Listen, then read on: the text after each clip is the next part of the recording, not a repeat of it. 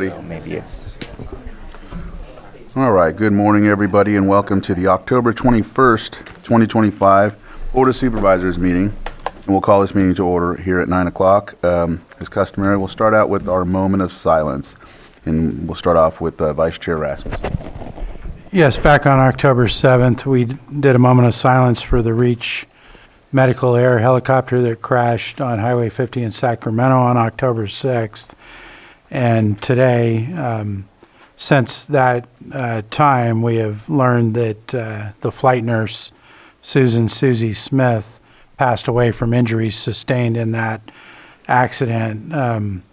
She was in healthcare for 50 years as a nurse, with 21 years serving Reach in Northern California.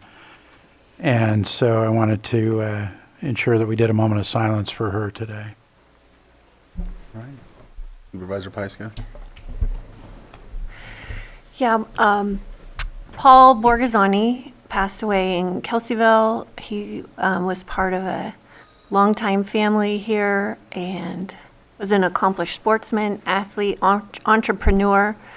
But Paul said he would likely, this is from his obituary, would likely agree that being a proud father to his daughter Madeline eclipsed his other endeavors.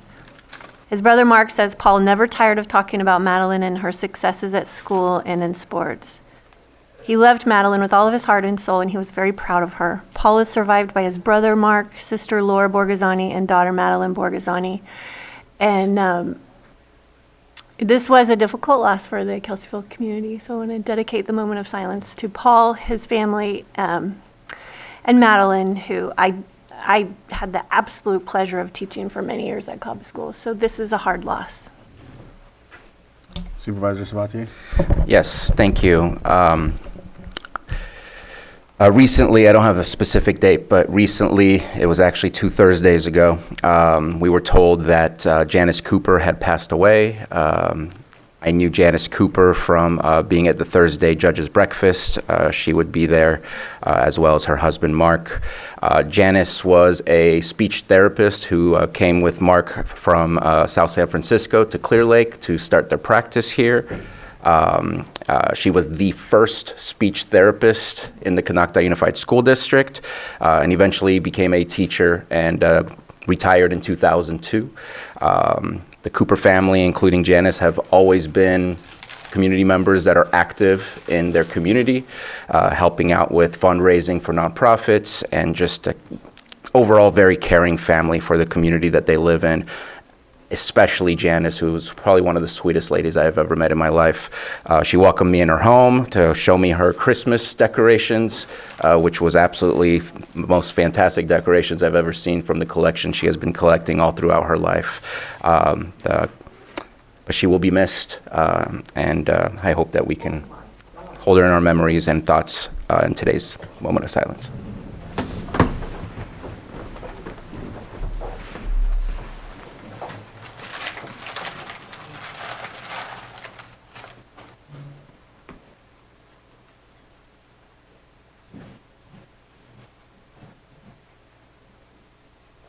Vice Chair Rasmussen, can you lead us in the pledge? Yes. I pledge allegiance to the flag of the United States of America and to the republic for which it stands, one nation, under God, indivisible, with liberty and justice for all. All right. Item 4, consideration of extra items not appearing on the posted agenda. Do we have any? Chair, we have no items. Consent agenda will be next. As you know, as customary, the consent agenda is filled with non-controversial items. However, if there's questions, we can pull one from either the Board of Supervisors or from the public. Is there anyone on the board that would like to pull a consent agenda item? Not hearing any, we'll open it up to the public. Is there anyone from the public that would like to pull a consent agenda item? Anyone on Zoom? All right. With that, I'll bring it back to the board for action. Mr. Chair, move to approve the consent agenda as proposed. I second that. I have a motion and a second. All in favor? Aye. Any opposed? That motion carries 5-0. Next is our timed items, and we are at our 6.1, public input. Looks like we have some public input. I'll start out with Jackie Jordan. I have a paper here if you want to come up and speak. And just for clarification, these items that people will be bringing are concerns that are not on the posted agenda. Right. And so you'll be able to get 3 minutes to talk about these issues. Just know that we cannot respond or give you any feedback when it comes to this because it's not on the posted agenda and it's a Brown Thank you. Act. Yeah. Thank you. Okay. My name is Jackie Jordan, and I'm 74 years old. I've been an in-home care provider here in Lake County since 2015. I would like to ask the board to give us an adequate wage adjustment in our upcoming contract. Even though I receive Social Security and a small pension, it's simply not enough to cover today's rising costs. This year alone, my homeowner's insurance doubled, and my property taxes increased by 30%. I've always worked hard and taken pride in remaining independent, but these rising expenses have made it difficult to stay ahead. I even rely on free food giveaways to help supplement what I eat. I continue to work with dedication and heart, yet it's becoming harder to manage on a fixed income. I understand there are many worthy causes competing for the limited resources, but please take a moment to consider the vital work we do. What would happen if there were no IHSS workers? Thousands of older adults and people with disabilities would have to go into expensive facilities at great cost to families, the county, and the state. We are the ones who helped your loved ones live with dignity, comfort, and respect in the later years of their lives. All we ask is to be paid a fair, livable wage so we can continue providing the care that every person deserves. Thank you. Thank you. Do we have any other public input? We have a couple people coming up. Hi. Hello, board members. My name is Vicki Osborne. I'm District 2. Bruno, you're my supervisor. I'm also a Lake County IHSS worker. I do multiple jobs, as some of you know up there. You see me all over doing different things. I'm also an SEIU 2015 bargaining team member. Care providers in Lake County have been without a contract for almost 2 years. I'm hoping that we can come to an agreement for a new contract soon. We are simply asking for the pay that reflects the cost of living. Everything is more expensive: rent, groceries, gas, childcare. So many of us drive long distances to pick up our recipients. And our members often have to put off car maintenance because it's too expensive. I know because my oil change was $397. It's a lot for a car. Even though our cars are the only thing that allows us to work. If we don't have a car, we don't get to go to work. We have to sit at home and then stress about how we're going to pay all our bills because our only means of transportation is down. We need wages that can keep our costs, and if we have livable wages, we can continue to provide care for our Lake County older adults and people with disabilities. Please look for any funding resources you can find to give us a livable wage. Thank you. Thank you.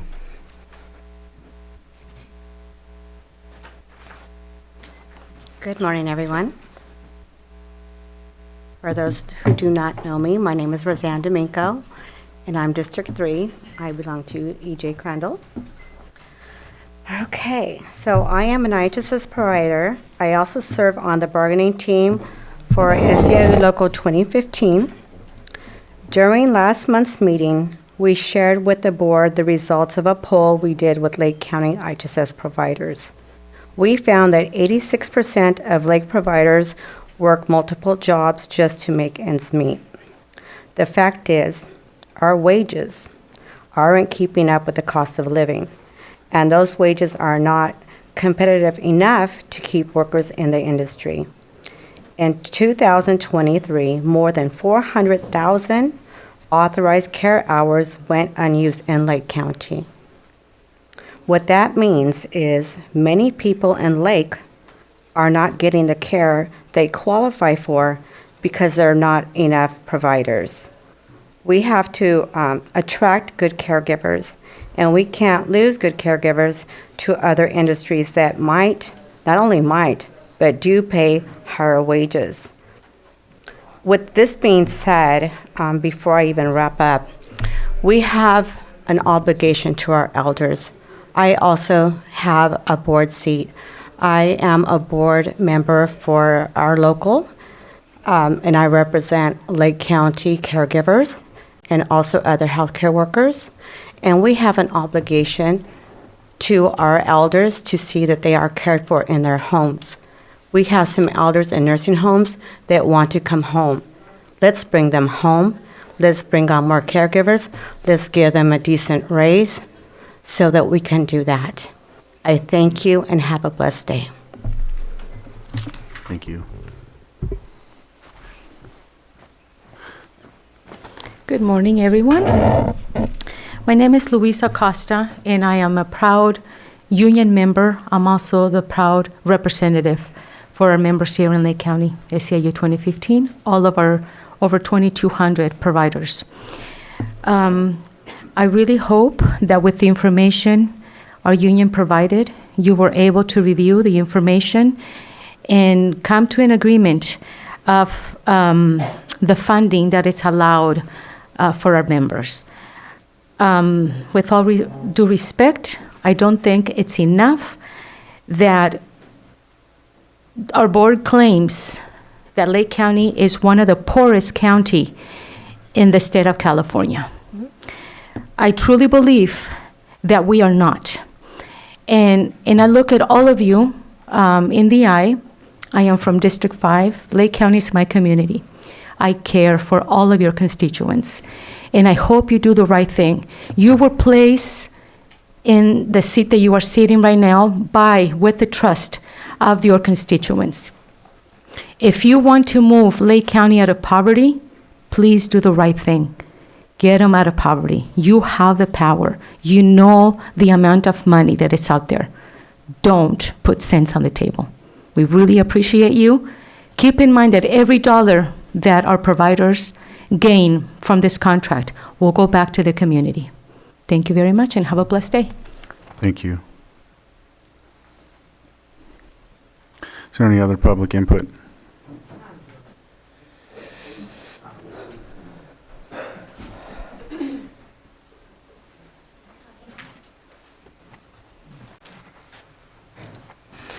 Good morning, Bruno.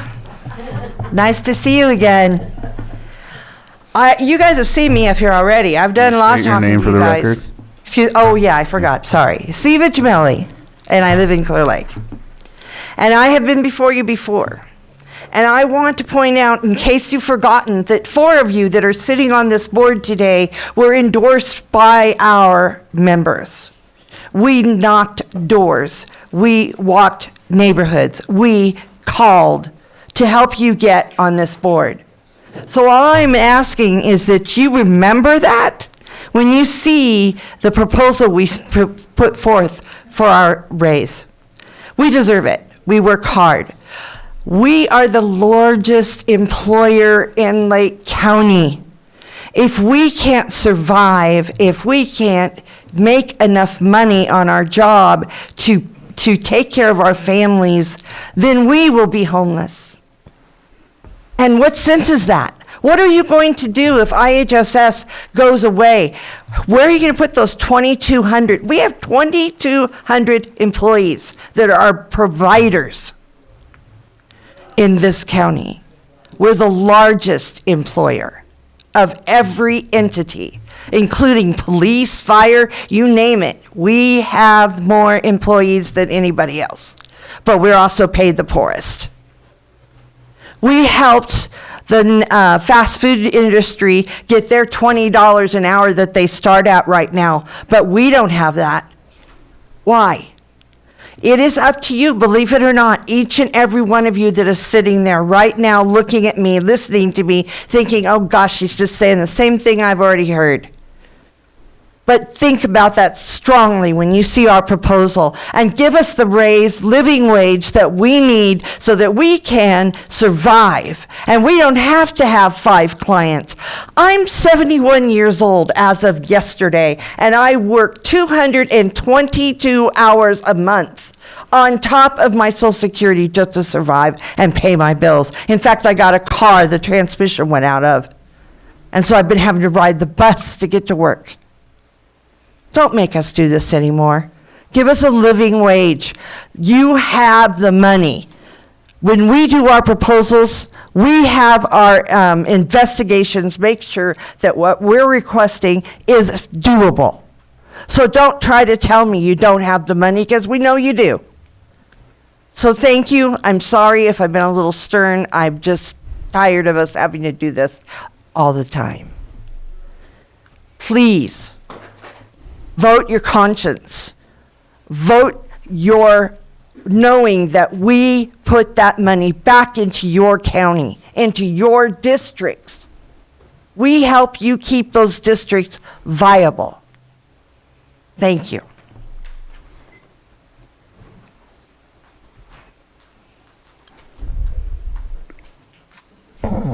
Elaine Brown, Kelseyville. I just would like to mention, I go between 2 counties, so I have a perspective of 2 counties, and I'm in my own predicament that many of you know about and have helped me with, and you've helped me see behind the curtain of what may be going on since COVID. May is the key word, but what I'm seeing is a gatekeeping of funding where you may have very good people in very good positions whose hands are being tied by a force that I don't quite understand. So be kind, because this county has taught me some things in a different kind of way to see maybe that this is the possibility, because I know far too many good people who don't seem to be able to utilize the fundings that they have. And I've seen far too many people that I know before COVID could get back to me in a timely manner via emails or different things, and things just don't happen. So I'm very concerned, and I just want to say I appreciate what you're doing. You've helped me learn a lot. Any other public input on Zoom? Someone identified as Zoom user. Zoom user, if you can unmute, and we'll start your 3 minutes. Please state your name for the record as well.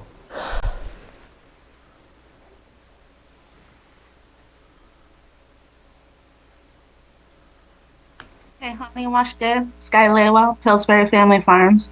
I speak as a legal licensed cannabis business owner who has witnessed and experienced firsthand the misuse of authority within this county. Our company was told to keep our license from revocation, we had to seek out Sheriff Bingham to reverse a background disqualification. That is not lawful procedure, that is coercion. When filed complaints, that same individual accused of misconduct was allowed to answer them. That is not accountability, that is corruption. And there's a deeper concern. Our current tax collector, Patrick Sullivan, possesses the education and the background of a lawyer, yet it raises real questions about whether Director Maria Turner has sought private or informal assistance from him to help navigate or even circumvent the legal limits in her actions against cannabis operators. We don't know the extent of it, but the appearance of the coordination amongst departments should alarm this board. We've seen her apologize to Tax Collector Sullivan for how long it was going to take our license and how it wasn't going to be an easy road for her. Because from where we stand, Director Turner operates from what looks like sovereign immunity, free to harass, coerce, and retaliate against cannabis farmers without consequence. And that has been my firsthand experience with her since August 18th of 2022. Meanwhile, County of Lake targets small farmers under the guise of compliance, while known farmer Board of Voice, now under federal litigation, had heavy influence in the very ordinance that's being proposed. That ordinance needs to be scrapped entirely. It is compromised of conflicts of interest and shaped by those under investigation and built on the foundation of deceit and coercion. If this board truly seeks reform, it should adopt the Department of Cannabis Control state in full without hesitation, without manipulation, and without carving out room for favoritism. Because as this county of Lake walks the path of lies and coercion, this county is showing that it would rather harm its own farmers and constituents than to hold one director accountable. Director Turner has repeatedly failed to deliver on her promises, to finalize the ordinance, to stabilize the program, and to lead with integrity.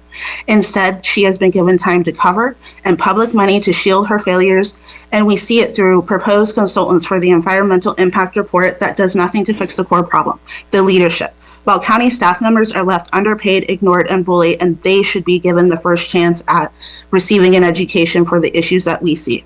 County of Lake does not need more excuses. It needs reform. It needs oversight, and it needs accountability. Because on a normal day, the message is clear. County of Lake does not reward compliance, it punishes it. And under this leadership, County of Lake has become statewide not for opportunity, but for oppression. This is not the future the county deserves, and I urge this board to prove that oversight still exists in Lake County. Muleha. Thank you. Are there any other on Zoom? All right. With that, we'll go ahead and close this portion of the agenda. Public input's closed. We'll move on to our 6.2 Pet of the Week.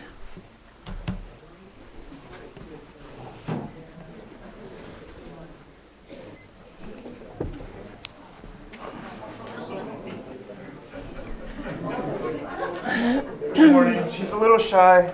So I'm Uncle Officer Rojas with Uncle Officer Pelayo with the Lake County Animal Care Control.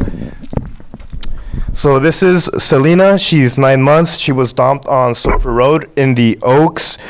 She's not spayed. She's very good with animals and cats. We've already tested that. Also, recently we have a duck at the shelter, and she is completely fine with the duck as well. So that's on that. She's very sweet, kind, very shy.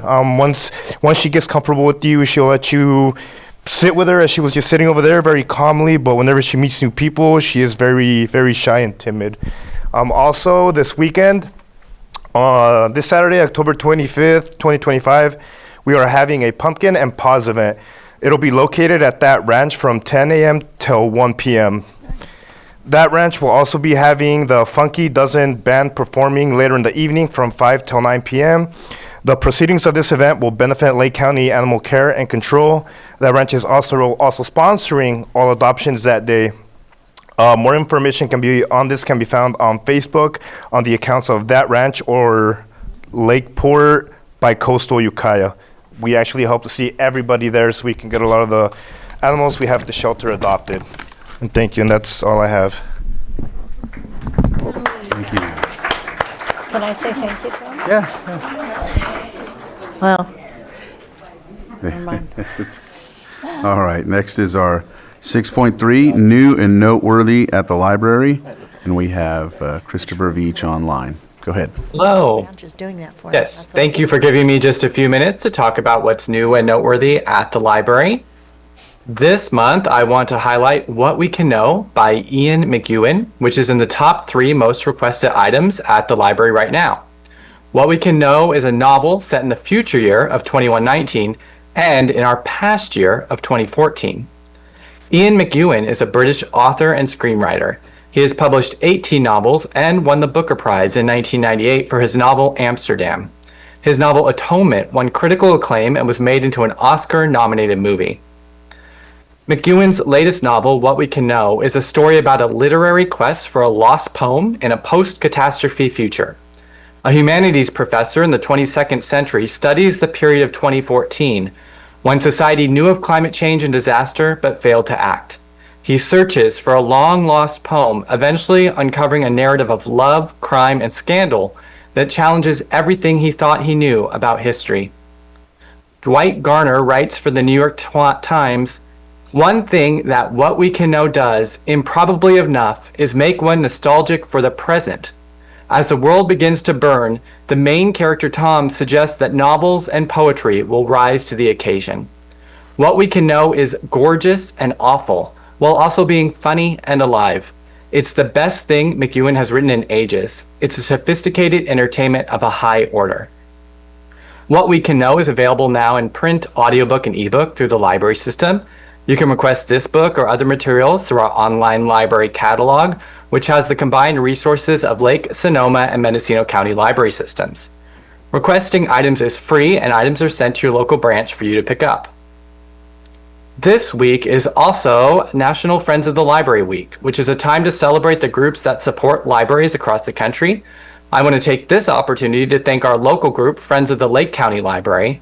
The Friends of the Library is a nonprofit that raises funds to help support our local library system. They give thousands of dollars every year to the library to support it in so many ways, including supporting our winter reading challenge and summer reading program. They give money to purchase new books and materials for the library. They provide funds for refreshments and craft supplies for our programs. And they provide funding for special events, like when they brought wild animal education to the library or funding poetry and author events. They also work to add makerspace stations to our children's area, among many other special initiatives. If you're interested in learning more about the Friends, you can visit their website, www.friendsofthelakecountylibrary.org. And you can learn more about our library system at our website at library.lakecountyca.gov, or come visit your local library branch in Lakeport, Clear Lake, Middletown, Upper Lake, or on the Bookmobile. So thanks again for listening to what's new and noteworthy at the library. Thank you. Would anyone like to comment on this? All right. Next, we'll move on to our 6.4, consideration of a federal update from Paragon Government Relations. And then we have Matthew Rothstein here. Pretty impressive. Good morning, Supervisors. Matthew Rothstein, Chief Deputy County Administrative Officer. As you will be aware, as of 12:01 a.m. Wednesday, October 1, 2025, federal appropriations lapsed. At this time, a resulting federal government shutdown remains in effect.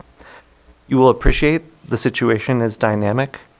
However, we are grateful that Tom Joseph and Hassan Sarsour from Paragon Government Relations, Lake County's federal advocacy firm, are present to provide a brief update and respond to questions from your board. Tom and Hassan, thank you for being here. Thank you, and good morning, board. Our update will be as brief as possible. With respect to the shutdown, the bottom line is, at least as of today, there is no movement on either side of the aisle to reopen the government. Republicans on the Senate side need at least 60 votes for any spending bill, a filibuster-proof vote. Right now, they have 3 Democrats. Those 3 voted right before the shutdown to continue to open the government, but they need another 5 Democrats to reopen. None of them over the last 3 weeks have moved over to the Republican side of the aisle. At this moment, President Trump is having lunch today with the Senate GOP rank and file. I'll be interested to hear what comes out of that, but my expectation is that the Senate Republicans are going to hold firm with the House in urging Democrats to move over to vote for a reopening. At this point, the sticking point continues to be Democrats want an extension of the Affordable Care Act subsidies. Those subsidies were put in place during COVID to help people pay for insurance that they had on the marketplace, such as that they bought on the marketplace, such as Covered California. If the subsidies expire on December 31st, roughly 22 to 24 million people across the country will be affected, including roughly 2 million individuals, about 90% of the 2 million individuals in Covered California. Those subsidies, if they expire, will in many cases double the premiums that those individuals will have to pay. So the Democrats at this point are holding firm on that. Over the next couple of weeks, we'll see a couple of pain points in terms of perhaps reopening the federal government. Paychecks for federal employees will not be sent out in the next couple of weeks, while active duty individuals in the military received a paycheck on October 15th. They have another one upcoming on October 30th. They would not be paid, at least at this point, if the shutdown continues. On November 1st is when the premium tax notices or the health insurance notices will go out to individuals who may, for the first time, see the possible huge increase in their Affordable Care Act plans. And then finally, especially with relationship to the county, is that on November 1st, at this point, there will not be a CalFresh benefit to be sent out to recipients. I see that Rachel from your Social Services Department's on the line as well. That will affect roughly 5.5 million individuals in California. There is some flexibility by FNS to fund SNAP. They have not yet done so. They did fund WIC, which was also in a similar situation in terms of funding running out. With respect to eligibility workers, California has said yesterday that eligibility workers will receive pay through the end of this year, that there are administrative funds for them to continue. And with respect to CalWorks, there is enough funding available for not only the benefits, but also to support workers through the end of November. So that CalFresh and SNAP eligibility issue is going to come to the forefront. 42 million individuals nationwide depend on that program, but it remains to be seen if FNS and or Congress is going to find a fix to that before the end of the month. Let me turn it over to San if there's anything else to add with respect to the shutdown or other matters. And maybe Rachel has some additional information to provide as well. Thanks, Tom. Yeah, and I think, Tom hit on all the major points. The way I sort of describe it, they're playing a game of poker. Both sides believe they have the winning hand. Rather than showing their cards and sort of moving on to the next phase, they keep upping the ante, and in some cases, they're actually using this to fundraise. Fundraising numbers came out yesterday, and both sides are doing very well. So politically, with the base of both parties, it's working out in the favor of both, but for sort of the country, it's not working out at all.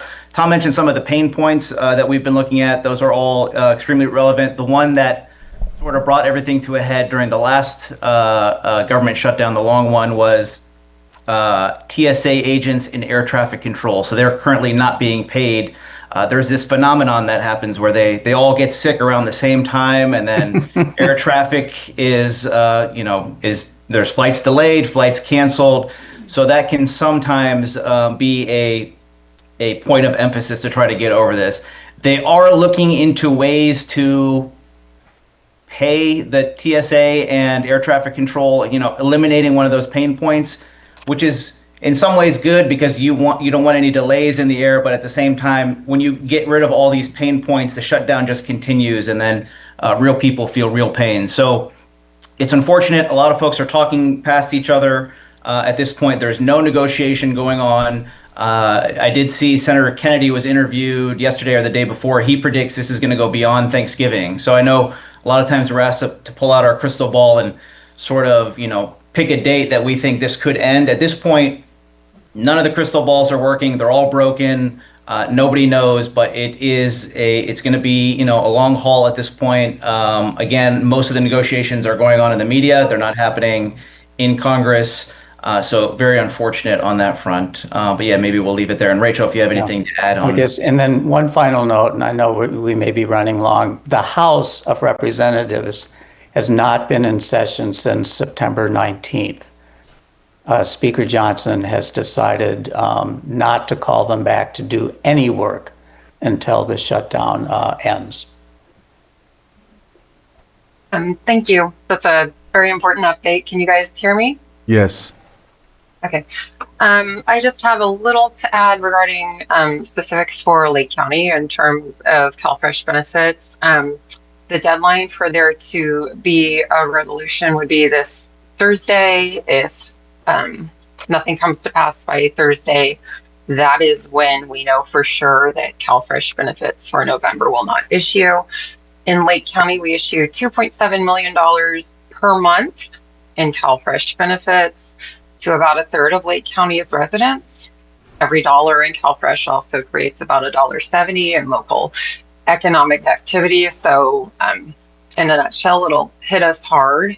I do not have any alternative resources for the public that will fully meet this need. We have a food resource list and of course the local food banks, but they're going to be hard put to even provide partial support. And the food banks, of course, are also impacted by federal funding losses. So, of course, the sooner a continuing resolution or a budget is passed, the better. Even when it is passed, if CalFresh benefits for November have not issued, there will be a delay in getting them issued. Typically, benefits issue out over 10 days.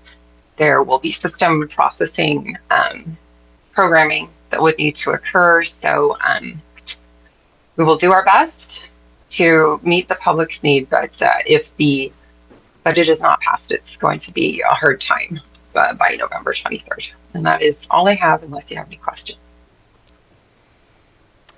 Go ahead, Supervisor Sabatier. Yeah, thank you for that really amazing update. Just a quick question. Ms. Dillman-Parson, Director Dillman-Parson, we know the metric for how many are on Medi-Cal. CalFresh is not a number that's unknown to us as well. I don't know that I've seen in the emails or heard how many are on ACA where they will see the premiums go up. Do you have that number? Or for some reason, that number is not coming to mind. I don't have it at my fingertips, but I can get it for you for sure. We assist people with ACA enrollment, but that is mainly covered California that handles that. I will look into getting it for you. Okay. Because that would be a useful number just to know what kind of November 1st impact that might look like. And then I haven't thought about this, and I should have, but I'm going to reach out to both Tom and Hassan.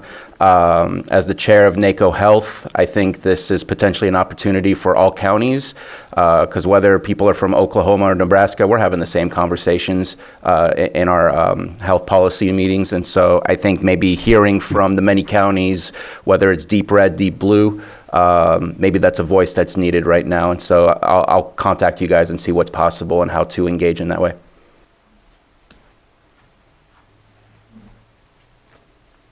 Any other questions? I'll open it up to the public. If there's anyone that would like to comment on this. Any on Zoom? All right, with that, we'll go ahead and close this item. Thank you for that update. Oh, okay. You're welcome. Well, actually, there's one more person. Oh, good. Okay. Go ahead. All right. Ma'am, go ahead. Oh. You're the one more person. Thank you. So the first shutdown I recall in my life was in 1991. My former husband was a correctional officer, so that's how I remember it. And George H. Bush was the current president. That's the first time I'd ever heard of a government shutdown. There could have been some in the past. I just don't remember. But we're the people. You know, we are the people who determine what goes on in our government. So I don't know how. I do know that we are free and that we should have rights and that we're the ones that tell them what to do. And I don't understand. I did see in a bill that I was involved in California where it took basically the church from the church that was more Democrats to get on board with this bill to tell their constituents they would not vote for them if they did not do their job. So again, we're after COVID. I see such strange stuff happening. I don't want to see people taken out that are good, that don't have the ability for some reason. They're being gatekept to not do the right thing. But I do know that one way to get the government to move forward and do what they're supposed to do is if their constituents, if their people will call and say, hey, we won't vote for you if you don't get this going, because it is our government and we need to take it back. We can't sit back. I saw in public education, the public got out of education, and I saw gross robbery of budgets. That's how it works, people. The people have to be the government. So if you have a problem, please get on the phone, start calling en masse, get your churches, get your service clubs, whoever you belong to. It doesn't have to be church-based, but you have to call your representative and say, we will not vote for you if you don't move this forward, because we are the people. Thank you. All right. I just cannot keep this to myself. But again, going back to the wages. State your name for the record, Rule. Luisa Costa. I just want to mention again, if Lake County lives to livable wages to their workers, not only IHSS, but also county workers, maybe a lot of people would not be depending on public assistance. It's time. Do the right thing. Do justice for them. Thank you. Any other comments on Zoom? All right, we'll go ahead and close public input for this. Again, thank you for the presentation, and we'll go ahead and move on to our next item on the agenda. Do we need a quick break, or are we okay? All right, looks like we're okay. So we'll move on to our 6.5, consideration of an ordinance authorizing the implementation of a community choice aggregation program by participating with the Sonoma Clean Power Authority. B, consideration of a resolution requesting that the Sonoma Clean Power Authority act as community choice aggregator on behalf of the county and implement the Sonoma Clean Power Community Choice Aggregation Program within the county. C, consideration of a resolution establishing county membership in the Sonoma Lake Mendocino Geothermal Opportunity Zone. Matthew Rothstein, go ahead and start.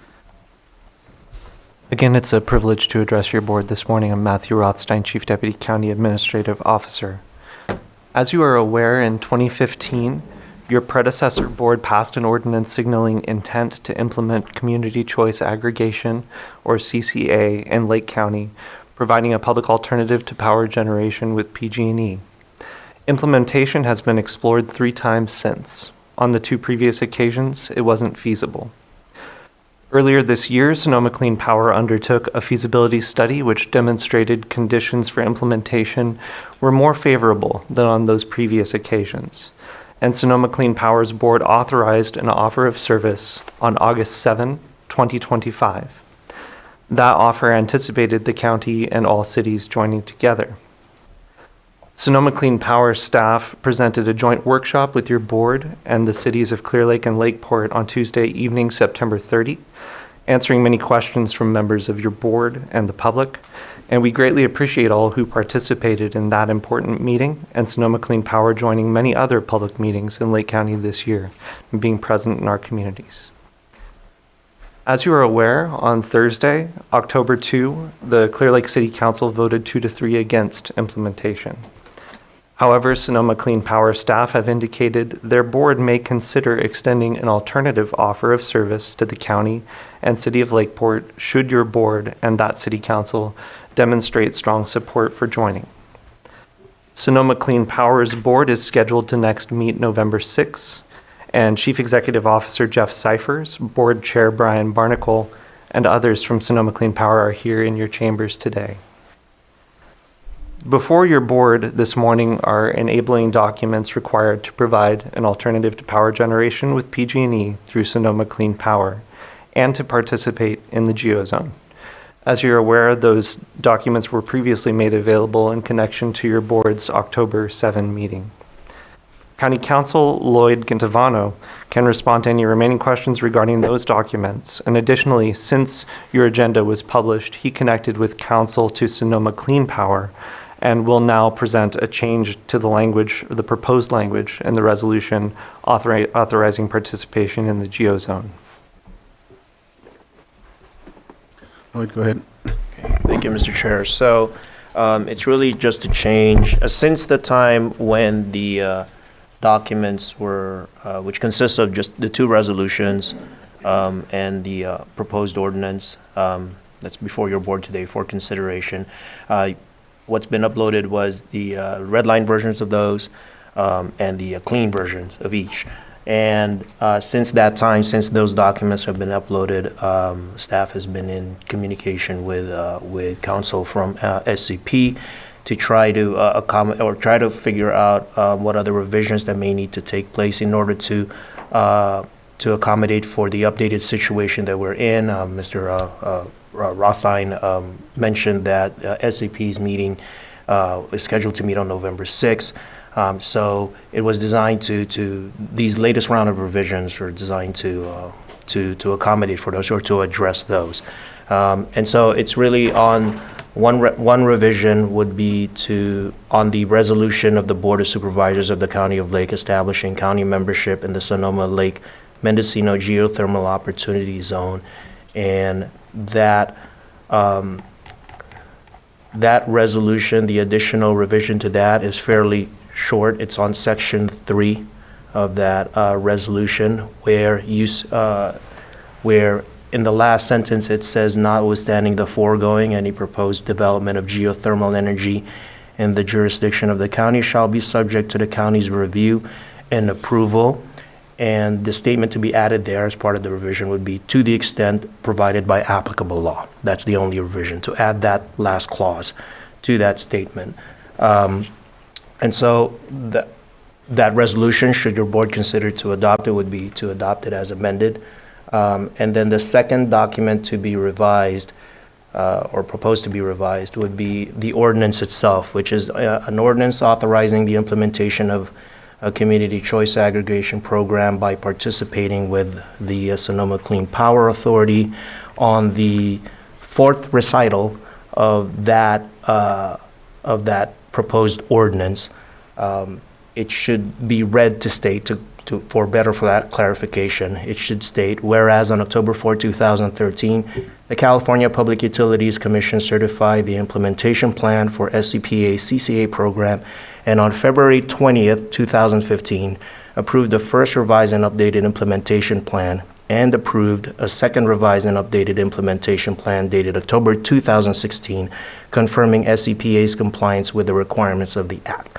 That's the only revision to that, additional revision to that ordinance. It's to better reflect and better reference the latest update on that implementation plan, which is referenced as a second revised and updated implementation plan. And so should your board consider to adopt this ordinance or have it approved for first reading, it would be to approve the first reading of this ordinance as amended. Thank you, County Council Gintovano.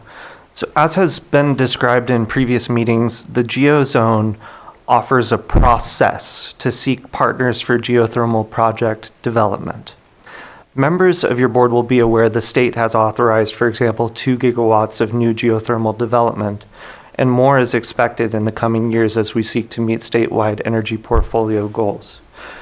Joining the geothermal opportunity zone with neighboring Sonoma and Mendocino counties would facilitate Lake County participating in outreach activities undertaken by technical experts and other staff from Sonoma Clean Power. As you will appreciate, duplicating that capacity would be challenging with existing county staff. If a geothermal project were ultimately proposed in Lake County, there would be anticipated impacts of that specific project, and in return, the county would have the opportunity to negotiate for particular community benefits. Sonoma Clean Power staff have clarified and affirmed their expectation is that community benefits would go to the county affected by the project and not Sonoma Clean Power more broadly. As Deputy County Administrative Officer Benjamin Rickelman shared October 7, previous geothermal development in Lake County has brought significant property tax revenue, and initial project development is capital expenditure intensive. Newer geothermal technologies require less water and can include closed loop systems. And there do still remain a network of factors that would need to be considered in any development agreement and other project-related decision-making should a project come forth. Revenues from existing geothermal projects have supported a diversity of county services, including Cobb Park development and other park improvements, aquatic weeds spraying, and multiple line items in the Community Development Department's budget, including their resource planner position. Loan repayment for a water line replacement project was also facilitated. And members of your board will agree that Calpine has been a tremendous community partner. Each project and partner, however, are unique. Not every potential investor may demonstrate the same degree of community mindedness. However, again, it is anticipated community benefits would be negotiated in consideration of expected impacts should a specific geothermal project be proposed in Lake County. Benjamin Rickelman had likewise shared, while permanent jobs associated with new geothermal technologies may be fewer in number than traditional energy technologies, jobs in the energy sector can provide for strong economic mobility, with roles paying from the mid-60,000s to 120,000. And many of those positions have pathways that do not require a four-year degree. I will now turn the presentation over to Sonoma Clean Power's Chief Executive Officer, Jeff Cyphers, and Board Chair Brian Barnacle. Thank you, Matthew. And good morning, Chair and Board. I'm here and excited. This is a long time coming. So after 10 years of Lake County exploring community choice, and after 3 rounds of asking us to offer service, it comes down to a vote today. And I'm excited for that. I want to thank all of you for investing the time to explore this. I've spent time with each of you, and it takes a while. This is a complex undertaking. And to learn about this movement that between Sonoma Clean Power and our 24 other sister agencies around California, we now serve more customers than PG&E does. And we produce more power than any other type of generator in California. And I want to thank your staff, too. Your staff have done a phenomenal job of testing this, of developing a packet for you, have been really good to work with. And in addition to my board chair, who will come up and speak, I want to thank the 4 folks from my team, Miles Horton, Claudia Sissamfu, I'm Neil Reardon in the back, and where is he? Oh, Kate Kelly as well joined us today. We've got a really good team here that make me look good, so I want to thank them as well. As I've traveled around the county, thank you, Supervisor Owen, for that suggestion. I've met a lot of people, and a lot of them have advice for me. Some of the advice that I've gotten was, just say exactly what this vote is about. So I'm going to try to do that today. So a yes vote means that your residents and businesses will have the ability to choose whether Sonoma Clean Power or PG&E produce their power.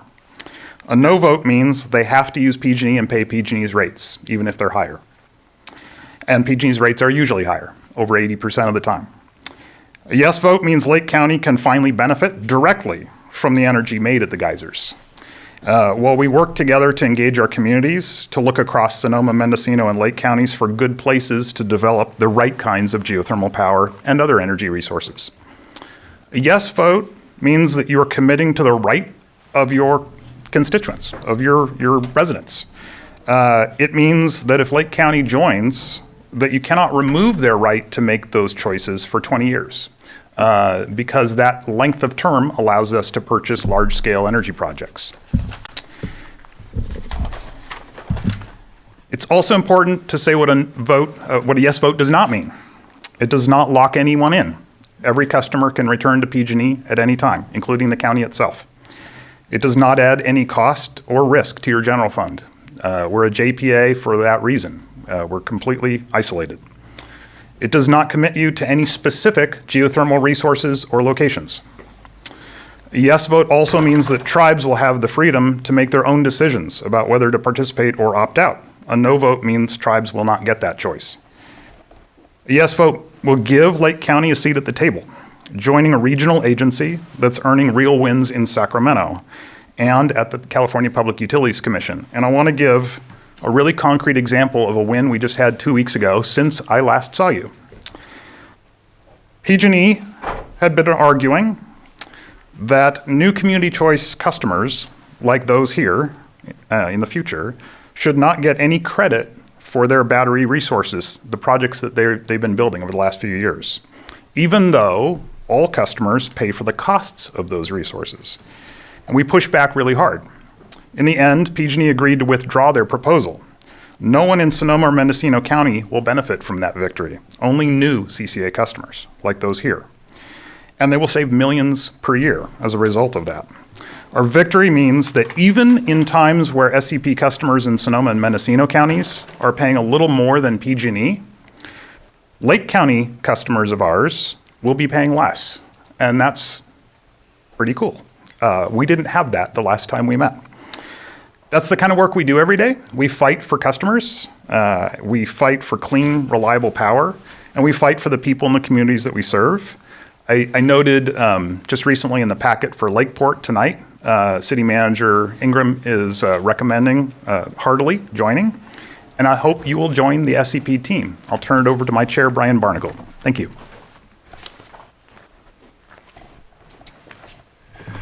Good morning, Chair Crandall, Vice Chair, members of the board. It's a pleasure to be here today. Thank you for considering this.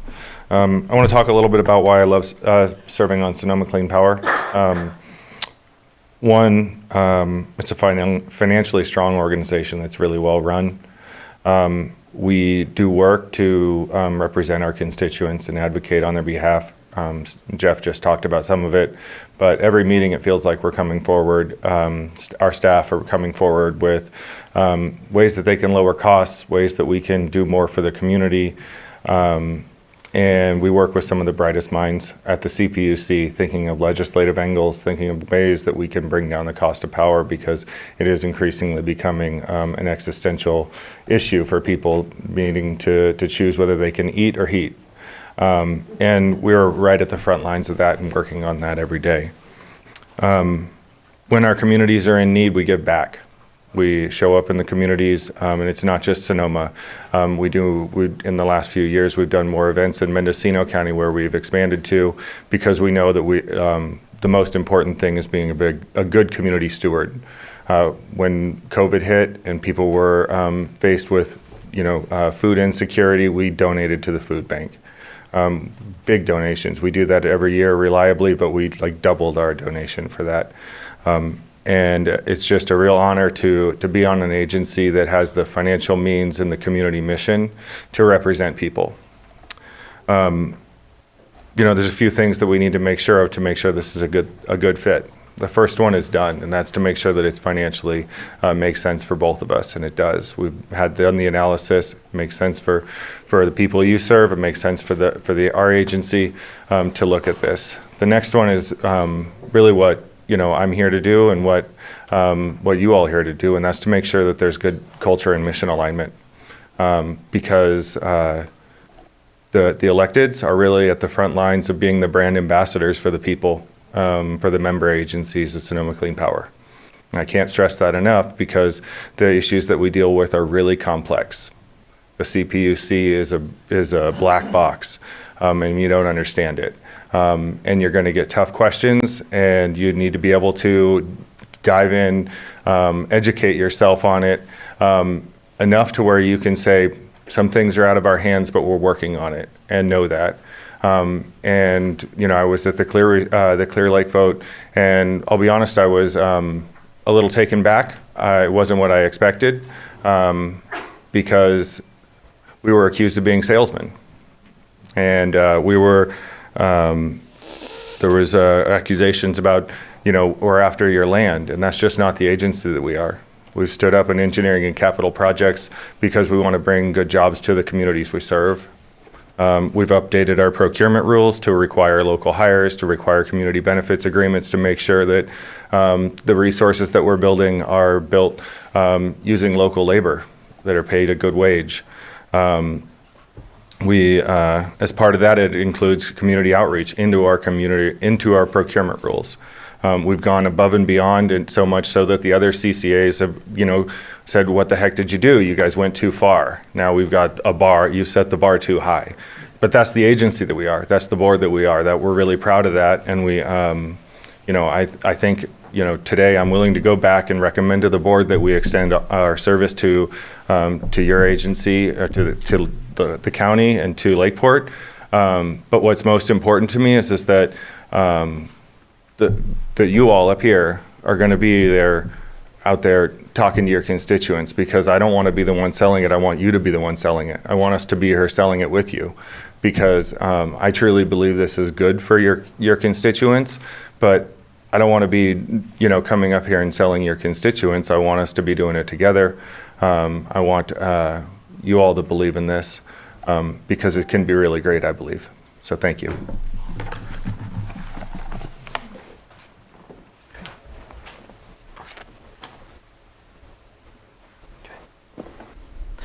Now we invite your board's decision making.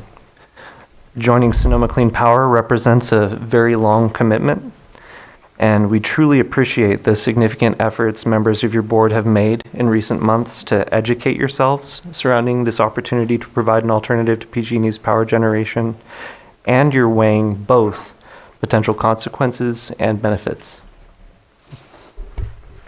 Do we have any questions? I know I have one for Jeff. You mentioned something about the tribes having a decision, and that when we talked on, I think it was the 7th or the special meeting, there was a mention that we would be making the decision for them, the tribes, because of a state oversight of some nature. So I wanted to get clarification on that. Yeah, let me clarify. So the state law, Assembly Bill 117 from 2002, that allows this kind of organization to be formed, specifically states that the organization can be formed and have membership and participation by cities and counties and JPAs of cities and counties.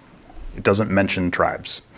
So the way to give, in my view, the way to give tribes the respect of their sovereignty is to enable for the county to allow this to form and form, and then proceed and meet with all the tribes and say, what do you wish now? Because now they can choose they're in or out. If we went to them prematurely and asked them would they like to be in or out, we don't really have the ability to offer them that, because if the county hasn't enabled it, they don't have the option to do that. Is that clear?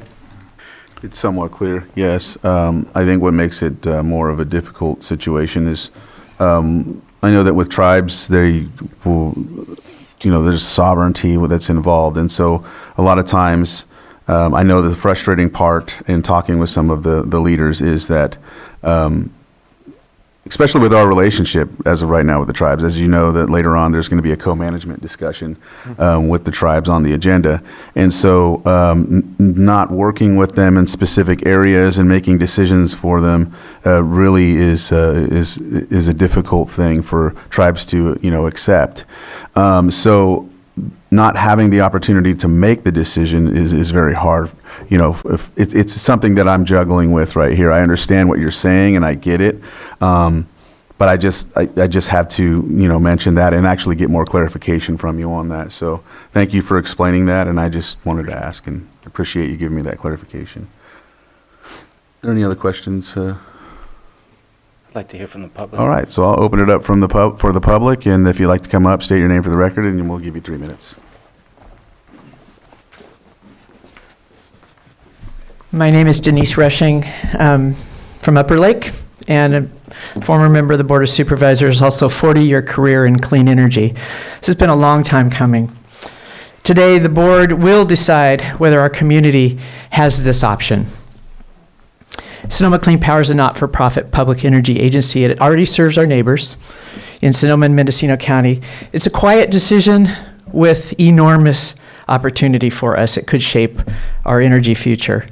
At its heart, the vote is about something we rarely get in today's world, a choice for a clean, more economical energy. Right now, out-of-county generators and PG&E decide around their table where the electricity comes from, where the profits go. By joining Sonoma Clean Power, Lake County residents would have that choice. It's a proven public model that offers competitive, transparent rates and invests its earnings back in its communities. For the average household in Lake County, this could mean real savings, 5 to 7% of the total energy bill on average, and access to world-class programs in energy efficiency, renewable energy, and home resilience. Sonoma Clean Power's track record is exceptional. Cleaner energy, strong customer service, and a decade of financial stability. And if a resident prefers to stay with PG&E or a tribe prefers to stay with PG&E, they can. They can opt out. It's simple, it costs nothing initially, and is nominal fee after service has begun. Some fear the unknown, but this is not unknown. Hundreds of California communities have joined programs of community choice aggregation and thrived, creating cleaner energy for California, and fortunately as well, more economical energy, because the price curve for solar is going down. The price curve for fossil fuels is going up. So as energy becomes more and more expensive on the fossil fuel side, clean energy is more economical.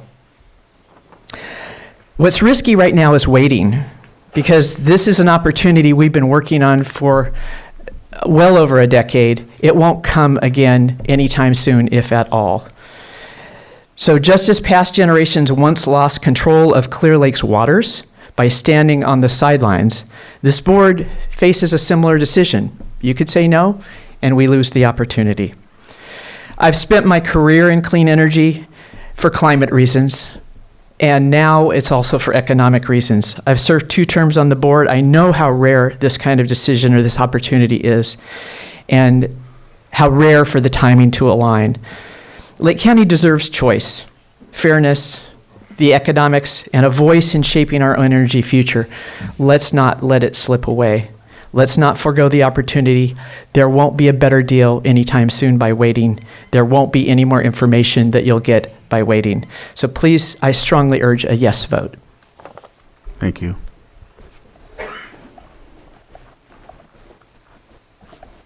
Good morning, Board. Thank you. Wes Baker, Lower Lake. I'm here to urge a no vote. This is not a good thing. I was at that joint meeting. It's a one-sided story is all we're hearing so far. I asked that maybe we postpone or something like that and speak with PG&E and find out about their wildfire response. Will they still maintain all of that when they lose a big portion of their profit from the power energy? Will PG&E still continue with the undergrounding that we all need up here at $1 million a mile when they lose millions of dollars? Sonoma Clean Power will probably be taking millions of dollars just the minute you guys vote here, and once we sign up into them, they're taking millions of dollars from PG&E. I hope you understand that. The last time too, at that meeting on the 30th, I think it was the 30th, but the joint meeting, Facebook, there was some stories on that where people heard me talk, and people said that I work for PG&E. I've never worked for PG&E. I don't work for PG&E. I don't own PG&E stock. Okay, I have worked at the geysers as a subcontractor. I was up there, and more than likely, if any geothermal was built up here in Lake County, the company that I retired from, I'm retired now, they would have more than likely been working on that project, which would have meant I would have been working on the project. I do know what I'm talking about. I've got a Juris Doctorate degree in law. I'm not a lawyer, so I do know a little bit about the law too. We keep hearing that the rates aren't going to go down. PG&E's rates always go up. I've got a letter here. Sonoma Clean Power has been speaking towards PG&E, saying PG&E's fine with them, PG&E's this, PG&E's that. If you were in a courtroom, that would be called hearsay, because we don't get PG&E here to ask them the questions.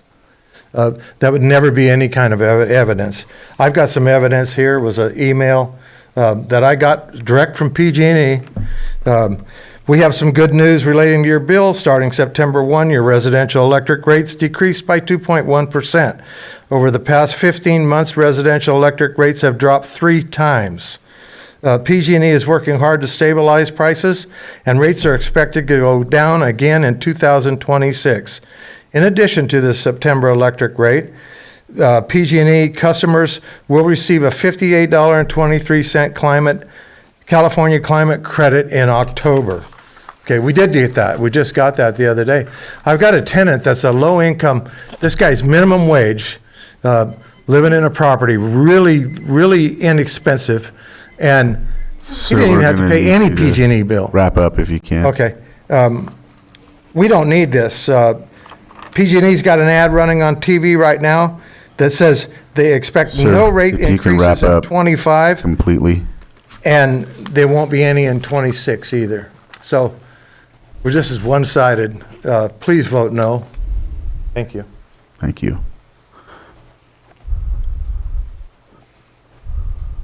My name is Loretta McCarthy. I'm in District 3. Thank you, EJ, for awesome service all these years, and for the other board members as well. I want to speak in support of Lake County participating with Sonoma Clean Power Authority. This is simple. I'm 84 years old. Simple is good for me. Okay, so this is just very simple. A friend asked me, what if we change over to Sonoma Clean Power and things don't go as outlined? What if we enter into an agreement and PG&E retaliates, or Sonoma Clean Energy isn't as, quote, clear as they seem, as clean as they seem? My response, let's check Sonoma Clean Power's record, their track record. Sonoma Clean Power was officially formed in 2012 by the Sonoma County Board of Supervisors. It started serving its first customers of May of 2014. Okay, been serving customers, first Sonoma, then Mendocino, for over 10 years. How many customers in these counties are participating in Sonoma Clean Power? Well, Healdsburg and Ukiah have their own public utilities. The rest of those counties, 87% are participating. Businesses, residents, 87%. After the first 60 days, they stayed on. To get out, all they have to pay, as I understand it, is $5 if you're residential customers. If you don't like Sonoma Clean Power, you go back to PG&E, $5 exit amount. $25 for businesses if you don't like it. And yet 87% are still in. That's a track record I can honor and respect. It seems that Sonoma Clean Power is working well for Mendocino and Sonoma. Now it is time for Lake County. I strongly, shall I say the word again? Strongly? Simple. Encourage our Board of Supervisors to say yes. We've got a lot of options ahead of us. Say yes today. Thank you. Thank you.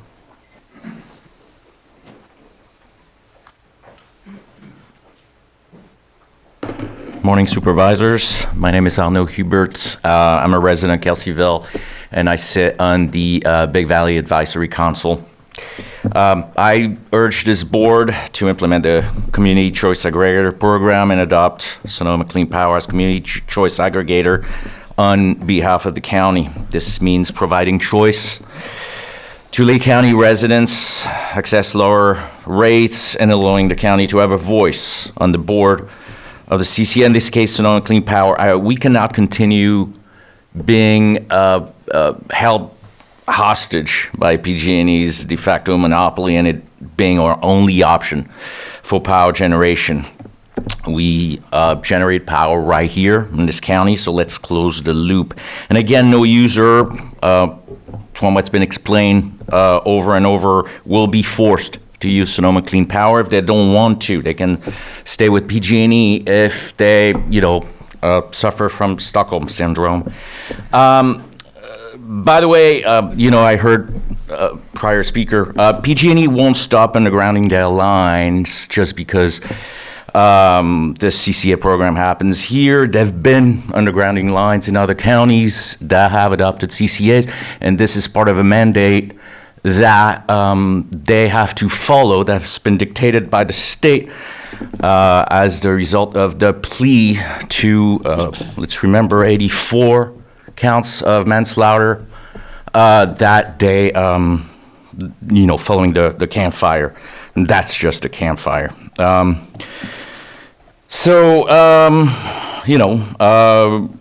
PG&E's been spending millions this year in TV ads to convince us they're listening to their users. As been pointed out, we have no voice with PG&E. There's no point starting to negotiate with them. The Public Utility Commission has been described as a black box, and I think it's pretty accurate. Whether with this program, if the board goes along with this, again, the county and possibly the city of Lakeport, I hope so, I hope we'll have good news tonight, will have a voice. Again, this is really important because this provides choice to the county, possibly the city of Lakeport, and users. So please, let's go ahead and adopt this program. I urge you to vote yes. Thank you. Thank you. Good morning, Board of Supervisors. My name's Rick White. I'm from Kelseyville. Many of you know me. I'm very involved with Kelseyville in a lot of different ways, including being on the Big Valley Advisory Council, the Kelseyville Business Association, the Lake County Economic Development Corporation. And I also encourage you to support joining the Sonoma County Clean Power. Let's face it, PG&E needs some competition. We are a capitalistic society, and I believe that consumers need choice. I get angry every time I get a PG&E bill, and I imagine there's a lot of people in this room that also get angry. We need to start doing something to start getting our costs down. We've got businesses that are struggling with some of these PG&E bills, and some of them have gone out of business.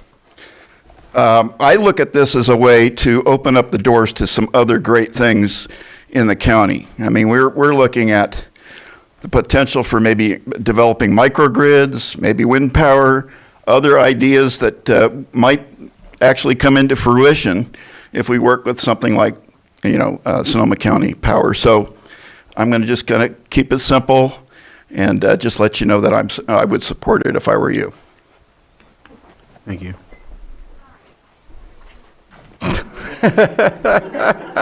AI did not understand. Hi, Elaine Brown, Kelseyville. Just in my observations, this is a cost-effective lower ceiling. It's lowered, so it keeps, it's cost-effective for heating and cooling. I was in Visalia at for the poor, it was a new, beautiful medical facility, high ceilings all the way up, 2 stories high. I've been to libraries, really high ceilings, very cold in there. I've seen a business, really high ceilings, 2-3 stories high, cold in there. Could it be that PG&E is a part of the plan to get rid of small businesses with what's happened with COVID? Some of you know what I'm talking about. Because I know 2 business owners in this county who I love very much, their families. And one in a business this size, maybe half a size bigger, paid $10,000 in 1 month for PG&E. The other one is another business, small business, and we've talked about, I don't know what they pay, but they've told me we've talked about PG&E. So just in my summations of looking at situations, are people getting different rates? Because I've been in some buildings of very high ceilings, very cold. I can't imagine them paying what they should be paying. So maybe us as a people and the business owners that they want to get rid of are being charged differently by PG&E. So we don't really know. I would like to know that, and maybe having competition would give us a better idea of that. Thank you.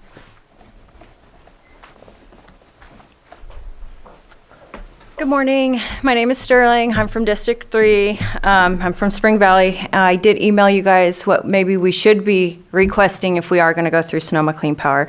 So Sonoma Clean Power isn't here because they want to be partners with Lake County. They're here because they've already hit their expansion limit at the geothermal field at the geysers. Their only path to growth, their profit, is to tap into our geothermal resource. Lake County sits directly on top of one of the most significant geothermal zones in the entire state. The geysers field doesn't stop at the county line. It stretches through Lower Lake, Clear Lake, and almost all the way to Highway 20 in Clear Lake Oaks. And there's a second geothermal corridor that runs from Witter Springs along Highway 20 all the way to Walker Ridge. Lake County isn't just part of the geozone, we are the core of it. This isn't empty land. One of our local tribe nations, the Robinson Rancheria, situated right in the middle of the geozone. Any drilling, pressure changes, and seismic activity impacts not just our land and water, it impacts our people, culture, and the community with deep historical ties to this land. And here's the reality. Geothermal permitting happens at a state level. Even if Lake County denies local permits, Sonoma Clean Power can go directly to the state, and the state can override us. Once the door is open, we lose all control over what happens next. That's why this works like a Ponzi scheme. Sonoma County, one of the wealthiest counties in California, stands to profit. Lake County, the second poorest in the state, takes on the seismic risk, the environmental burden, and the cultural impacts. Changing surface subsurface pressures triggers seismic activity. And when something catastrophic happens, it's not their county that pays the price, it's ours. Sonoma Clean Power needs Lake County. We don't need them. They want our geothermal zone, our resource, and our land, not to uplift our community, but to expand their revenue. Jessica Paiska, I understand you don't want to be remembered as the board that doesn't pass this, but if it does pass today, you guys will be remembered as the board that voted to pass on our economic, our culture, and our own safety in our community. And then I also did get this from the U.S. Geological Services, to where it shows you exactly where all the new and untapped geothermal is. And I really think you guys need to really look into this. They cannot expand anymore in Sonoma or Mendocino. They need us to expand and to make their profit bigger. So with what I've sent all of you guys with what we need to do, if you do want to pass it, these are the things that we need to request. We, like you said, we don't need to sit at the kiddie table. We are what they need, and we need to benefit, and we can bring in those resources, just like these ladies with the IHS. They can get their raises like they need because we will have it here. Thank you. And if you guys need these, they're right here, so you can look at them. Thank you.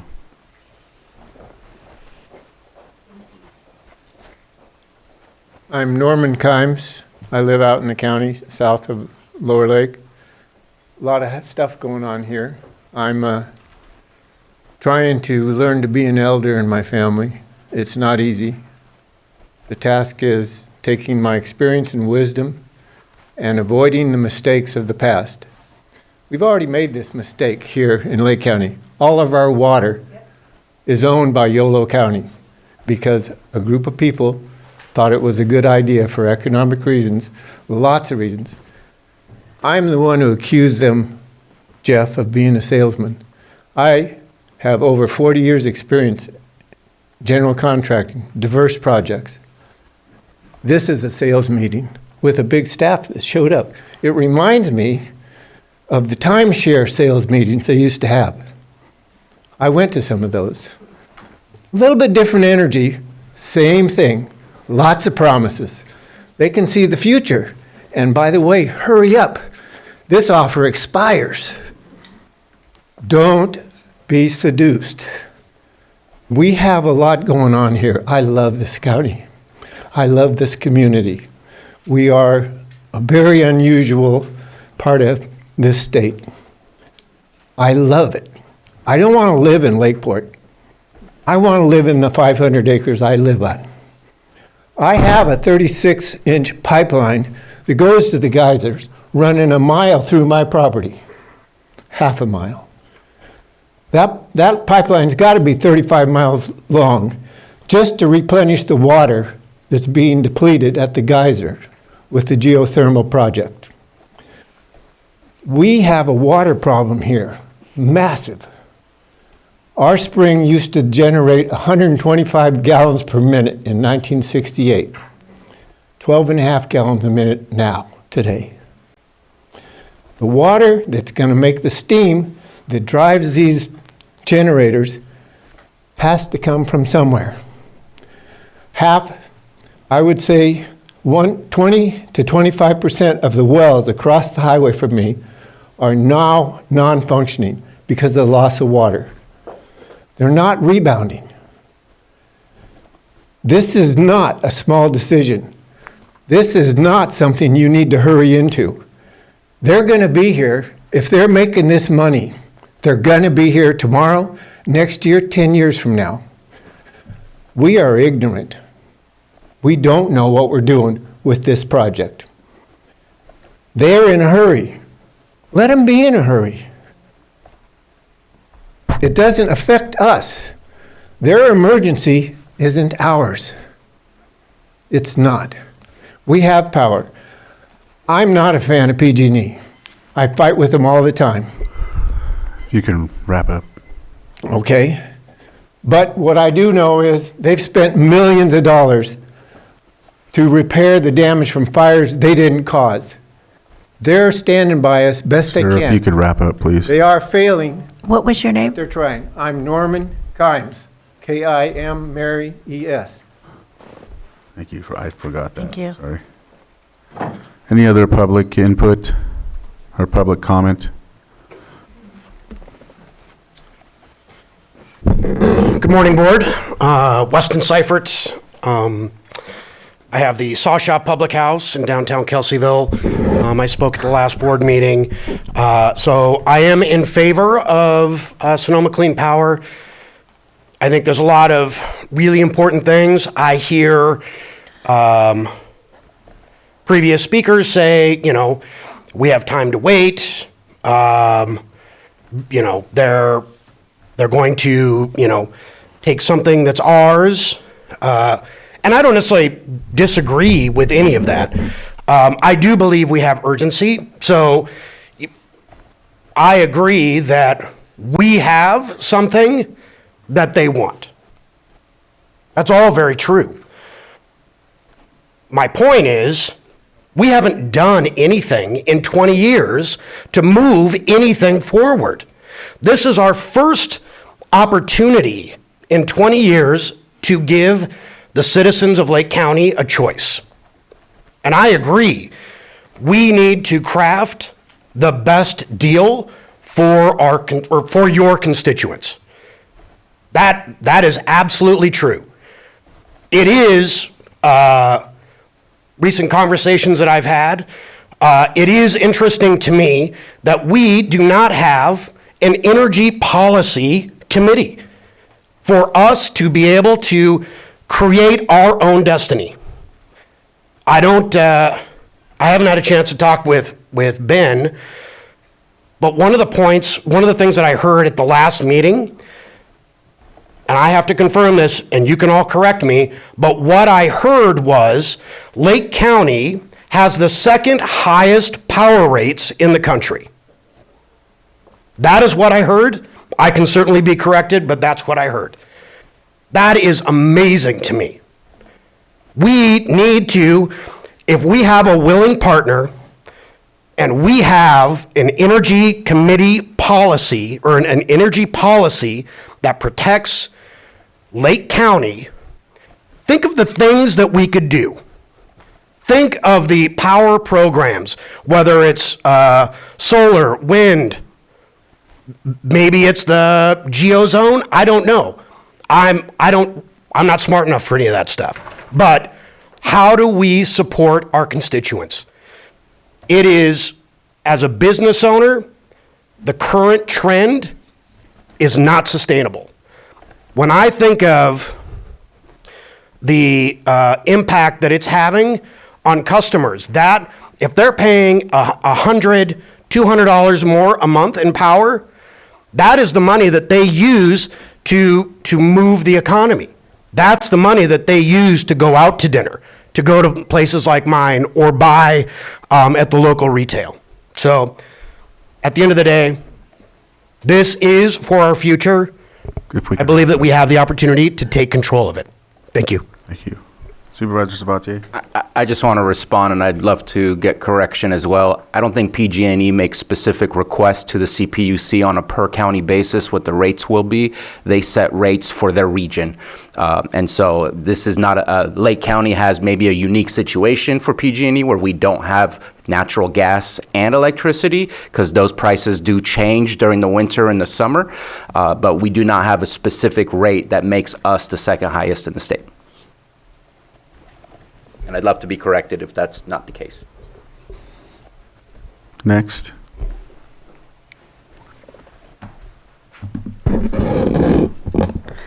Good morning, Supervisors. Margot Kambara, member of Lake County General Plan Advisory Committee member, speaking for myself.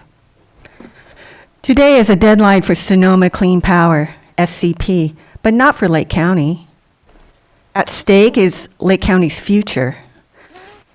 The SCP offer is described as Lake County's last and best chance regarding energy. With respect, I disagree. I have great respect for Denise Rushing, but I urge you to consider the following points. SCP's offer does not change the energy model. Lake County remains an energy consumer, not a partner, despite having significant geothermal resources that SCP would like to develop. To provide Lake County with real relief from astronomical power bills, the energy model must change. Some Lake County residents, business owners, and farmers are desperate for relief from high energy bills.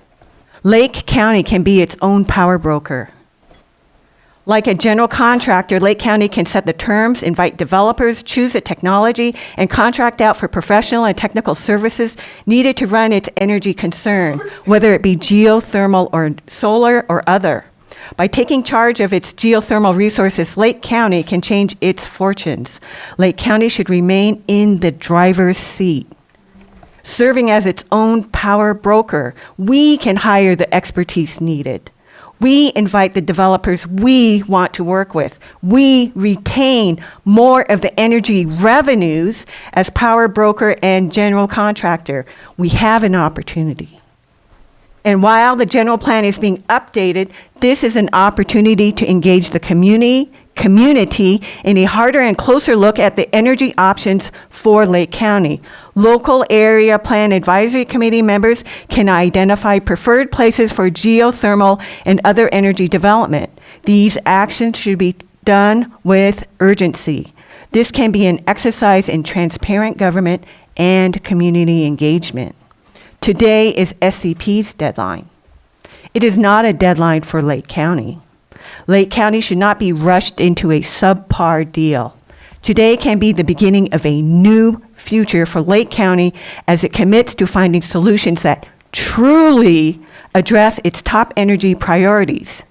Affordable energy for residents, farmers, and business owners with significant revenue generation for the county as a bonus. Thank you. Thank you. Next. Good morning, Board. Tom Lasik. Yeah, so I've been in these meetings and I've been sitting in on all these things. And just to the first part of my speech, when this first came forward to me, I was all for it. You know, I was excited. My daughter gets her power through a CCA. My brother does. I think that's a great thing. But I'm not there anymore. I've gone from a supporter to neutral to now I'm opposed. And the reason is, if this was just about getting Sonoma Clean Power and having a lower electrical rate, for me, it would have been an easy yes. That was the original suggestion when this came forward in the spring. But then it changed, and they started to say, we want to include the geozone. So we started looking into it, or I started looking into it, and I had more questions, and I keep getting more and more questions. And now we're at the point where it's the hard sell, and it really is a hard sell. This is your last best chance, and it isn't your last best chance. This is the first time in a few years that someone's come by with an option, but it isn't the only option. We have the ability to control our own destiny. There are things the county does need to do, as Wes pointed out. We need to have an energy policy. We need to have and take better control and management of how we work with energy.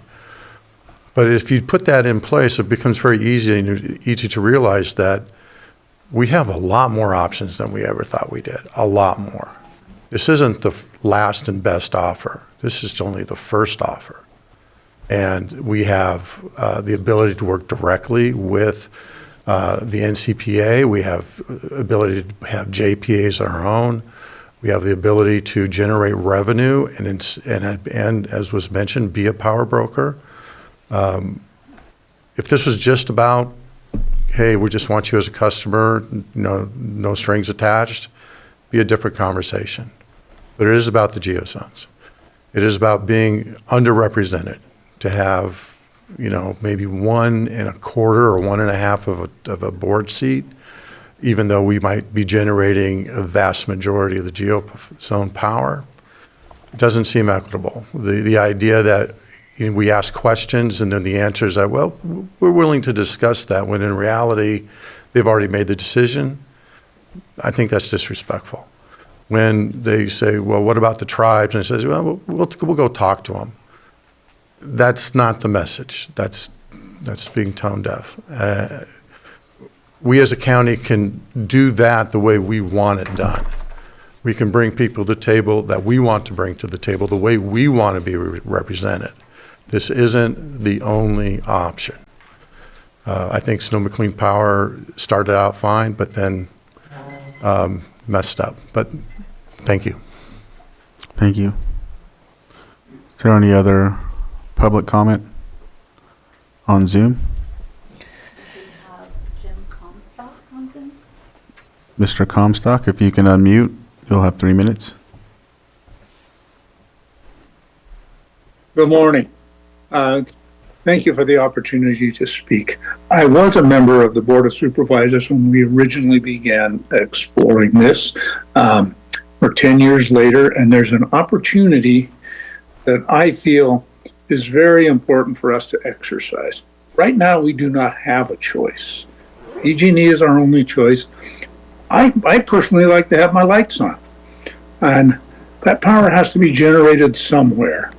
And we have the geothermal resources. We've been producing an enormous amount of power, which is a great thing. It's been an economic engine for our county for years and years and years. It can continue to be as the geothermal industry continues to expand and improve in what it does.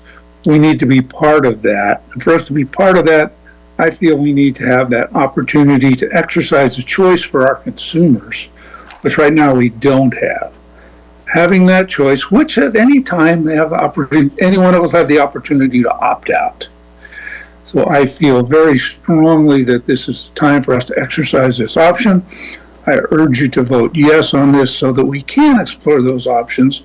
We can be then part of the development of the expanded geothermal in our area where we control that and we're part of it. I fully support this. Is it perfect? Nothing is perfect. This is the best option that we have in front of us at this point, and in the near future, I would really urge you to vote yes to exercise our option to enter into this and to move forward, and thank you for this opportunity. Thank you.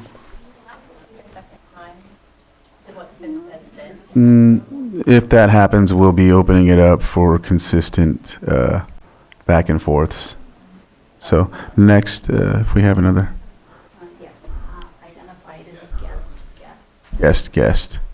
And then, ma'am, I see you coming up. You can go next.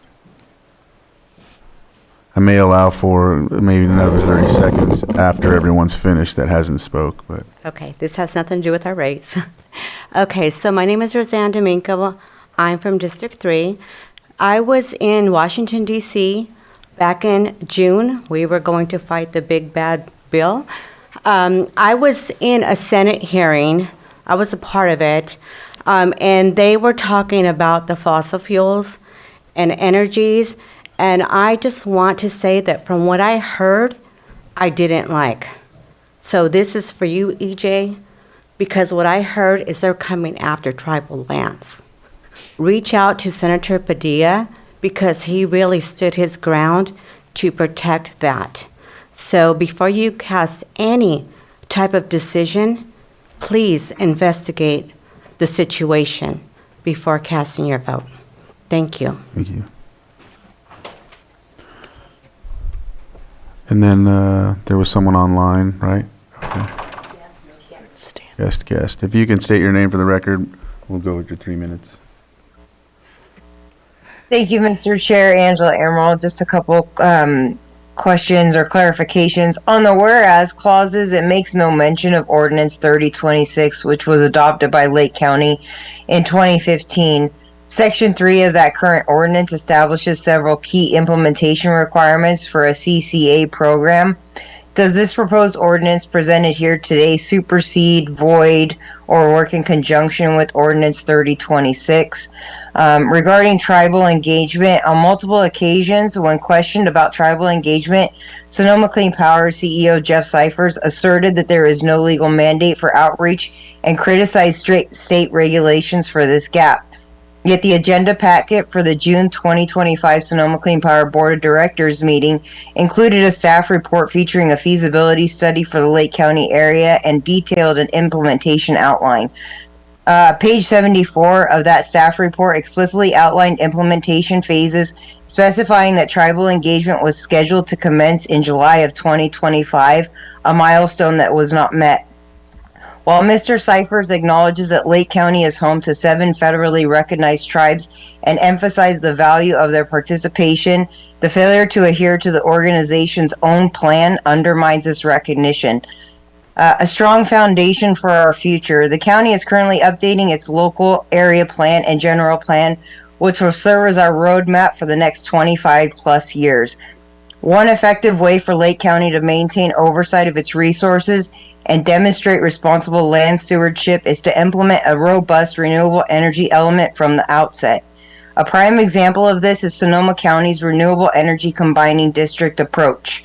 Establishing a strong foundation, despite a history of high staff turnover at our county level, will help ensure that the county's vision for future development is consistently upheld. I'd also like to point out that on the attachments for District 3, there are letters from 2/3 of the town halls in opposition to Sonoma Clean Power. For these reasons and others, I would respectfully request that the board take a step back and deny Sonoma Clean Power's offer today, or request a 1-year extension of their offer. Thank you for your time consideration. Any others on Zoom? All right. How many people would want to speak for another 30 seconds? Yeah, I think that's quite a bit. We're going to go ahead and move forward from there because it'll just continuously spur. I think everybody's got their points across. Let's go ahead and move forward from there. If there's no one else, we're going to go ahead and close public input and bring it back to the board for further discussion. Supervisor Sabatier. I'll get it started. I guess I think there needs to be a reminder. I feel like there's either some misunderstanding. We invited Sonoma Clean Power in the first place. We went back and asked them to do a feasibility study. I had to look it up because I didn't remember the exact date, but it was in April of 2025. We approved to go back and check in and see what was possible. So to me, I'm not going to disagree that there's certain parts of their presentations that I don't agree with, how it was presented, but they are not coming here as salesmen. They're coming here as invited guests to respond to our requests. And I think we need to be clear on that. I'm also feeling that there's some language of nuance that's being used. There's really no competition between the CCA and PG&E. PG&E is getting out of the generation market itself, almost entirely out of the generation market right now. They're buying contracts to get the energy that they actually provide to you in your distribution lines. Joining a CCA probably makes their life easier where they don't have to have as many contracts in the long run. So I don't see it as competition. So the idea that it's going to hurt PG&E, I don't see that being true, because they're not losing you as a customer. They're still giving you the electricity to your house. That's their job still. That's not changing. Because I hear a lot of words, I think it was the Chamber of Commerce we received, that provide electricity to us. No, it only generates, it doesn't provide. And I think words matter for the specifics of what we're talking, because it's a complicated subject matter. So right now, last we heard, I guess it probably changes from day to day, month to month. It was down to maybe a 0.5% less than what PG&E as a bill by itself. That was a difference that we were told you would save on your bill. Now, if your bill is $3,000, that's still $15, and let's admit $15 is money we would all love to save and keep in our pocket, so that does matter. I think a choice is amazing. That choice is not the changing of your bill, it's just changing where the generation is coming from. But I will say, I don't feel I have a choice necessarily in front of me. I just have Sonoma Clean Power because we had a relationship from the past. We wanted to ask more questions, and here they are. But I know there's other CCAs. I think today is not a day to say yes or no.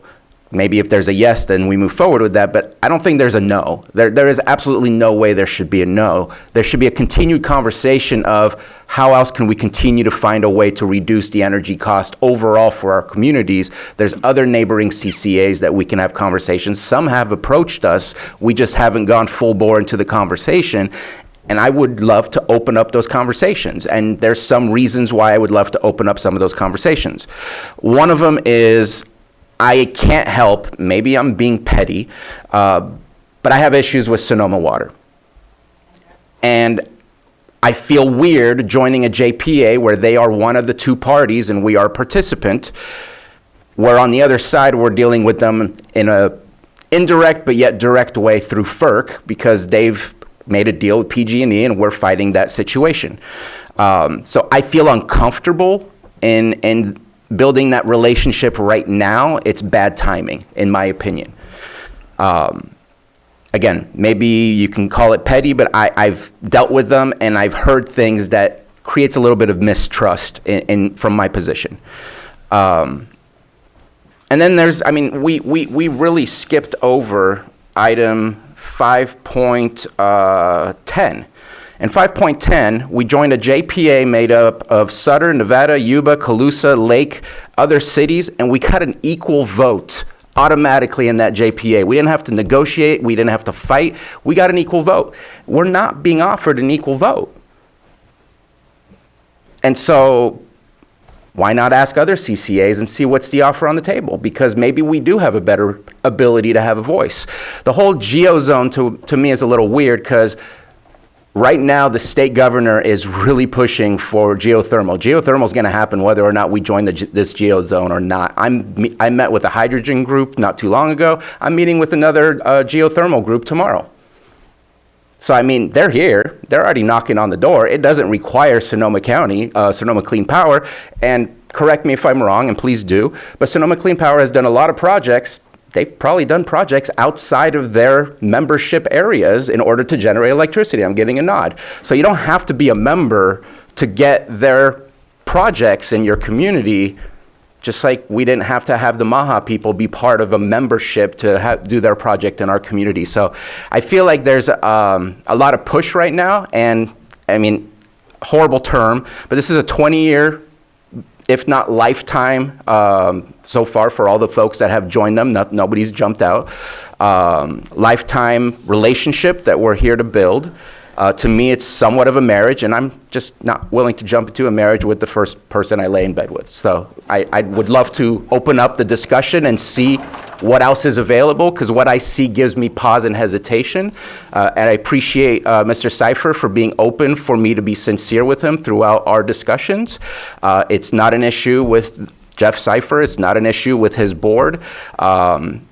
I've stated my issues and my concerns, and I think we do not stop here if the answer is no, because then that's really on us saying we really don't care that people are being hurt by PG&E, and it's going to continue to hurt them because PG&E just put in a new rate increase. So whatever the case might be that they flatline or might decrease your bills till 2027, they already just submitted something to re-increase it. So don't worry, it's going to keep going up, unfortunately. And that's not going to change your bill all that much. You're going to save between what we were shown, between 0.5% to 7%, depending on the year, and 2 years out of 8 so far showing that it actually can be higher than PG&E. And I will say one last thing. I asked a question that said that I'm elected by my constituents to serve for them. And what would the situation be if I advocated or at least advertised that they can opt out if the prices through SCP were higher than PG&E? Because I represent the people that I serve. I don't represent SCP. And I was told, well, that's not, if that's what you want to do, that's probably not the relationship you want to get into. And I appreciate the sincere response. But I'm not here to represent anybody else other than the people that I serve in District 2 and Lake County. And so I feel I need to let them know. I'm not going to force them to switch over, but I feel I need to let them know if a choice that I made them pay more out of their pocket, that I need to let them know that, hey, you have an option right now because it's less expensive if you go back to PG&E. And so all those things, and then a little bit more, but I'll stop right there, leads me right now to I want to expand the conversation and see what we have, because if you do an RFP, you get all the choices. We haven't done an RFP, and we're about to sign on to a 20-plus year commitment without doing an RFP that costs potentially millions of dollars. And so I would like to move in that direction. Were you next? Yeah, I think so. Yeah, then- Go ahead. Okay. Where this comes down to, well, first let me say I think that everything I've heard and all the discussions I've had out in the community is nobody has an issue with having a choice of another power provider. So where it comes down to is the concern that we've heard, and it's certainly not a large percentage of what I'm hearing when I'm out in the community. I think there's a lot of folks that expect us to make a decision. They're not going to show up and speak. They're not going to, even if they're in support of it, they're not going to speak. So where it comes down for me is the whole thing with the geozone, the geothermal. And I realize there's concerns in the community, but as my colleague stated a second ago, geothermal is going to happen here no matter what. It is, somebody's going to come here, somebody's going to propose projects, try to put projects in, and with the current state law, we may have nothing to say about it. I mean, there's projects that the state can approve that we have no say in. So if we have a partnership with somebody such as Sonoma Clean Power, who has the expertise for this kind of development, I think that puts us in a better position to drive what geothermal projects we would want in our community. And I certainly don't want to ruin the rural aspect of Lake County, but we do need to look at some development to move forward and have progress. And I'd rather it be us involved in driving the conversation than somebody coming in and we have nothing to say about where they're going to put a geothermal project, if it's under state purview.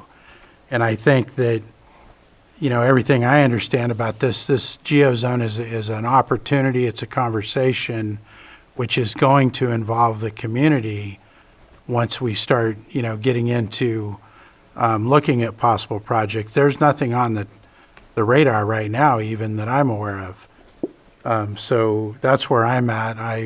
I'm in support of it because I think having this relationship puts us in a better position where the county has zero capacity on its own to go out and do anything related to these projects or generating our own power at this point in time. So that's where I'm at right now. All right. Supervisor Owen? Okay, so I've been on the board for less than a year now. So I've been doing a lot of research on that's my due diligence, to go ahead and do all the research I can. I still am not at the end of my research. What I have done is over the weekend and prior to, I've spoke with a number of people in the business. I've also watched videos and et cetera, et cetera. For me, I want to look at not doing a possible 2% below or 2% over. I don't feel that's much of an option. If we're going to make a change, I want to do what's really going to affect the lives of our community. So in some of my research, something like NCPA, who I spoke with yesterday, actually, I'm trying to see if there's any opportunity to go that direction. They're going to be looking into that, but there's other options too, not just NCPA. But on average, they pay about 40% less their customers. Now that's something we can get excited about, not 2% over or under. So, and not only that, their wages are prevailing wage. They pay prevailing wage for the people that work up there. They have about 40 employees at NCPA, and 39 of them live in Lake County. So, and they pay well. My family is retired from there, my husband, my brother-in-law, my brother. So I did look at them as well. I've contacted Calpine, and I'm contacting others as well. So, but whoever we get, I'm one that's not going to give up. I might get beat, but I'm not going to quit. So looking at Pillsbury, I'm not looking at giving up on that, of course. So there's, I'm talking to anybody that will listen about also adding the hydro. Excuse me. And there's the open and closed loop pumping to be able to keep it going year round. And that's something we need to maybe have into our deals. So for me, I don't have enough information yet. Even though I've been researching it, I have not done enough research to make a commitment like this. I'm not saying that this is completely off the table, but what I am saying is I think there's a better deal out there and I'm gonna look for it. Is it more work? Heck yeah, it takes a lot of time and it's a lot of work. But good things do take a lot of work. So that's my responsibility, is to find out what is the best for our county and our constituents. And right now, I don't feel that this is in our best interest to get tied up, to sign the 20-year contract. And it's 20 years, mind you, from the time we decide we want out. So I don't want to hinder what else might be on the horizon. Am I for power? Absolutely. My family has all been in the power industry. My dad was retired PG&E. My son currently works for PG&E. My husband was is retired from NCPA, as I said, as well as my brother-in-law and my brother. So I am all about the geozones. I'm all about power. I'm all about hydro. I'm all about saving Lake Pillsbury. So that's where I am looking, to look for a partner that can maybe help us with that. It's my responsibility. I have listened to my constituents. As a matter of fact, I think it was Norman that was up here. I don't know if he's left or if he's still here. And you are one of my constituents, and I'm listening. And you're not the only one. I did ask that Sonoma Clean Power go to the town hall meetings and speak to people, and I thank them very much for doing that. I actually spoke with, I'm sorry, your name, Jeff? Yeah. This weekend as well, and let him know where I stood. It's no secret where I stand. I have talked to constituents. I've had a few constituents that were for going that direction. They want an option. I've had others that were opposed to it. I spoke with people in Sonoma that have Sonoma Clean Power that said that they're actually more expensive than PG&E. So I'm just not willing to do the commitment with the long-term contracts if I'm not sure that we're getting the best deal that we can possibly get. So that's where I stand right now.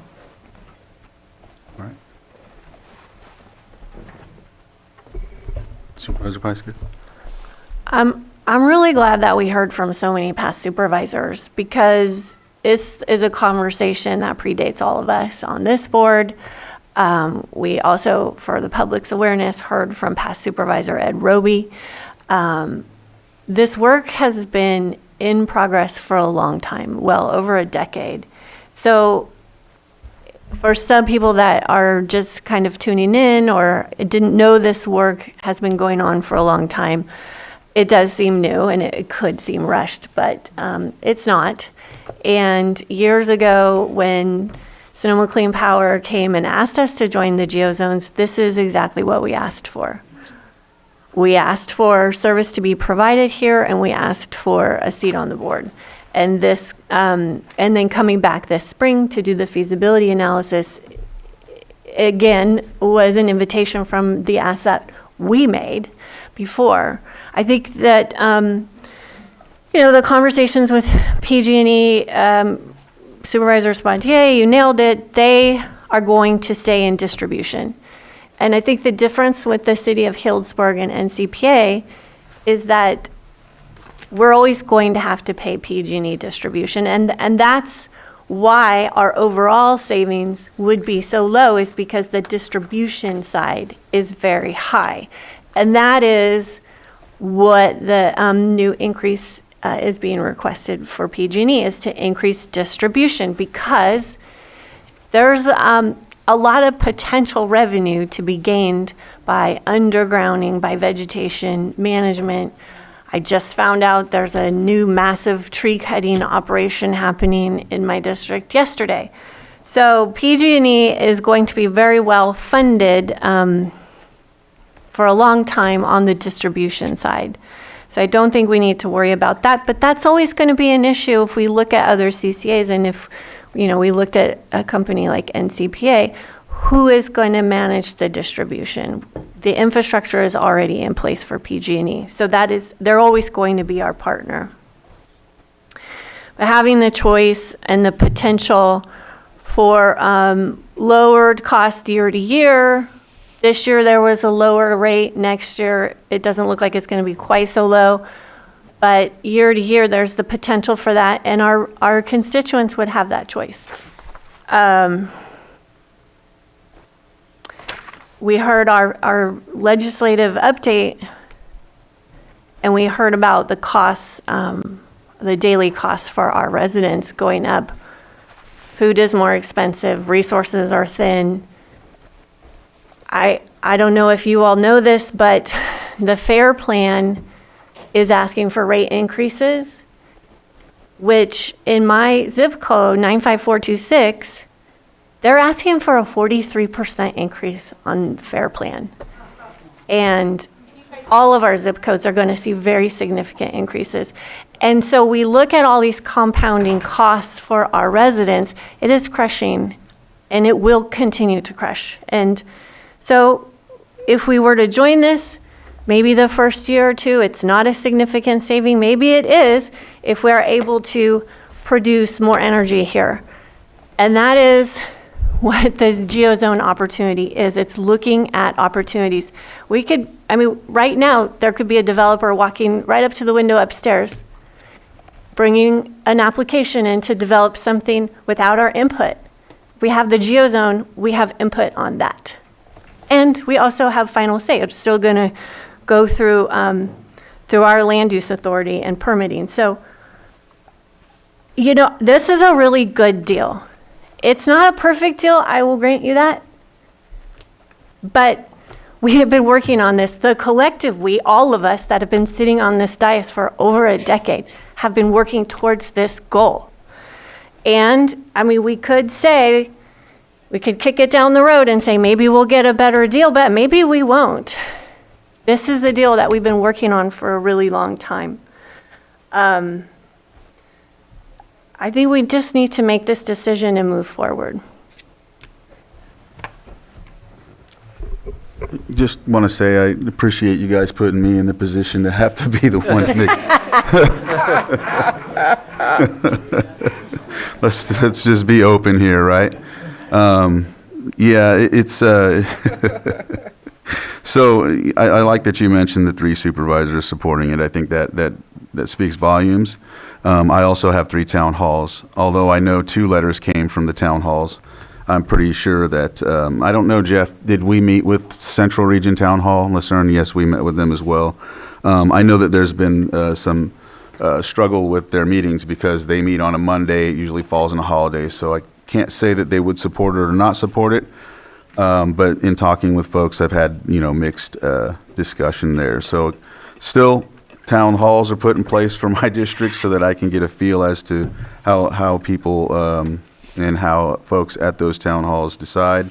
Of course, not everyone goes to those. I heard that loud and clear from different supervisors and also other folks that I've talked to. With Potter Valley project, I know we discussed that in the special meeting town hall, and I did appreciate Jeff and the group saying that they would look into that with our lead, of course. I think what scares me about that is, I think you mentioned Sonoma Water. Not that we've had the best relationship with them. I think there's times we've worked okay with them, but most of the time it's been, we haven't really had a voice. So I'll just leave that there. And I know that, as Supervisor Sabatier said, there's a connection. Tribal engagement. Now, I did notice on the 25th that there was, or in one of the meetings, July 25th, it was stated that there would be some procurement to work with tribes. Now, when you talk about Lake Sonoma and Mendocino County, you're talking about 21 different tribes, and right now there already is, I want to say, 13 seats in place, intact for Sonoma Clean Power, at about 13. And then with us potentially 14 and a half, or is that how it looks? I think it's 11, it would be 13 seats, so one for Okay. the cities, one for the county. Okay, and so the cities would get one, but now that Clear Lake's not intact, that would be a half seat? I mean, please come up and help me with that, Didn't because, even think about that. Of course, it'll be my board who decides, but I will recommend a full seat. I don't think there's anything like a half seat in government, so And I will certainly recommend a full seat for Lake Board. do the cities have a full seat, or as of now? Just One more time, I'm sorry. the cities currently in the JPA, they have a seat. So when we founded, began, we had no intention of expansion. It was Sonoma County serving Sonoma County. And so one seat was set up for each municipality in Sonoma County. So each of the cities and one for the county. Everyone gets one seat. That was an arrangement designed to solve a problem between our smallest city and our biggest city, feeling like they needed to work out how that power flow worked, and the smaller cities didn't want to get run over. When Lake County asked us for service in 2015, it was the first time we ever thought about expansion and including other regions. So that's when we had to create a policy for any new region. And we shifted toward representation that's proportional to the population. So when we went to Mendocino County, we added 2 seats for Mendocino because that was proportional to their population, and offered 2 seats to Lake County for the same reason. So that's where that came from. Okay, thank you. Which kind of brings me to my concern too about basically 21 different tribes possibly being a part of it. I know there's some that are landless, but they're also sovereign governments the same way that a municipality is their own government as well. So I don't know how that looks, but what I do know is another thing is that Sonoma Clean Power has, they've been supporting and sponsoring AB 531 and other legislation that goes through the state.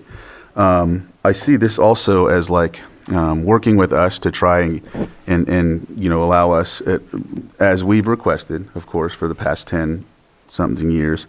It's like a roulette bet. They're putting together working with the bills to try to get those passed, but also we could possibly be a part of their group. And I don't mean that in a negative way. I'm saying that any business or entity would basically bet on the number 21 and then put red just in case they hit both, either or. That's just what happens. That's just the way life is.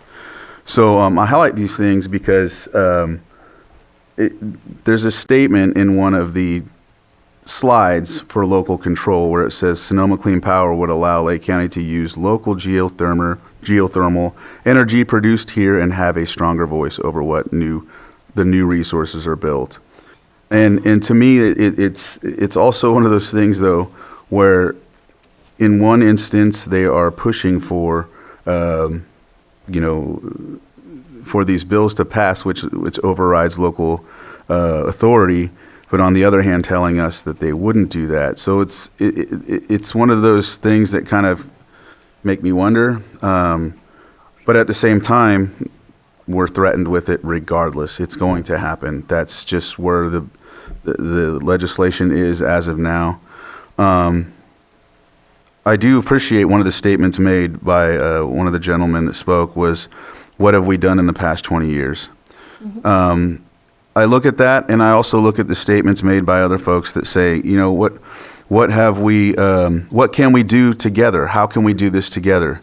So to me, I'm looking at that in a way, I just don't see who's going to do that. I know we can put something together, but in the meantime, while we're putting that together, what happens while these other groups have the opportunity through state legislation to move forward?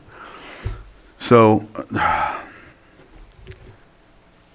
although, I do like the idea of if there was possible, and I don't know if Sonoma Clean Power is willing, to give us more time to explore or look at how some of this legislation pushes through, looking at how there can be engagement with the tribes. And I think that's really what pushes me into the position. And I know it's not necessarily your fault. I think that's where it makes it difficult for me to decide, because they're sovereign tribes, and I understand we make the decision, has to wait till after after we make a decision so you can engage them. But there was already a plan in place to engage them before we had this discussion. So I don't know if kicking the can down the road puts you in a position to where, okay, you've had your opportunity, we're done, or if it gives us the opportunity to readdress it and see how some of this goes and look further into this. I don't know, can that be answered, or? Yeah, I'll take that one. I think it's never a shut door. I'll say our CEO's come up here 18 times now in the last few months to visit with your community and to try and educate you and answer your questions. And I think that demonstrates a level of good faith that I'm hoping,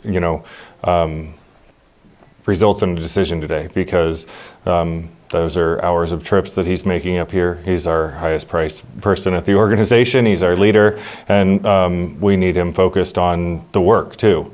And so, again, the door's not closed, but we don't want to, be strung on. We've put a lot of effort into this, and I don't want to sugarcoat it that it does matter to get some closure on it, and I don't want to be spending another year going through and having multiple staff coming over the hill and going over the hill while you're exploring things with other organizations and things like that. If you want to do that. But this is, sometimes we've got to make decisions. That's why you get paid the big bucks. Thank you. All right, thank you for that.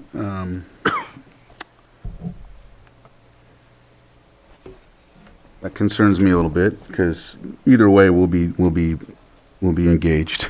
Even if we, if we do make the decision, you're still going to be engaged in ensuring people come over here.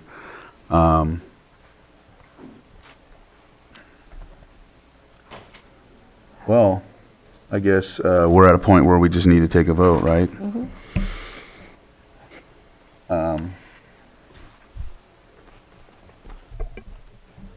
Just go ahead and vote, because I'm Well- just gonna. Go ahead. I mean, I think this is something that we need to be sure of. And if you're not sure, we can wait a year. I mean, it's the tribal engagement for me, Right. and then some of this legislation, that's very important to me. And I feel like if I make this choice and this goes sour, as a Native American, I've basically made the decision to disenfranchise even further, if that's the case. Right. So So by not taking a vote, we can just ask them to come back. And I know that's not what you want to do, but if we want to do it the right way, where the majority of this board feels comfortable moving forward, I think there were some missteps over this last year, and you can have that opportunity to make it right. Supervisor Vice Chair. Based on what I'm hearing at this point, I would be in favor of not taking a vote. Supervisor Sabatier? I know that admin has related to me that there has been contact with other CCAs and others of the kind, and I would like to explore so that we have a choice rather than just looking at one and understanding in great depth what that one can offer without recognizing what are the other offers that could be out there. And so I would like to support at least engaging with anyone else that can offer similar services, so that when we come back, we say, look, we compared everything. We've done our due diligence to not just look at you, but look at everyone else. And here's why we're making a decision. Supervisor Heiska? But knowing that each time we push this off, we lose another year. So I would really like to be able to make a decision this time next year, if possible. Because that would put us into another year. 27. No, 28. 28. 28. So I think there's time, a little bit of time. Awesome. So that's my recommendation. We just wait, but but remain urgent. Supervisor Owen? For me, I'd like to, I'm not saying that it needs to be a hard no, but I do feel that it may take more than a year to do all the, to do our due diligence in the research. It may take longer than that, so I don't want a hard line in a year that I think we need to take a little time and we need to research the other avenues and see what is possible and what is out there. And I feel strongly about it. Because if we can save 40% on our bills, that is something worth getting on board with. And I don't know that we can, but we need to research it. So. I think, out of respect for one of the things stated by the chair, I mean, is 6 months too short? Is that speed line, is that? 6 months? I don't think we need to commit to a timeline. I just want to commit that we are seriously looking at this. We don't put it on the back burner. We move quickly if we want to. If you want to put out an RFP or look at the other options, that's what I'm saying. Let's just not kick it so far down the road that we're not working on it constantly. I really want to be keeping the conversation on the front burner, not putting a hard deadline on next year, though I would like to be able to make a decision so that we could have this on our close horizon. Mm-hmm. Yeah, I'm tying it still to what may or may not happen at Pillsbury, and I'm an optimist. And I want to see what we could do, and I want to see what options are out there. And like I said, as long as it's not a hard line, kicking it down the road, and absolutely work on it, we need to. But an option, just to have a choice on whether we pay $1,000 or $990 a month is not really an option. And we need to look at bottom lines for our constituents. Vice Chair? I was just going to reiterate that, yeah, what's been said, that if we're not going to take action today, let's make a commitment to keep working on it. I think we have without delay. Yep. I think we have a consensus to do that. Supervisor Sabatier? And maybe make a request for staff to come back with what's the plan, who have reached out to them, what support they need, just to get an understanding of what that timeline might look like, what the actions might look like. That way we don't just wait for staff to just come back when they're done. I think having a conversation about what the plan is, I think would be helpful. Like a framework of what we might be able to do. Yeah, it doesn't need to be in great deep dive, no. but just. I'd be in favor of that. Yeah. And appreciate all the work that's been put in, because I know that Ben and Matthew and who knows how many number of others have communicated with SCP throughout this time.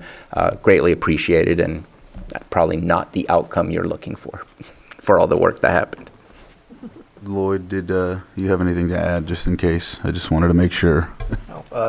Thank you, Mr. Chair. So that can be provided in terms of direction to staff. I believe there's already consensus, just to confirm with your board. Right. As far as staff coming back to your board with an update or some plan, that would primarily be on staff's end to come back to your board at a later time with, that's going to be part of your direction too. That can be given to staff.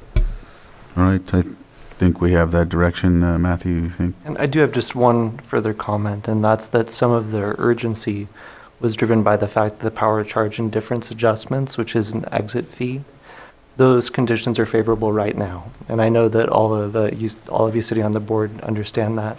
I just wanted to say that out loud, that some of that urgency is not being driven as a sales tactic. It's by the actual regulatory conditions right now that were favorable this time, were not at previous junctures. So just wanted to say that out loud, and we appreciate your board's decision-making and considering all factors. Thank you. All right, so with that, I think we have the consensus here to give direction, and then also to not take a vote as of now, so that the door is still open and there's opportunities, and it's not a hard no, but it's not a hard yes either, just as of now. So with that, we'll go ahead and close this portion of the agenda and take a Sure, Mr. 10-minute Chair. break. Hang on. Yes, Jeff. Just very briefly, I wanted to thank you for the clarity. This is good for us to have this feedback, because we don't want an unwilling partner. This doesn't work unless we're all pulling in the same direction. And this is hard work. And it requires community support. And so my ask is, If you want us to come back, so this is our third time, each time it's a few hundred hours of staff time, it's tens of thousands of dollars of our ratepayer money. We don't ask you to pay for that. Please come to us. I think we need to have you visit us and build trust in our community. We haven't tried that. And I think when we're out in the community, if we do this again, I only want to do it at your side. I think we're always and forever going to be the outsider. And I think if we're viewed as an implementer and not a salesperson, and we're doing your work that you want, then the community will receive us in a very different way. So thank you. Appreciate it. Thank you, Jeff. I just want to add one more comment since we're giving staff direction. Because I think so much of the confusion is around the geozone and what that means for us and our decision making and for community input. And so it was brought up that we're working on our housing implementation plan, we're working on our economic development plan.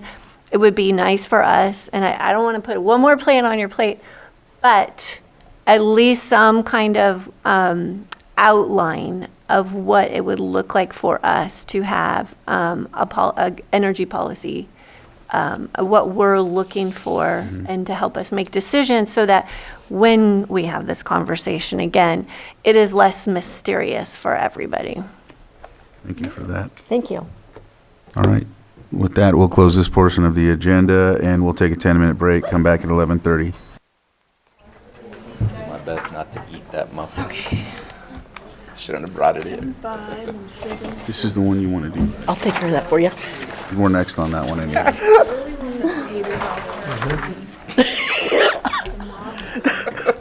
So we're on, so we'll move on to our 6.6 presentation by the Lake Area Planning Council on the wildfire preparedness and evacuation plan. Yeah, Mr. Chair, I'll quickly open that up. We're going to hear today from Faith Newton, who is working with our Lake Area Planning Council, and she's going to give us a presentation on this wildfire preparedness and evacuation plan. And Faith, if you have okay, we already had it, so turn it over to you. Thank you. Thank you so much, and thank you, Board, for the opportunity to present to you this morning. As mentioned, my name is Faith Newton. I work with a company called the Resiliency Initiative, and we were hired by Lake Area Planning Council to create the Lake County Wildfire Preparedness and Evacuation Plan. And it's my privilege to provide you an update on that project as we are wrapping it up for you today.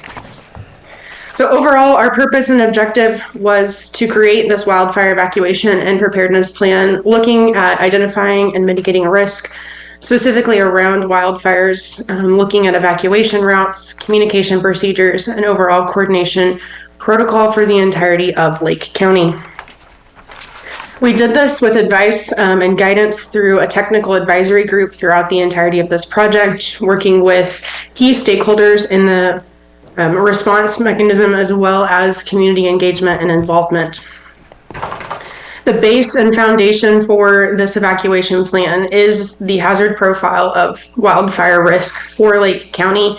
We also matched this profile and overall risk update to the Lake County Hazard Mitigation Plan, which you actually will see a presentation on later today as well. So making sure that we're planning and aligning our planning procedures for the county with consistent data across our planning assumptions. First and foremost, we created a preparedness memo as we took this information in and understood Lake County and the jurisdictions we were planning for, the communities we were planning for, and created this memo. This memo is available on the Lake APC website. Within it, we took a look at the demographics, again, to understand the county, make sure we're looking at our vulnerable populations, where they exist, and overall the communities within Lake County. We took a look from different data sources to understand the demographics, how that breaks down, looking at, again, not only the hazards and that risk index at a county level, but as individual communities and jurisdictions within the county. We also did a survey, which is where some of our data comes from, to pull from community members and community leaders, and making sure we have that true data understanding, not just data points that are found in our report. As I mentioned, the survey, this was presented out to the community at the end of 2024. As we've been working on this for quite some time, we had 243 different respondents who provided us input, again, to really understand the community we were working with, not just a number and a data point on the screen. Those survey results in their entirety are an annex to our memo, also again available on the Lake APC website. And then that was incorporated into our overall recommendations that were presented with that memo of how we can maybe continue to improve the elements of evacuation planning and education and overall preparedness around wildfire evacuation in Lake County. Today, I want to give you a high-level overview of those recommendations. We had three major buckets that we looped those into, and it was emergency communications, trainings, exercises, and drills, and overall network improvements. You can see on the screen, and if you look at the entirety of that memo with the recommendations, we have specific recommendations outlined.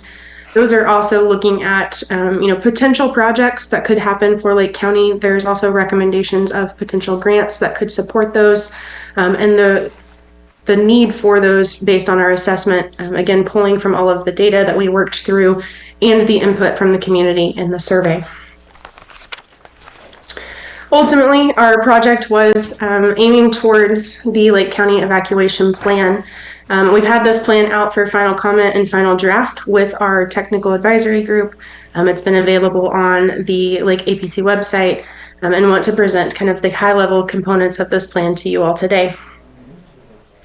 Our plan structure is consistent with the Lake County Emergency Operations Plan, as it is not here to replace existing processes and protocols. This is an addition and an elevation, if you will, to the evacuation process. It is looking at that coordination and communication primarily from a response mechanism and the response agencies across Lake County and multi-jurisdictions.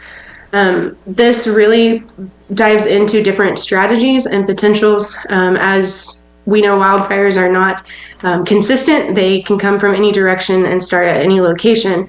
And so therefore, evacuation has to be available to move within a framework. And this is a documented framework for Lake County to work through. Throughout this planning process and with the guidance of our technical advisory group, we do have key definitions that are consistent across our plan, the organizations and jurisdictions involved in a response, as well as those outside of Lake County.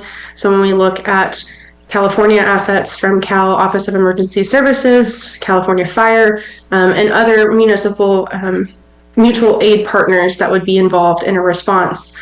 So defining those for an evacuation order, a warning, and when an order is lifted. So that way we're all working on the same language to understand that that order is that lawful decree to leave the area. The warning is the potential for the threat, with the order lifted being that formal evacuation order being removed from that area. Additionally, we talked through definitions and agreed upon the hard closure, soft closure, and a resident-only closure. This is typically looking at when you've had an evacuation and you're returning back to that area of the community and making sure that the right people and the right groups are getting back into an area and making sure we get, as in a hard closure, fire and law enforcement back in to make sure that that area is secure. Soft closure, we're getting critical infrastructure and utilities, residents only, making sure, again, we're working with the community to keep that consistent, not having anyone and everyone coming back after that disruption to the community and that evacuation. Additionally, this plan is built off of what is called Unified Command. Again, this is consistent with Lake County Office of Emergency Services and the Emergency Operations Plan. So every disaster starts local, which is why that this is based off of this, working between Lake County, Clear Lake, and Lakeport as your unified cities, and the unincorporated Lake County. So we have the jurisdictions coming together to make those common decisions around evacuations, looking at the authorities that are in place between the sheriff's office and local law enforcement in the cities. Overall, it is written for the operational area. That is more of a response technical term that is essentially referring to Lake County as a jurisdiction and all things within the county borders. And then that opens it up to support with mutual aid to other counties, state organizations and agencies, as well as federal organizations and agencies. Throughout this document and the plan, we went through and worked with our technical advisory group and these organizations to understand what those response actions are and looking through the different lead agencies, support agencies, and identifying those key activations and elements that are required for an evacuation procedure before, during, and also the return after an evacuation. Additionally, we worked through different evacuation strategies, such as intersection traffic control coordination, phased evacuations, use of barriers, designated markers, high-low sirens. All of them have pros and cons and have different elements of when and how they can be implemented throughout an evacuation. And this plan details those in order to make those decisions quickly for those responders in the moment of an evacuation.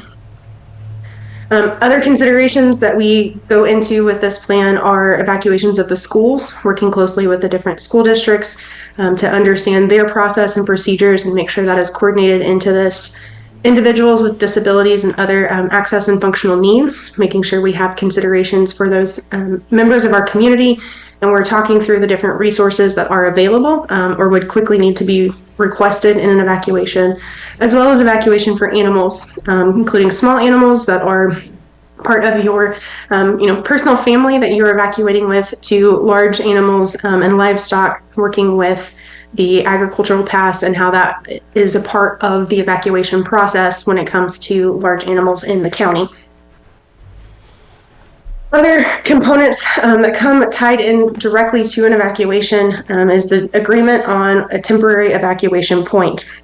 So this is when you are getting individuals out of the immediate area to what we call that TEP, temporary evacuation point.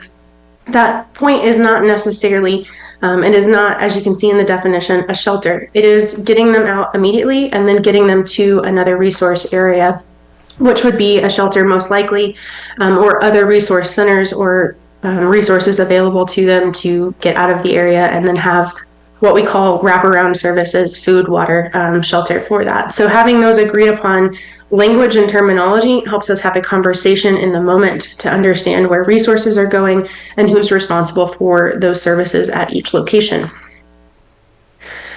As we get through the plan, we also have a quick action checklist. As you can imagine, there is a lot of components that go into evacuation planning and that response. So this response document is technical, it is large, and so how do we do that very quickly?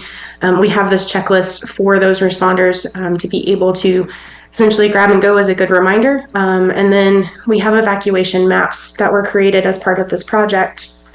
One note with evacuation maps, I'll come back to those in a second, is also, as we've mentioned, wildfires can move from any location in all directions. And so it is not, if you think like hurricane or tsunami type of evacuation where it's always pointed in one direction, these are proposed evacuation routes recommended because you might need to go north one time and south the next. And so identifying with that flexibility, but creating awareness to those routes and movements that are potential for an evacuation. Additionally, we work through components that could come to an evacuation around additional contingent routes that need to be created or identified in a specific evacuation, alternative fuels, and what would that potentially look like to make sure we have the ability to continue to move and flow traffic and people out of the area. As well, in the world of emergency management, we like a lot of acronyms, and so trying to simplify this document but also keep it aware to all those who are taking a look at it. The other piece of this plan and part of this project was preparedness. And so how do we continue to make sure the community and those who are in Lake County know what to do in an evacuation? There are three main pieces that we worked through as a part of this plan, but also communicated throughout our different presentations with public outreach and public meetings that we've had throughout the course of this project to know your zone, make a plan, be informed. So today I will go through that very high level, but I do encourage each of you who are there today and participating and seeing this information, please make sure you're also doing this because that's what makes this plan effective. Know Your Zone, Lake County uses Genesis Protect and has actually done a very good job of how they have outlined their evacuation zones because there is logic to the naming of these. Each zone has a 3-letter indicator. It's going to give you an idea of where you're at to local communities, and then the numbering starts essentially at the north part of the county and works its way south. So even if you didn't know what MNF evacuation zone number 24 is, it should give you an idea that that's in the Mendocino National Forest towards the northern part of the county. You can find your zone by going to the Lake County Sheriff's website, the Office of Emergency Services, or going to genesisprotect.com and typing in your address or your location. The Genesis Protect gives you information when there is a fire, so it can show you the radius of the fire, the percentage contained, if there's any specific information to that fire, and also tied to the zones, if there are any zones.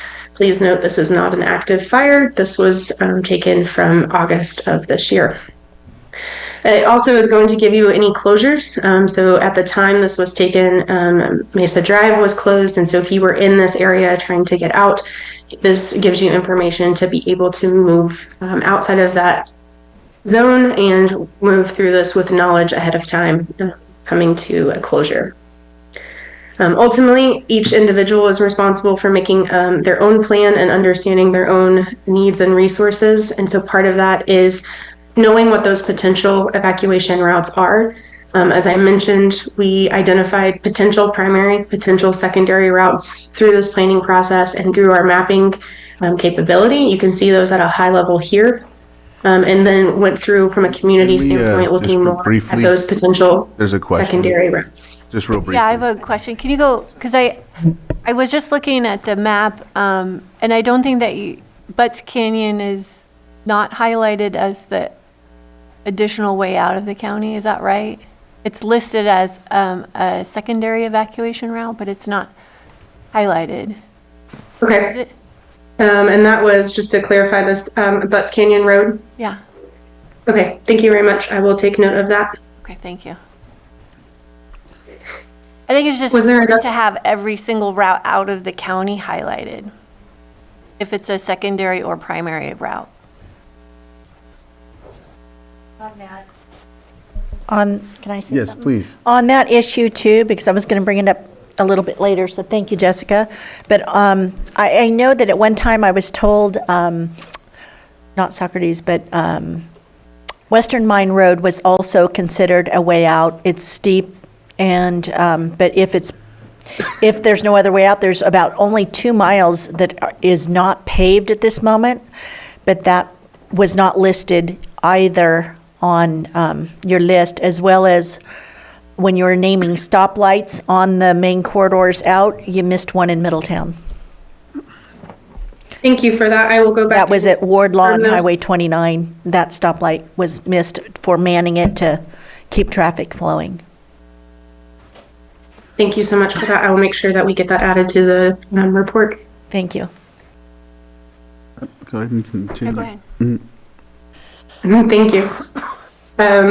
We did do our mapping also down to a community level to give those indications because it is hard to see at an overall county view. And so I know we received some additional feedback on some of the community maps. I will make sure that we review that as well and make sure those are finalized and updated as appropriate. Each of those community maps are attached to the overall evacuation plan. Yeah, I have a question. Can we go back to that last slide one more? Yes, ma'am. Yeah, so we spent a whole year working on the Soda Bay corridor evacuation plans, and it's very similar to this. But what I don't like is the area of Soda Bay being cut kind of in going in and out of maps.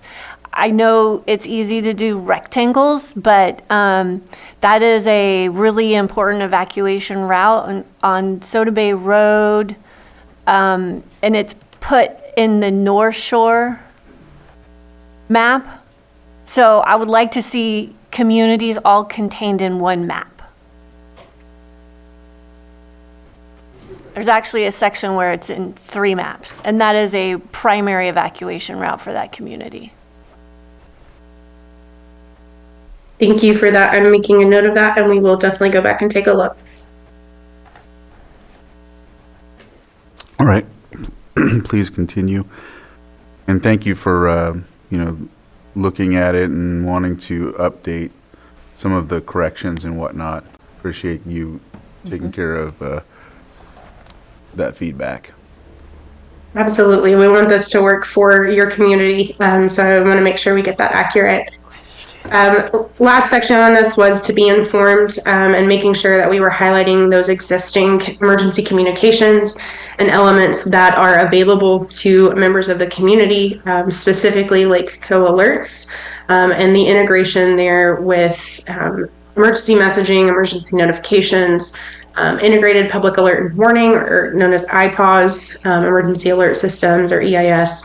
And so using the resources that the county has and promoting those. Additionally, we promoted city resources as well, but really through that unified command, all working together so we have consistent messaging across the county. We also spent a lot of time talking about potential additional communications, and so those go through in the document where we talk about, law enforcement communications, coordinating with Caltrans and the changeable message signs that are on the highway to make sure that we can communicate in key locations to try to limit or reduce bottlenecks or traffic congestion by getting messages out at key locations throughout the county before someone gets past it and they're not able to turn around or take another alternate route.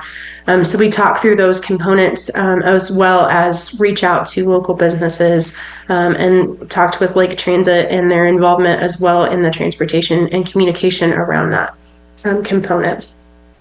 I just want to say thank you for the time to present to you and the ability to work with Lake County on this project. It has been great. We will take definitely your feedback into consideration and review those and work with Lake APC to finalize this plan. But thank you so much for your time today. I will answer any other questions that there are. Supervisor Sabate and then Supervisor Owen. Yeah, thank you for updating this document. Just a couple of questions, Ms. Newton. In the school area, would it be possible to add the population? Because it's vastly different, the level of resources that may be needed on an oncoming fire, especially I'm thinking of the Lower Lake area that has the largest school district with the high school and Lower Lake Elementary right next to each other. Some schools are by themselves. It's just a vastly different thing. Lucerne probably has the smallest school, then you go to Upper Lake and that's completely different. So it would be nice to see the populations to kind of really guide those who are looking through the document and understanding what is going on for those school districts. You mentioned the Ag Pass, and I appreciate that, but I didn't see where it belongs in the type of closure. So you had the hard closures, the soft closure, but it never speaks about Ag Pass being able to go through any of those closures. It would be nice to add that in there. I don't know if it's all 3. I don't know if the hard closure means no Ag Pass, but it would be nice to put it in there.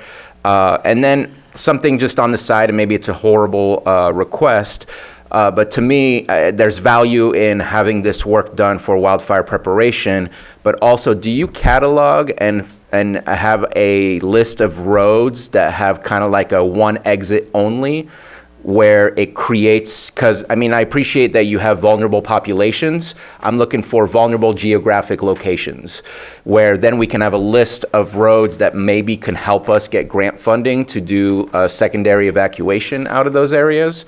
I don't see a list of that. I see only a list of evacuation roads, but not sensitive areas that we may need to pay attention to. Yes, and if I may, on the one way in, one way out access component, there is a tie and a connection to the safety element of the general plan and the work that's being done to create that component. We've stayed in contact with your consultants who have been working on that to make sure we're looking at that consistently. We also collected that information in our survey and provided that to OES versus necessarily in the plan, I can look at adding that as an attachment if that makes sense for the plan in its entirety. I would say as long as we have that list, that I think is the best thing. I don't want to put it so many places that it hurts people's ability to get insurance or anything like that. So I just wanted to make sure we had a list. Thank you. Helen? Okay. Well, you've done a lot of work on this, and I'm pretty impressed. You've done a great job, and I want to thank you for that. And I realize it's, you redo it every 4 years. During that 4-year time, could we add or alter it at all? Add to it, or is it the solid document until 4 years from now? My recommendation would be that this plan, as we turn it back over, will be with Lake Area Planning Council as a product for them. And then should be tied to and connected to the Lake County Emergency Operation Plan as an annex there. And then I would recommend that anytime there is, especially if you occur an evacuation or there's major changes, to do, a review and make amendments to those documents as needed in that time frame in between. Perfect. So it is a living document. It can change. Yes, ma'am. Okay, perfect. Because I know in the, let me see. I think Middletown has a fire safe council too. I've been to their meetings. I don't know if they're calling them the Anderson Springs, if that's what they're calling the Anderson Springs. So I'll have to check into that. The livestock passes, which I believe are on 13 and 41. We're working on that right now for some more resolutions in that area. So I'm working with OES and the fire departments for that particular issue, especially the large livestock. So that was primarily why I was asking. Oh, you had mentioned, which was a great idea, being able to, with the vulnerable populations and the people that do not have access to vehicles, if need be, you had mentioned school buses, the use of school buses to get them out. Is that something that the schools are aware of? Do they know about this? Is there agreements? And who would be driving them? Would it be the bus drivers or would it be county personnel? How does that work? Yes, ma'am. That was in a conversation with the school districts I know that there is a Red Flag Day program that exists today, where when there is a Red Flag Day, they're pre-staging those buses, utilizing their bus drivers where applicable. You do have to have the right licensing and certification to drive the school bus and work through that. Some of this is intended to be a framework, so that way in those specific moments, they can understand the exact needs and the exact resources available to implement those. So the school bus component is available. If the school is in session and needs to be an evacuation, they will be obviously evacuating the schools. So there is kind of that balance back and forth between what is occurring in the moment versus what is potentially available and an option and opportunity. Sure, and then that's kind of, I understood, if school's in session, most of the fire, or many of the fires happen during the summer when they're not in session, and I thought that was pretty brilliant.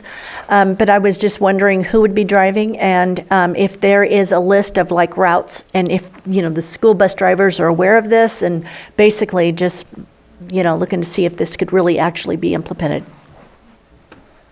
I'm not 100% sure if there were necessarily identified routes that would be exact, but it would be that conversation with the school district as their availability and to support the request coming from, that operational area to make that recommendation to need it to work through that. Well, thank you. I think that's it. I know that they used the school buses for the cache fire because it was very close to the Lower Lake area with the schools, and they were dropping them off in front of Burns Valley. So something was initiated for that one. And perfect. I'm sure there's learning moments from every single time they do that. Right. Thank you. And we also used them in the River and Ranch fire during the summer. Very cool. All right. With that, we'll go ahead and open it up to the public if there's anyone that would like to make comment on this.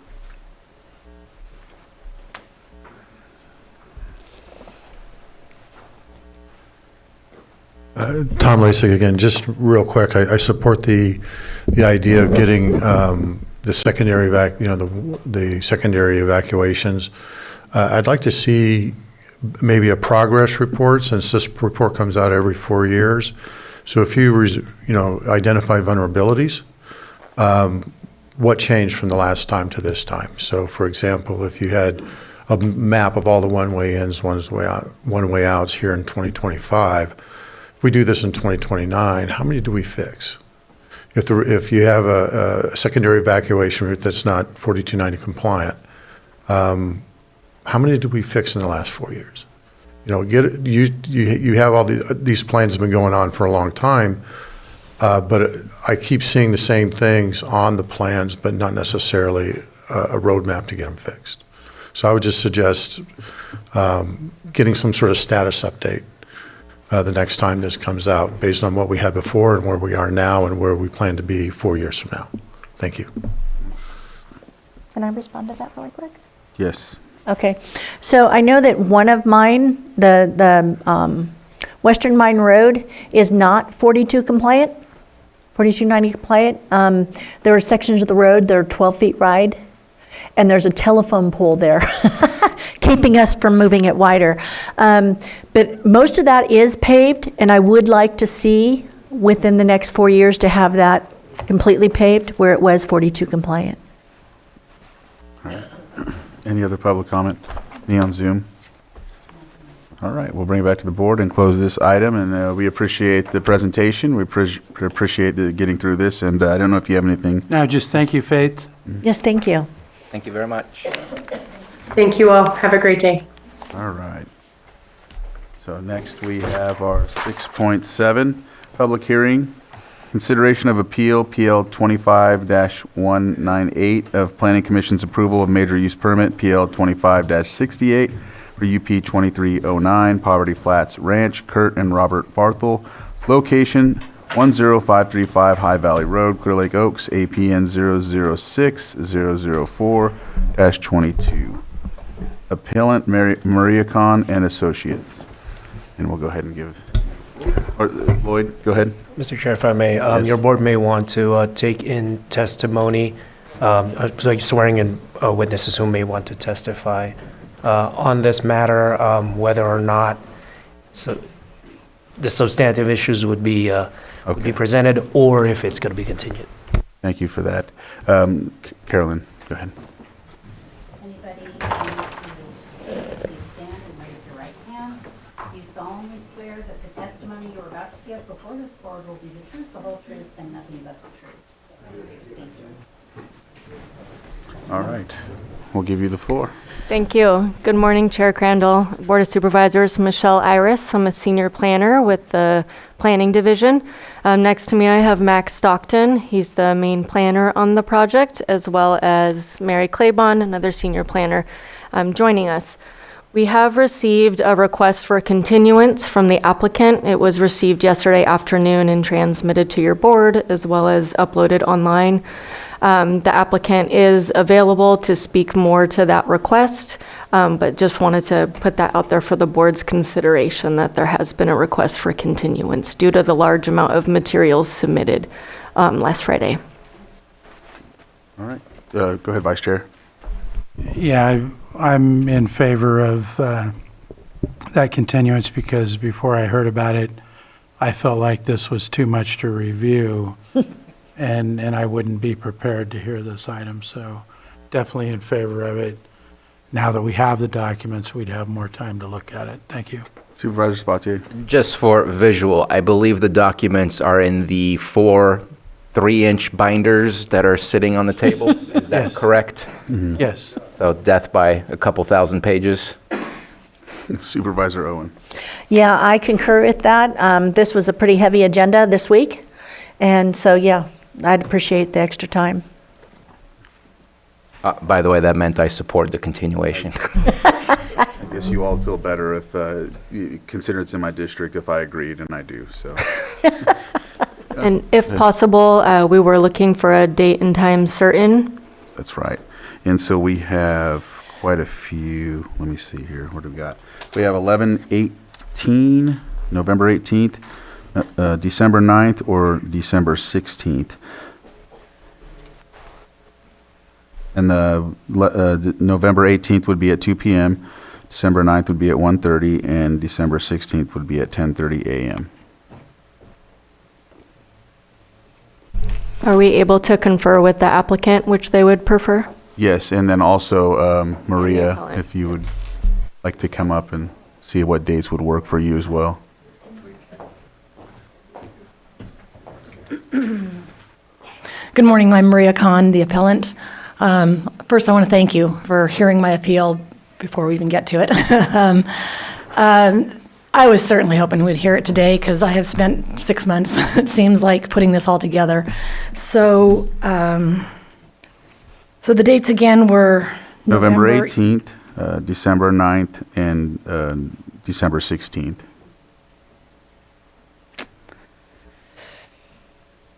How many weeks out? 6. Okay, I would probably have to do something in December. For me, I book people on my client list 6 weeks out, so trying to juggle my schedule to, conform to a continuance would be a little difficult. So I'm going to say either the 9th or the 16th in December Yes. would work for me. Okay. There's one at 1:30, which is the 9th, and the other one's at 10:30. Just the other 16th is 10:30, so Either or. And then did you need to find out from the other party as Yeah. well? Okay. Yes, please. I would say either of those would work. I just need extra time to make sure my schedule's clear. All right, so I'll ask Thank you. the other party what date would work for them, if they're here.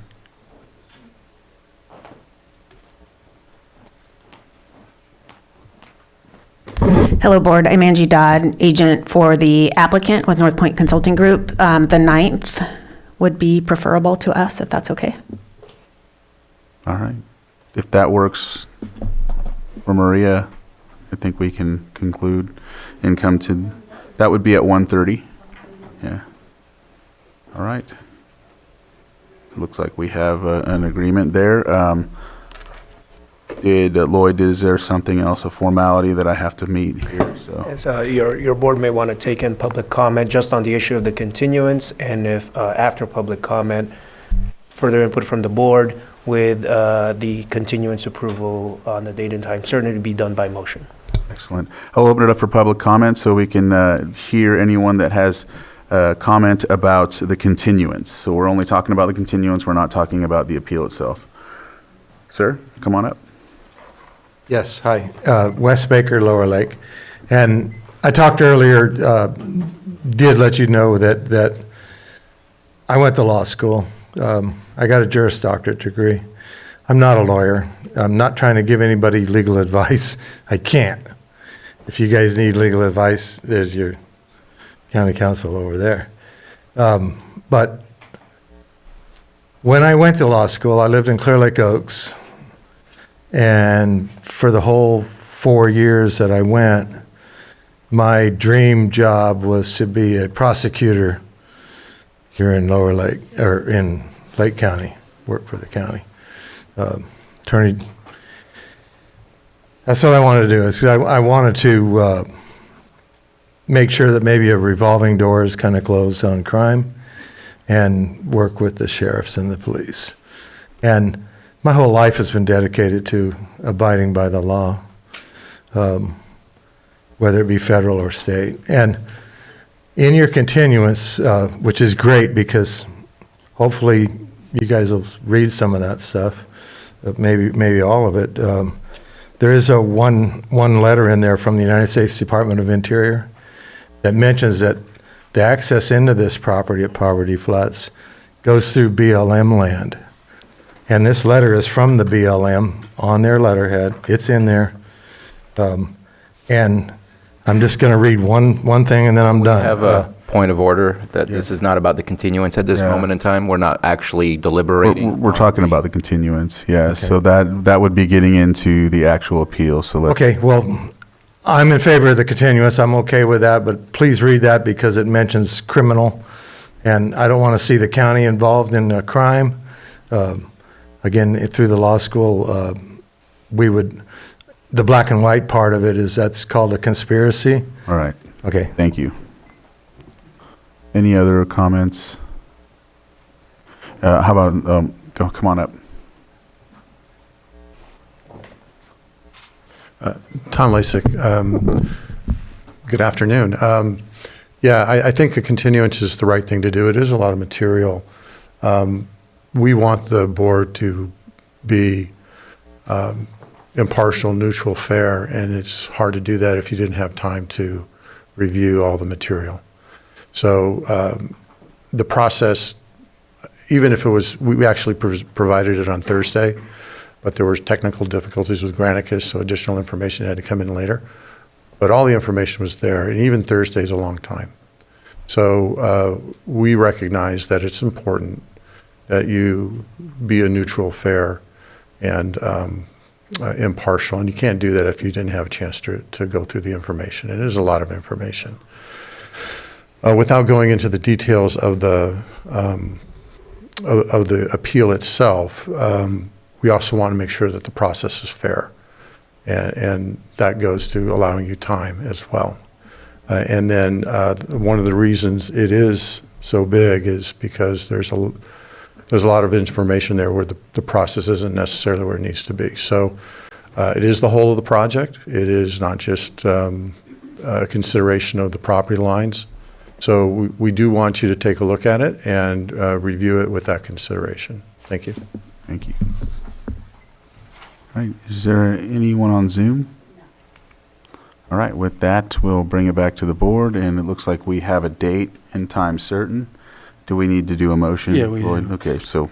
Mr. Chair, with that, I would make a motion that we continue this public hearing on Appeal PL 25-198 to a date and time certain of December 9th, 2025 at 1:30 p.m. Second.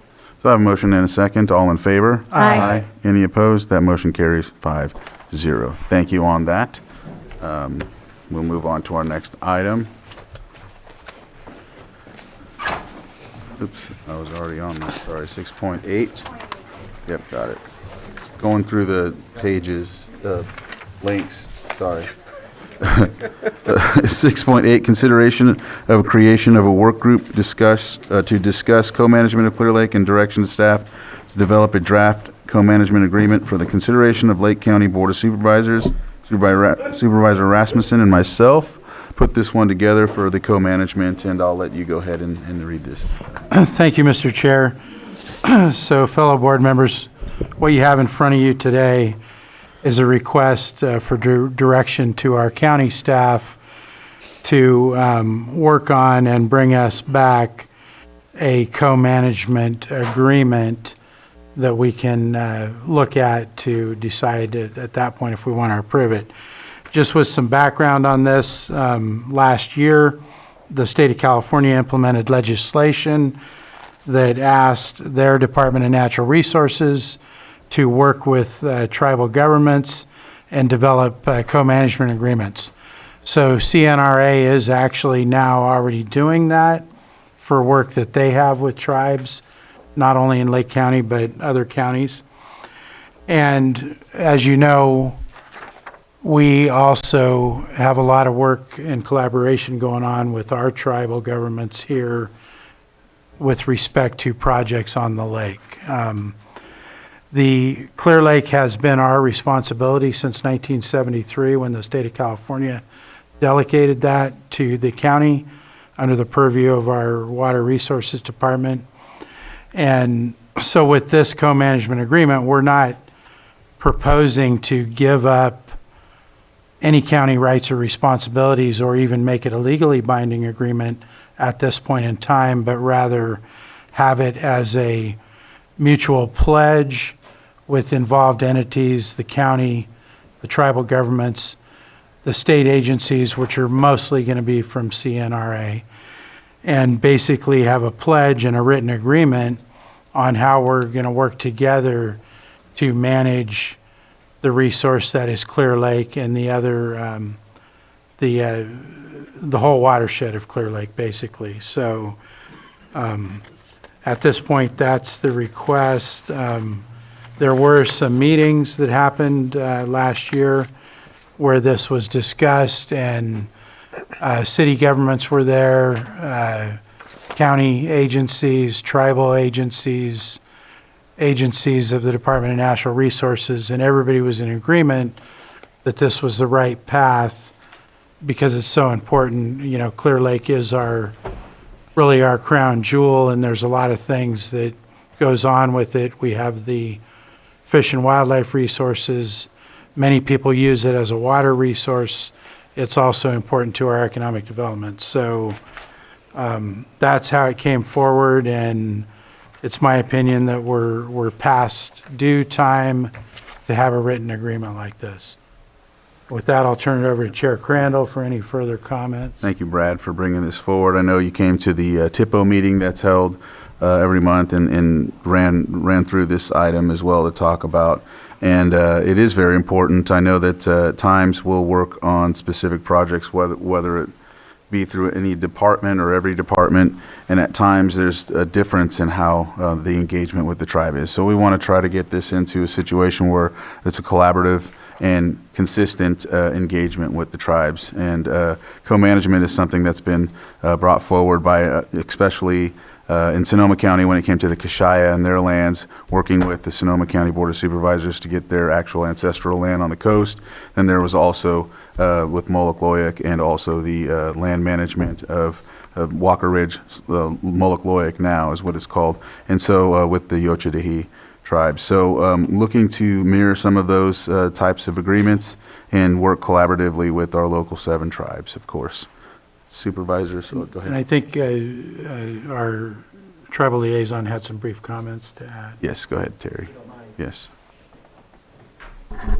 There we are. Terry Logston, Chief Climate Resiliency Officer and Tribal Liaison. Thank you for considering this item.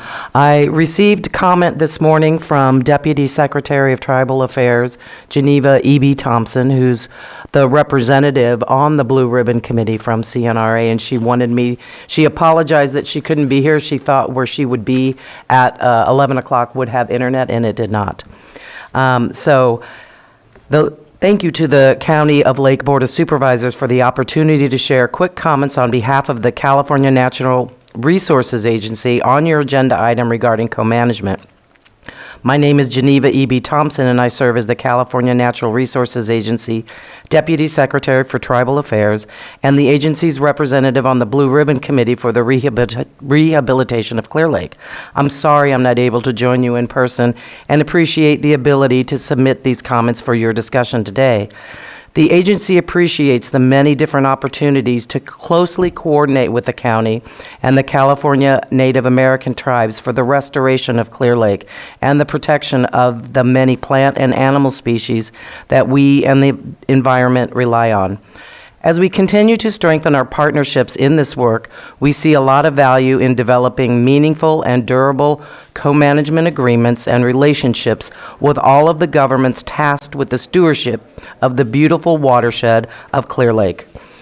Formal co-management allows governments to puzzle piece our collective jurisdictions together to ensure coordinated and streamlined timelines, processes, and funding to advance shared priorities.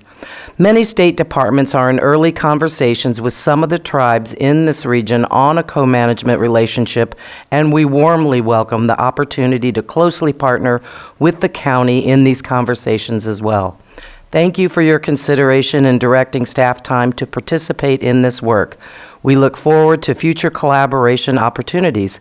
Please do not hesitate to reach out if I can answer any questions. Geneva. And I also, just for your information, to read out, per AB 1284, co-management means a collaborative effort established through an agreement in which 2 or more sovereigns mutually negotiate, define, and allocate amongst themselves the sharing of management functions and responsibilities for a given territory, area, or set of natural resources. So it really is about building a collaboration for the Clear Lake watershed.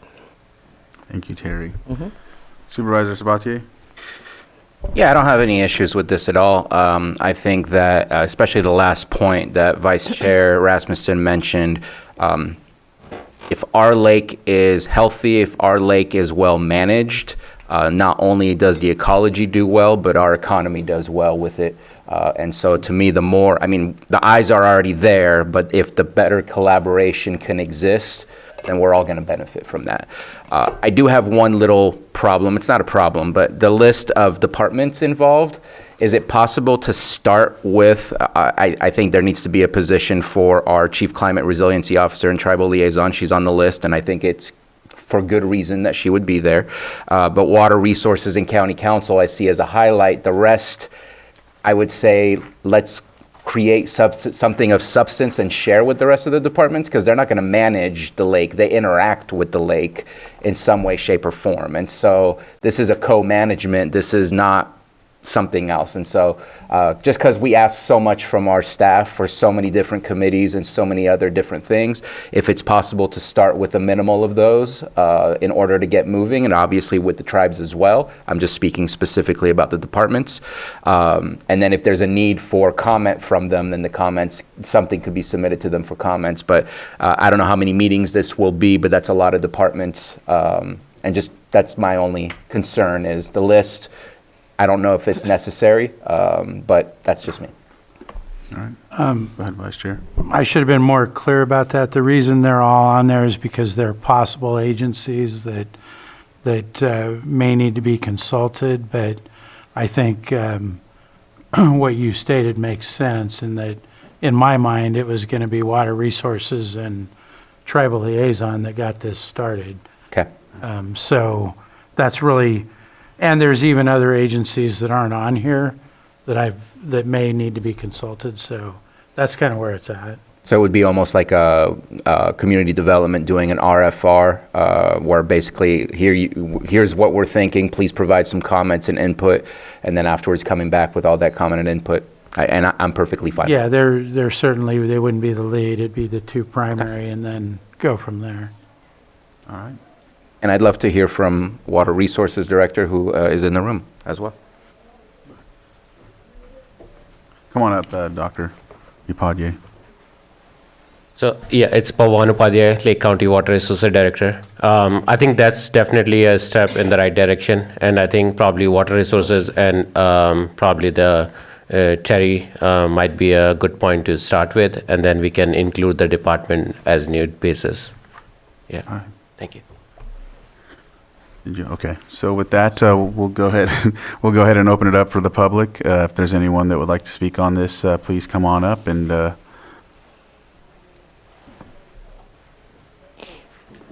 all right.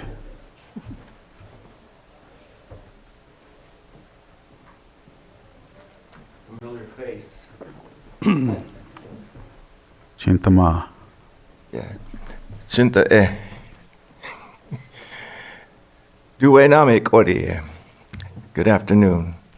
Wakshi Aaron Montez Buchike Rabenapoe.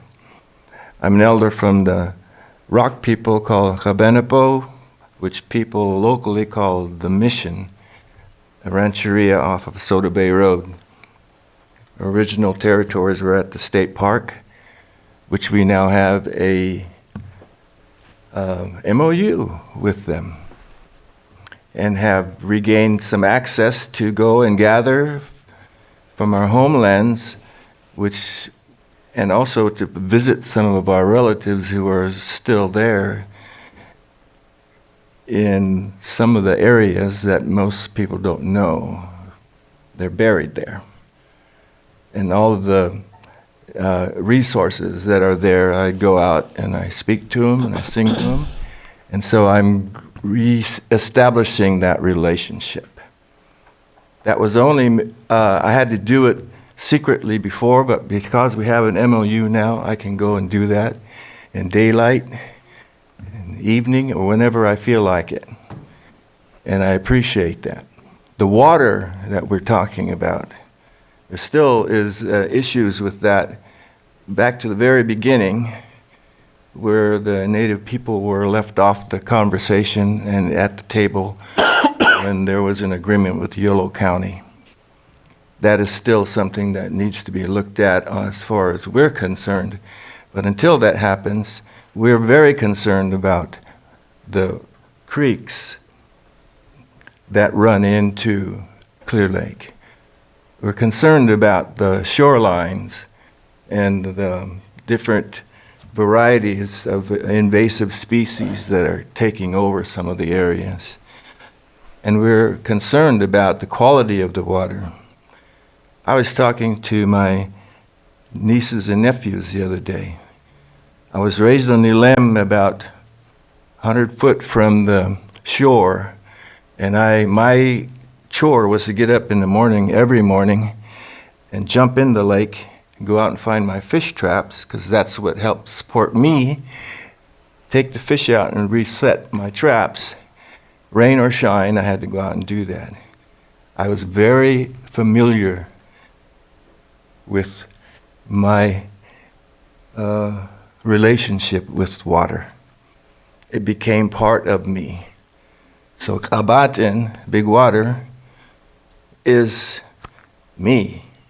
I'm that lake. That lake is related to me. This ground is my mother. And the sky up there, and the sun, and all that I'm related to. But I'm really concerned about how effective the water coming in and providing for our chai or our hitch, because we've been fighting for that for many years. We have it on the agendas, and it has been looked at. There's still no answers. There was no run this last year, and before that, they were out into the lake at the entrance to a lot of these, according to the fish biologists. Ron, if we can wrap up. Okay, but they didn't come up the lake, up the rivers. And so my main concern is that we as a group consolidate our efforts, our point of view, and our emphasis on the quality of our water for everyone to benefit from, especially my other relatives, the fish, and so on. Thank you for your time. Thank you. All right. Good afternoon, I'm Sarah Ryan, Environmental Director for the Big Valley Band of Pomo Indians.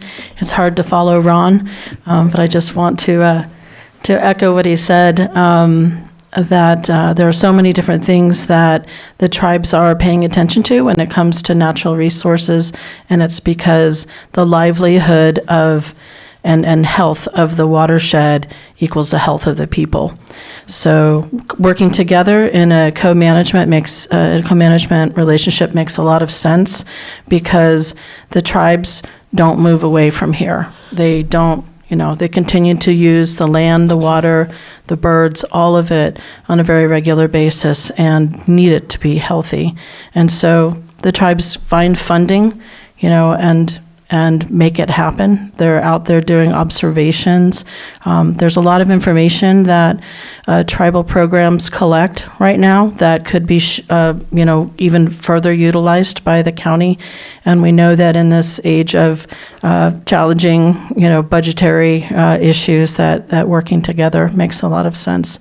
So thank you for that opportunity. And Brad, I'm really glad that you'll be a part of this, because as a district supervisor for where Big Valley is located, I know we have the opportunity to work together on a lot of things for that area. And again, as Ron said, the creeks are really important, and those are where the hitch and the chai start their lives. So we want to make sure there's good water and enough of it, and all, the big picture. So thank you so much, and we support this measure.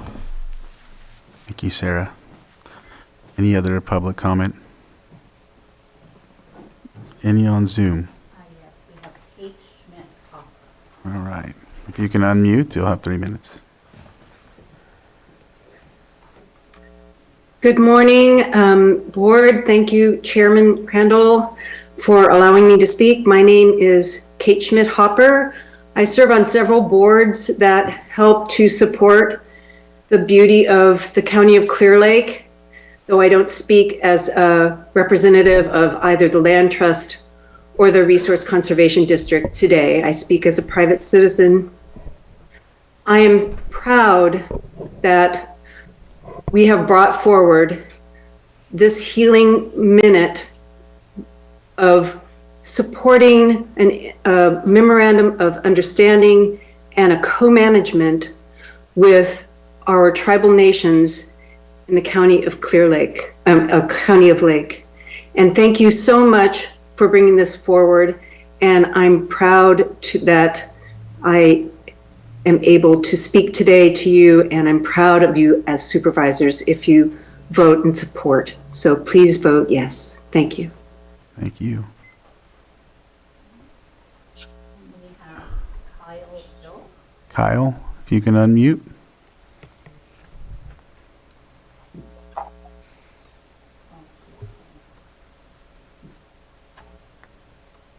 Can you hear me? Yes. There you go. Good afternoon, Board Samal Day. I'm in favor of this initiative and just wanted to express some suggestions if they haven't already been considered. But just in emphasizing that there's a long-term sustainability and commitment beyond this single agreement, and making sure that whatever we do today, is forward-thinking for future generations to engage and continue to co-manage the lake together. Ensuring that tribal sovereignty is respected throughout the process, ensuring that along with county staff that tribal governments and knowledge keepers integrating tribal ecological knowledge are in a part of the process. I know some of the issues that we've run into before, especially when we're thinking about the general plan, is a lot of times staff will develop these documents without, and then propose them to tribes to consider afterwards. But I think engaging them earlier on in the process, I think, is very important, just to kind of demonstrate and show that we are working collaboratively together as agencies. And also to consider the realities that some tribal people in Lake County aren't affiliated with the local 7, and so how do we ensure that their voices are heard, as well as spiritual leaders within the community that might not be in official positions to have a voice, to ensure that their perspective and their knowledge as spiritual people is considered throughout this process as well, because we do know as tribal people that our land is connected to our spirituality and our life ways, and so making sure that we broaden our perspectives in doing this work. But I'm glad to hear that this is an issue that's taking place, and it's a great step forward for everyone here, because what's good for tribal people is good for all people. So thank you. Thank you, Kyle. Any others on Zoom? So we'll go ahead and close public comment, and I'll just make a quick, I think what would probably help with that suggestion is with the local 7. I think Big Valley obviously has a benefit right there. They have Ron, so he's an elder and he's the TIPO. So, but I think like with other tribes, to ask them to send an elected leader and then an elder, so then that way they have that covered, because then you have that historical knowledge, that empirical knowledge to go along with it, and then you have someone that's a decision maker that can bring it back. So make sure to emphasize that. I like that idea. Supervisor Sabatier. Yeah, I just wanted to clarify, appreciated that Mr. Montez had mentioned the creeks, because if you don't fix the source, we could do all the work that we want on the lake, and it doesn't really solve the solution. It's very temporary. Does this include the source? Because it only speaks specifically to Clear Lake in the memo. I just want to clarify to better understand that this is about, because even Yolo County has, for example, the rights to the lake. They also have rights to the source, which is the creeks. So this would include the bodies of water that dump into the lake. The intent is the watershed of Clear Lake. Okay. So Okay. that would include all tributaries running into the lake. Okay, I just wanted to clarify, because it says management responsibilities for Clear Lake. I like the idea, because I think it makes sense to look at the whole. I just wanted to clarify publicly. My mind was caught up with Yolo County and then how they're also trying to get Rodman Slough once Middle Creek restoration happens, but that's just my mind working. No, thank you for clarifying that, because that was the intent. All right. With that, I think we have I don't know if we need a motion. I thought it was direction, but is that okay, Lloyd? And that can be done, thank you, Mr. Vice Chair, that can be done by consensus. All right. Great. Yeah, I great. think we have a consensus. Yeah. Yeah. All right. Thank Thank you, everyone, for that, and thank you for, if you've come to attend on this, we appreciate it. I also want to make sure that that folks know that there was a tribal leader meeting that Terry had attended with me, and we had talked about this and invited folks to come to it as well, that from the tribes. So, yes. I was just waiting. I just wanted to remind the board that we still have an 11:30, 6.9. Okay. You can't do that one? 11:30? Oh. It's all right. Have a safe trip. Do we want to push through this or hit lunch, or? Oh, they're here, so let's just go through it. Okay, what we can do is we'll do this one, and then we'll take our break from there. Okay. So 6.9, consideration of presentation giving an update on the invasive Mediterranean oak borer in Lake County, and we have. Gary, I'll let you have the floor to introduce it, and then we'll go. Thank you, yes. Good afternoon, Board. Again, Terry Logston, Chief Climate Resiliency Officer and Tribal Liaison. And so today, I have with me representatives from the Clear Lake Environmental Research Center, from CAL FIRE, and online from the University of California Cooperative Extension. I hope he's still on, Dr. Mike Jones. And they're here today to give an update on the status of the Mediterranean oak borer and how it's devastating Lake County's oak trees. Sorry to say that. There is a cover memo. While UC has found that it can attack at least 12 species of oaks, it primarily infests 2 species here in the white oak series here in Lake County, Valley and blue oak. And the recurring and ongoing drought can continue to stress trees, particularly older trees, so our large and oldest valley oaks are the most susceptible. And so I understand the lateness of the day, so I'm not going to reread this whole memo. And whom shall I turn it over to first? Julia? Or Kurt? I think make sure the microphone's on. I am Curtis Ewing with CAL FIRE. I'm an entomologist. We've been doing most of the research, Michael Jones and I, with UCINR. I don't have a lot of new information other than that the rate of spread in California has really been picking up, probably due to the increase in source material. We've now up to at least 9 to 10 counties and probably more. The dispersal is still the same as it's been. It's in the spring. We have determined what triggers the dispersal. It is the temperature of the sapwood when it reaches about 65 degrees, which requires temperatures in the high 60s for 3 or 4 days. One day of 80 degrees can trigger it, and we had dispersal this year as early as February into early June across the state. So it's very unpredictable. We are working on getting additional funding for initiatives to explore disposal of infested wood to try to slow the spread. And Michael Jones and I also have a series of about 300 trees in 6 different plots that we're tracking. This year's the first year we have seen a number of trees that appear to be recovering, so that's encouraging. I don't have the firm data. We were just surveying them yesterday, but at least that's encouraging. We're also right in the middle of working with cooperators on 2 different cooperators at least. Mike can maybe clarify this. There might be a third to run trials for treatments of the trees, chemical treatments. So it's with the companies that do the work. They'll pay for almost all of it. And we also are exploring additional funding through Prop 4 and other sources for other research.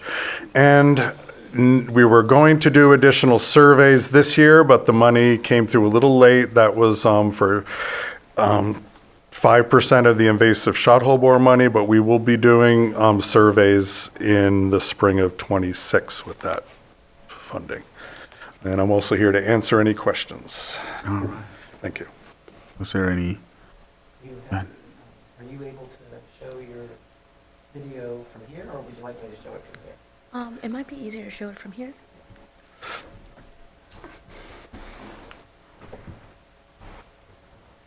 We have. Is the mic on? I have no idea. Yes. We have a short video. We have a short video that pretty much is going to act as a visual aid for some of the Mediterranean oak borer that we've been seeing around Lake County. A lot of the symptoms that we've noticed during this time is not just a top-down die-off, but many... I don't believe it is being shared. Is it being shared on Zoom? Oh. If you can share it and then start it over. There it goes. Sorry.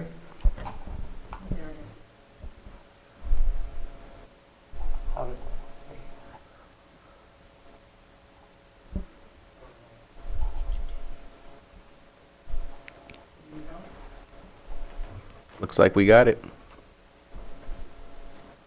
Thank you, Supervisor. Sorry to interrupt. What we've noticed is that there have been a lot of multiple entry points, as well as it doesn't just die from the top down. We've seen large chunks of lower branches dying off. Still, those, what we can see right here at the lower levels, as well as just entire trees just turning brown at once. We've also noticed trees of multiple age classes and sizes, with large mature oaks dying, as well as smaller, thin, younger trees.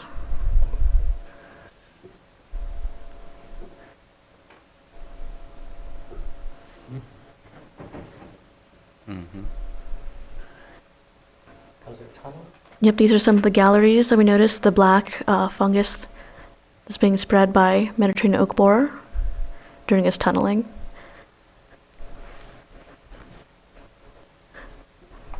Thank you for showing the video. I'm Julia Clickert. I'm a biologist with Clear Lake Environmental Research Center.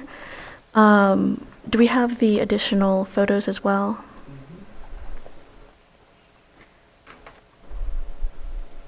Which one would you like first? Let's go one. So sorry. Open it up first. Sorry. Thank you.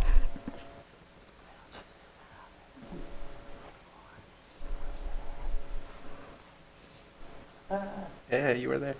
At the bottom. Where? At the bottom. Yeah. Is that it? You got to do it again. Which one? I think you got to open it back up because it wasn't shared or it wasn't open before. You got to You might kind need of to reset. exit. If Yeah, you hit cancel, I'm online if you'd like you me hit to cancel share. on Zoom, hit the X. Yeah. And then hit share again. It'll review all the screens that you now have open. Perfect.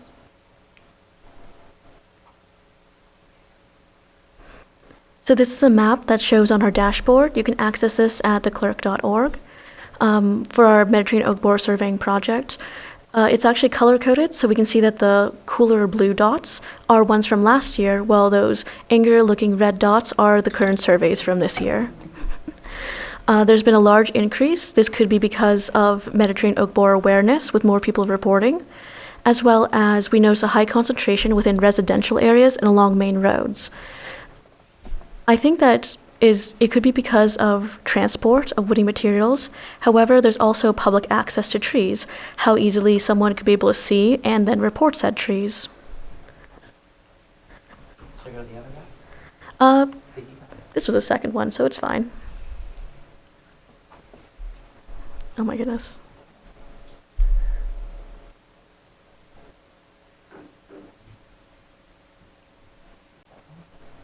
That's the one you looked at.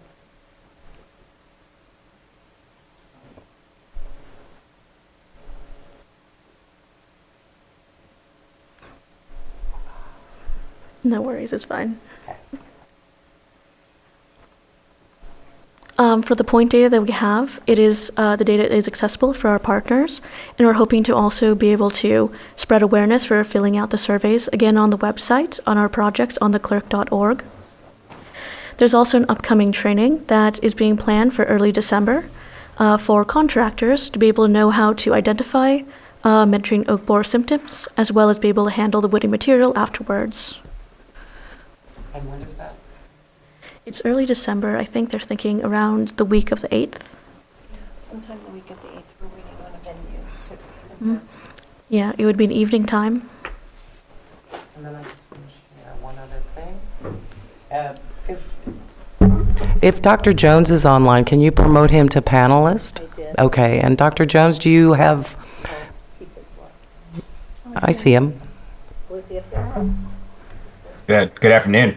Yeah, Michael Jones, UC Cooperative Extension, a forest advisor for Lake County. I don't have much to add what Curtis and Clerk have already said.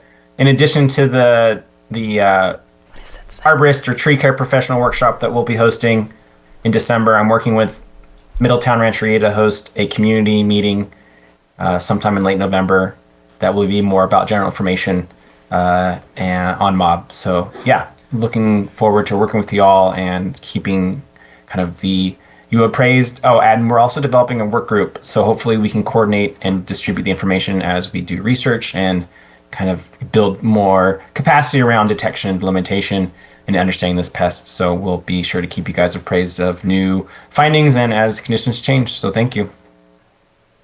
Thank you. I had one bit of information I was trying to share, and apparently I cannot share it from here, but thanks to the Big Valley Band of Pomo Indians, their EPA department, Sarah Ryan has set up a project on iNaturalist, and that allows anyone in the county who has an iNaturalist account, if you take a picture of an oak tree, no matter what kind it is, and identify it, it will add it to there. The map I was going to show it confirms exactly what Clerk is showing, is high concentrations in the Lakeport area, high concentrations in riparian corridors, so it seems to be, it's all along the lakeshore, all along creeks, which one of the major concerns is as these oak trees die, they're going to become hitch barriers. And so, any other? Go ahead, please.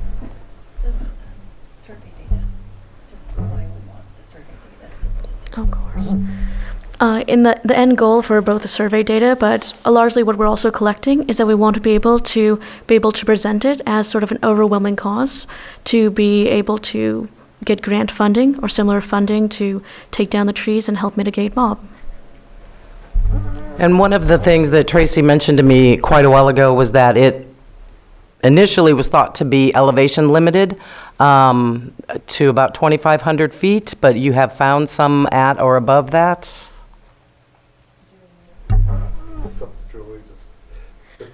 Ours was at 2,300 that we were trapping at. And did you have positive results there? I've seen some wood that definitely has the galleries there. Okay. Yeah, I suspected it might be higher. In Europe, which is where they are native, the highest was 2,000 feet, but I found it at 2,000 feet without trying very hard on Mount St. Helena, so I suspected that it probably was going higher, so in cooperation with Julie, we initiated trapping above 2,000 feet. So. Well, it sounds like from the last time that we had a presentation that there's a little more hope, thank you, to find out if they're recovering. Last I heard this summer, there was no chance of recovery. There were no researchers. There really wasn't much funding for any research to go on. So I wanted to let your board know, because your constituents, you're going to hear, particularly for the city of Clear Lake, which has an ordinance where you have to go and prove before you can take an oak tree down. And we've had, several sightings in the city of Clear Lake, and the expense of taking the tree down plus then, that permit might be something the city wants to look at. But the county of Lake, we don't have such an ordinance. But there's a considerable amount of dead and dying oak trees. All right. Go ahead, Supervisor Owen. The treatment you had mentioned, were those trees that you're seeing the recovery in, was there a specific treatment that we did? I don't want to make it seem too hopeful. They're just a small percentage, not treated, but just we've had mild weather for a good 3 or more years now. And it seems like some of these really stressed out trees have probably put on additional sapwood. And so they're able to move more water, able to photosynthesize more efficiently, and they may be just kind of boosting their resistance. Okay. And is there any type of treatment that we've found or looked into? There has been, up to this point, there has not been any scientific studies focusing on standard treatments, which usually include injection of an insecticide and a fungicide, because what is really killing the tree is the fungus that you see in those, that black fungus that you see in those galleries, but that actually spreads throughout the sapwood and clogs the tree. That's what makes it turn brown suddenly. So we have 3 different groups that will be, hopefully next year, we have found at least 2 study sites. We're actively this month and next month working on finding additional study sites. And these companies that either market or inject market the chemicals or are more focused on injecting trees will be studying different combinations of the chemicals to see if they're effective. So it wouldn't be anything topical. It would be injected. There is one that might slow them down that is topical. There was some work on that in the past year. It looks like it doesn't really kill the beetles, but it slows them down. Okay. But we don't have any results yet. It'll probably take a number of years to get. And the spread of it, is that contributed to birds or firewood primarily. firewood or other primarily? movement of wood. I know we had mentioned, you guys had mentioned that before when that came before us, but I wasn't sure about the, if the birds were also somehow. No, I don't think birds can spread it. They can fly, but honestly, I think that is a minor, more local kind of spread effect. The big jumps we're seeing into Amador County, El Dorado County, possibly into Sutter County, these are all big jumps of 50 miles or more. So that's almost certainly the movement of wood. The beetles that jumped into Sacramento almost certainly came from Napa County or maybe Lake, but from this area. So it's mostly firewood that they're being spread in. Okay. Or other cut wood, green waste. Thank you. Supervisor Sabatier?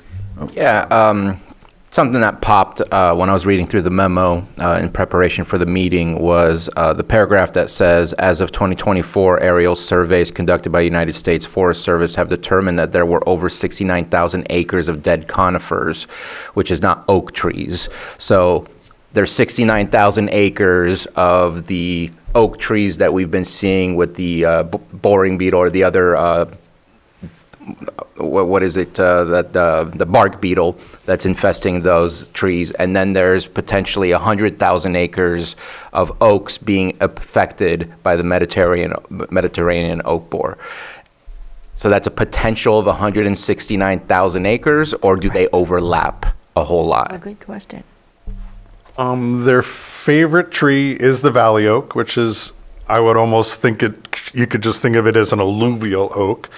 It's only going to grow naturally in sort of these sandy deposits. As soon as you get into any rocky soils, the only host you'll find there would be blue oak, which appears at this point to be not as favored. So that's why you're seeing most of the damage along the creeks and around the shoreline. So certainly in the valley, if they start attacking the blue oaks, that really opens up a lot of acreage to potential attack. Valley oaks, I don't know what the actual potential is. That is one of the things we're writing a grant for. There's someone at UC Davis that writes risk maps that looks at where the hosts are, where the weather is, that favors them, where the elevation is. That's one of the reasons I wanted to work with Julie at this point before we applied for that grant, to determine where the potential spread is. But it's basically almost anywhere there's valley oaks, I would assume that's a place where they could spread to. Yeah, we've been seeing the movement as we have these discussions, and that very large oak tree on the southwestern edge of Austin Park, that was more than just mob, I think, because there was a pretty large hole in the middle of the entire trunk. But no, it's taking down some pretty large and important trees in our area, but we also don't want them to fall and damage things, and so we got to figure out something. With the all the stresses from drought and then especially heat waves on top of the drought, which is really what knocks out the sapwood in these trees, there are many things that will, in that situation, attack the tree. There's other fungi that are known as endophytes. They're basically things that are always in the tree. When the tree dies, they kind of go in and decay it. Those can be activated and become more aggressive. Other beetles can attack under certain circumstances. If you have root disease in the trees this year, especially not necessarily here as much, but in colder, wetter areas, we're seeing root disease and then the native ambrosia beetles attacking the trees a lot. So there's a lot of factors affecting these trees right now. So water your oaks? No, sorry. That's another experiment we're working on. Just last week, we found a potential site to do that next year. I wanted to do it this year. It was a nice, cool summer. The trees were not stressed out, so we couldn't really do the I experiment. was always told not to do that because they can fall. You have to be very, very careful. You're more likely to kill the tree than help it if you start watering it. Yeah.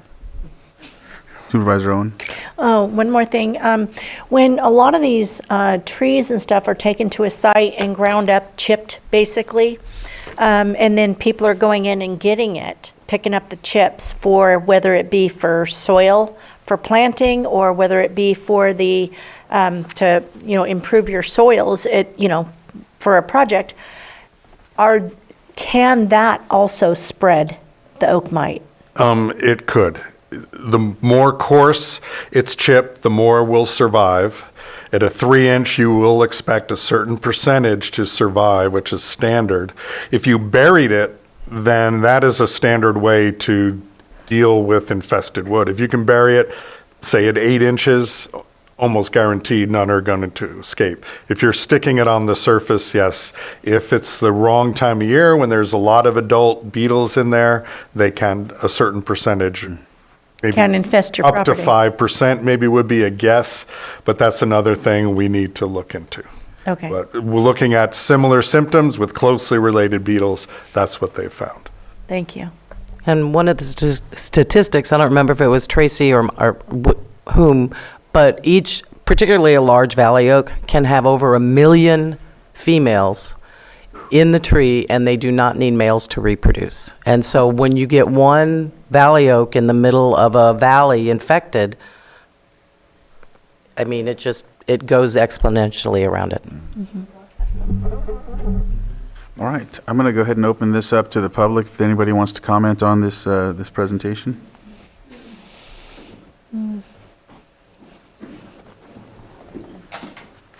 All right.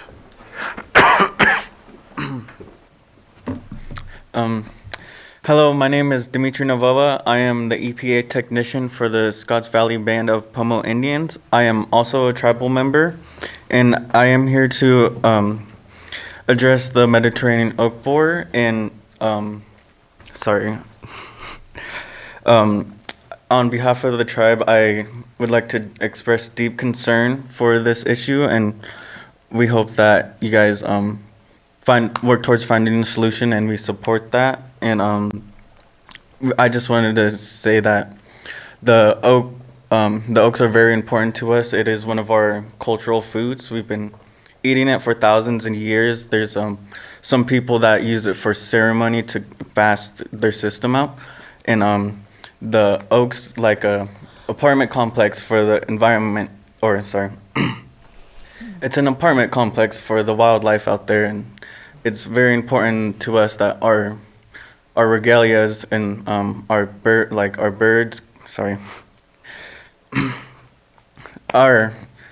our birds rely on that tree to live, and we honor the birds by making our regalia out of it. And it is a keystone species, so it is like just the first part that kind of keeps the ecosystem together, and it could be a slippery slope. And I just want to protect the oaks, and hopefully someday that my grandchildren can eat acorn mush, and I believe that's all. And if we take care of the land, it'll take care of us. That's all. Thank you. Thank you, Dimitri.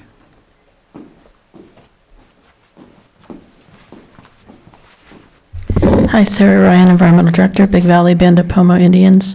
I was curious about the active ingredient of the pesticides that are being used. It sounds like maybe there's some trials, but is it imidacloprid? Because I was talking to a local arborist who says he drenches his tree roots with that.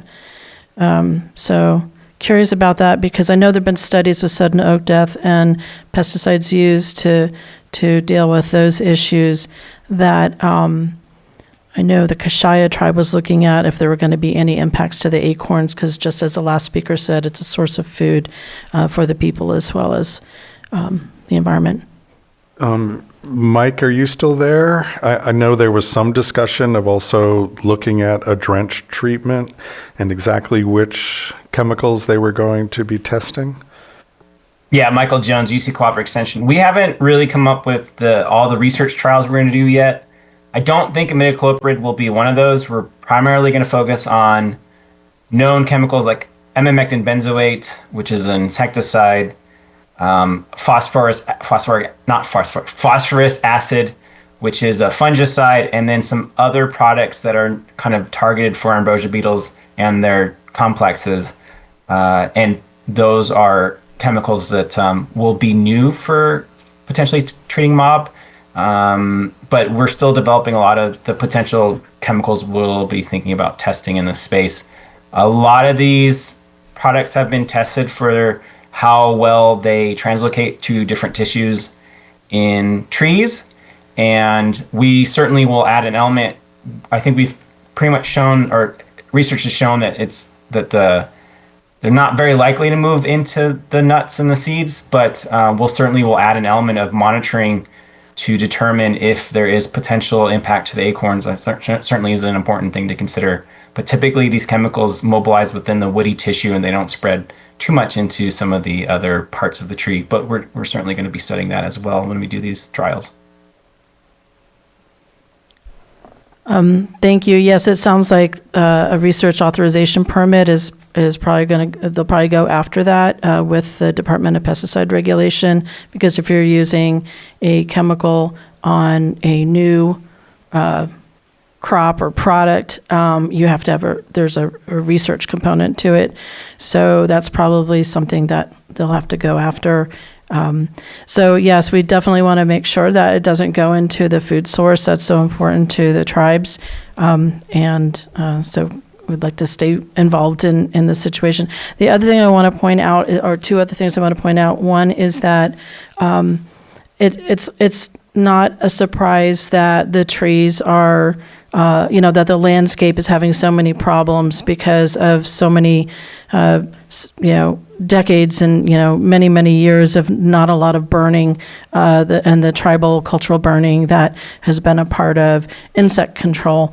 It's now coming back, and as it's coming back, and we also see a lot of fuels management going on throughout the county, we need to make sure that people are, anybody engaged in that is disinfecting their equipment. I'm glad there's going to be a training in December, and I really hope that is incorporated into any management, is that they're not spreading it, because it's very interesting that right after all these big fires, we're having this problem with the with Mediterranean oak borer. So yeah, just those components. Thank you. Thank you, Sarah. And just a quick question with the like mentioned, the fire and the burning. Would that affect the oak borer? Would it would obviously would kill them, but could they still multiply after that, or? If that makes sense, because what used to take place is when they would do the cultural burn, it would burn the under part of the oak, and that way it would keep it. That's why you had that plume going up of the oak trees back in that time frame. So yes, Michael and I established 2 pairs of plots in Napa and Sonoma in the footprint of the glass fire. And we established the plots in 2021, and we are monitoring that. There was an increase in activity immediately after the fire. So it was from a low intensity to a moderate intensity. There was no point in establishing plots in high intensity because those trees were burned. The more damage to the bark, the more activity we saw in the first year or two. Last year, I did not see maybe just a couple trees, so it's falling off in the trees that are healing. But it looks like it does not increase the rate of attack very much at all, which is actually different. There's a related species in Europe, which is well documented to attack the trees more after fires, but we are not seeing that. And especially if it's low intensity, we didn't really see any increase in attack. It's more in the moderate where you're getting, a third of the cambium burned away up a few feet to 5 or 6 feet at the base of the tree. Then all sorts of things go in there. Probably a dozen or more insects and fungi and things get in there because it's a huge wound. Thank you. I had spoken with the EPA department of the La Jolla Band of Luiseño Indians. They are doing a project utilizing cultural burning around oak trees for the shot hole borer. Now, I know it's not the same, and they're still in their preliminary, but there are conversations, particularly among Southern California tribes. And here, I've spoken with all the tribes. As soon as there's a way to do some of that type of testing, I know that our EPA departments would want to. Thank you. Maria, please come up. Hi, Maria Kahn. Sarah touched on something that I was thinking about with regards to cross-contamination from chainsaws and from equipment, and whether we would have any influence on PG&E when they do their tree trimming and stuff to have them implement or make sure that they clean those blades on those chainsaws before because they continually go all over the place. And my neighbor brought it up because they were trimming in our neighborhood, and we're just going from one to the other and didn't seem to have any sort of a mechanism to keep cross-contamination from happening. So I just wanted to throw that out there. So thank you. Thank you, Maria. Any other comments? Yep. Come on up. Yes. Good afternoon, Board. Margot Kambara. Just an observation. Well, first, thank you for the presentation and the partially good news, but gosh, it is alarming how quickly mob is spreading. And that brings me to this comment is that it's spreading so aggressively. And since the oaks are so important to our community and our tribal communities, we should do everything we can to protect the trees and everything we can to keep healthy trees healthy. There is something that is within our power that we can do, and that is to instruct community development and the planning division to be more mindful when reviewing permits that call for the removal of trees, especially healthy oak trees, for discretionary purposes. Thank you. Thank you. One thing I'd like to add in on that topic is if you do any kind of development that causes inundation in the spring around the bases of the trees, that is the one thing we are seeing in our plots that does seem to increase the rate of decline and the rate of attack. And this is actually, within the literature, this is well known. Ambrosia beetles are much more likely to kill trees that are overwatered and inundated than in the literature ones that are affected by the drought and the heat. But I believe that the valley oak, because they are basically growing almost within feet of the water table, that they are actually affected by drought as well. But the worst spot is at the in between the Vine Trail and the Calistoga water treatment plant, where there's disturbance on one side from the trail, disturbance on the other side for the berms for the water treatment plant, and that has created sort of a ditch that floods in the spring, and that is the one place where we're seeing the most disturbance. So I'd be very careful in the hydrology around development in valley oaks especially. All right. Come on up.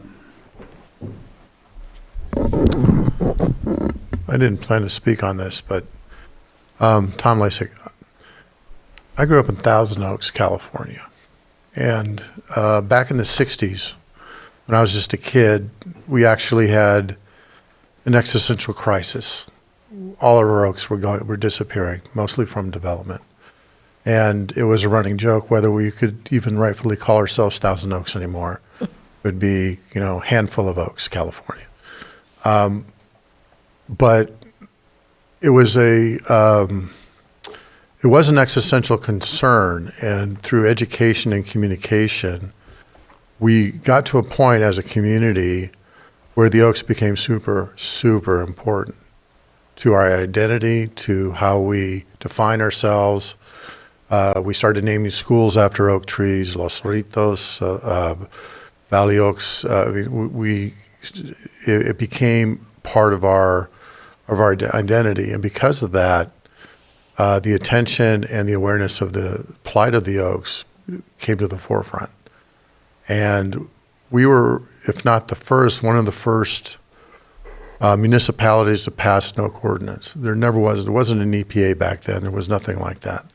And it's still one of the gold standards for an oak ordinance. I bring that forward today because if I was to have a conversation about a hitch 10 years ago, I wouldn't even know what a hitch was. No clue, none whatsoever. But it's part of our identity as a county. And now everybody knows about the hitch, and everybody wants to take care of it. Everybody realizes that it's part of who we are. Mr. Montez, I don't know if he brought up, he's part of, he and the lake are one. And I think that extends beyond, where you're from. If you live in this county long enough, you realize that that's the case. If we bring this issue forward, I hear more about the oak borer beetle in county meetings. I don't hear about it in the community. I think if we start getting additional public awareness to the same level, and I think it deserves the same level as what we do for the hitch, that will go a long way to making people more willing to, as Ms. Cambaras mentioned, the discretionary permits and cutting down oaks, being more attentive to that and being more protective and realizing that there is another way forward that brings success. And by the way, the happy ending to Thousand Oaks is after they passed the ordinance. It was quite controversial. It's one of the most thriving, well-planned cities in the country. Constantly issues awards. It's not a development versus oaks. It was development and oaks, and you have the most creative areas of design and development in the state. So, thank you. Thank you.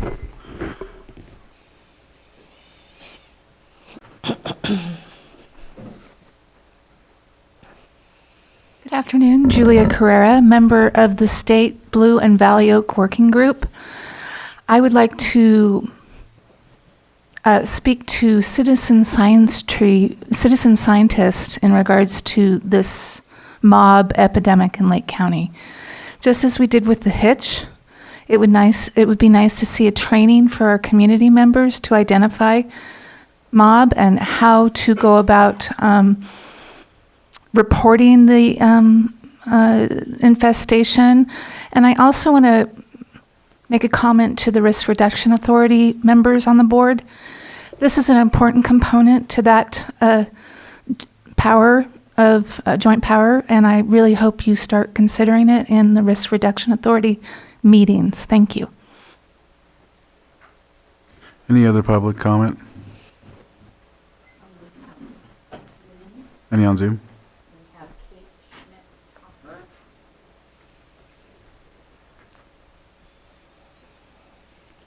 Hello again, this is Kate Schmidt-Hopper. This is such an important issue, the mob issue. I am grateful for Clerk for taking such a strong lead on this. I think it's very important for our electeds and our departments heads to consider what processes they can come up with going forward to supply some financial support for people who have small property, but with stands of oak trees on them. I personally live on a blue oak savanna. I'm grateful that I have this land to steward. I have my house here for the last 30 years, and I am very concerned about my oak trees. And I have some funds. I know some people have no funds to selectively remove trees that look distressed or dead or dying so as to preserve the trees that remain healthy. So I think I would hope that the county or some of the department heads, I know that clerk moving forward, I'm sure is looking for grant money to be able to not only do the research that they're doing, but to do mitigation. And I think that as proactive as we can be as a county towards allowing the public to resource funds to assist with mitigation will be a huge step forward in protecting our oak trees. Thank you. Thank you.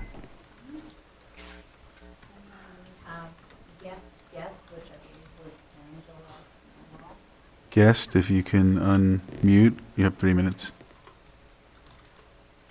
Thank you, Mr. Chair. Angela Amaral. I brought this up a couple years ago when we were talking about the mob, and I wanted to know if any progress had been made on potentially doing an outreach program to encourage visitors to not transport wood, similar to on Highway 20 out east of Spring Valley. There's the Quagga Mussel information sign, and something along those lines that kind of piggybacks off of the don'tmovefirewood.org website.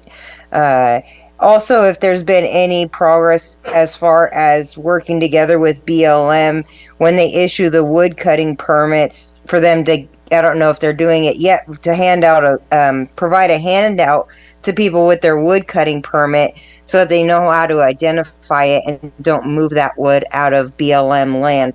As someone that borders BLM on the very outskirts, on the edges of the county, we are starting to see mob damage out here. So it's not just near high traffic roads, it's not populated areas, it is moving out into the more remote areas. And so maybe more outreach to visitors that don't come to our county often, don't understand the severity of it and how to control it might be beneficial. Thank you. Thank you. Kyle, if you can unmute. Oh, thank you. I think it's really important, to, this is why, we advocate for so much of the land stewardship,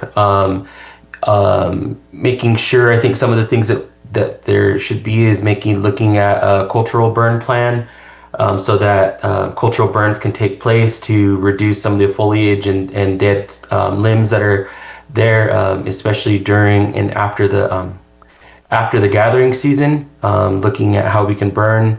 I do agree. I think there needs to be more public kind of a campaign to help educate the community on what to identify, what an infested oak might look like and how they can do it. Local, not keeping the wood locally and not taking it out or bringing in new woods, I think is an important thing. And I do think that taking the same approach that we did with the hitch is really important in really raising more awareness locally. But I also want to address the possible use of pesticides. I do agree, as many of our families continue to still practice gathering and consumption of acorn, finding a mechanism online to make sure that we know where these group of oaks have been sprayed, possibly treated with pesticides, or in knowing what those pesticides are, so that we can do our own informed research on being cautious of gathering in certain areas. So just like you guys developed the map on identifying the infected trees, I would love to see a map that shows areas that are being treated, and so that the community can be informed on when they do and go and gather, potentially areas to avoid and which oak trees they can gather from. And then just lastly, I think this is so critical why as a community we, a lot of the trainings that we do within the nonprofit sector here at KNWI is we talk about if you own property that has oaks and they're not being tended to, outreach to local tribes if there are people that are still gathering, because when we're gathering, we're pruning the trees, we're getting the foliage cleared out and making the soil healthy. Because the most vulnerable oaks are the ones that are unhealthy. And so trees that are just sitting there, not being used in a traditional way of gathering for consumption, are going to be the ones that get the sickest. So this is why it's so important. Traditional ecological knowledge and traditional gathering practices it's not just like going into the grocery store. We're actually caring for these trees and caring for the environment while we're getting sustenance for consumption. So it goes back to the importance of traditional gathering, not just for our consumption, but we are a part of the important part of the ecology of this environment. And so trees are just sitting there are going to get sick, and this is what's going to exacerbate this issue. So I just wanted to share that, and I appreciate, most importantly, I'm concerned about those pesticides and needing to know where that's going to be when we're gathering. So thank you. Thank you. Any other? All right, with that, I'll close public comment and bring it back to the board. Supervisor Owen. As far as the concern about the identifying the trees that have been treated, that could be done by paint, perhaps on those actual trees. Would that work, like some type of paint on, or some way to identify those trees at the base? Okay, so let me just start from a more basic sort of background. In general, pesticide use and injection is extremely expensive, so it would never be used on a landscape scale. We're usually talking about large oaks, overhanging structures, or in very kind of high use areas. So I share their concern very much with overuse of the pesticides, and in general, their effectiveness is somewhat limited. So I don't anticipate that you're going to have thousands of treated trees because you have to do it every year, every 2 years. It's very expensive, thousands of dollars a year usually. I don't think paint would really be good enough because that's not going to really tell people what it is. When you treat something with a pesticide like that, if you really want to know, you're going to have to put a sign on the tree that explains what it is and the dangers. Supervisor Zavata. Just as a random follow-up, are these treated trees on private property or public property? I personally have never treated a tree. The only ones I've seen have all been in people's backyards or front yards. So at least the property owner would be aware that their tree Right, has been because they're the treated. ones that are paying the thousands of dollars a year to So treat the I tree. would suspect if somebody is on someone's private property doing any kind of gathering, that they would have interactions with that property owner, and hopefully that interaction's happening with full disclosure of what's being done on their property. Right. But, and I don't know what the rules are for post-application in a public space, whether or not it would be a standard kind of, you have to mark it and say, it's a 1 or 2 week quarantine or whatever it would be. I am not familiar with those rules. Thank you. Maybe Mike is, but I'm not.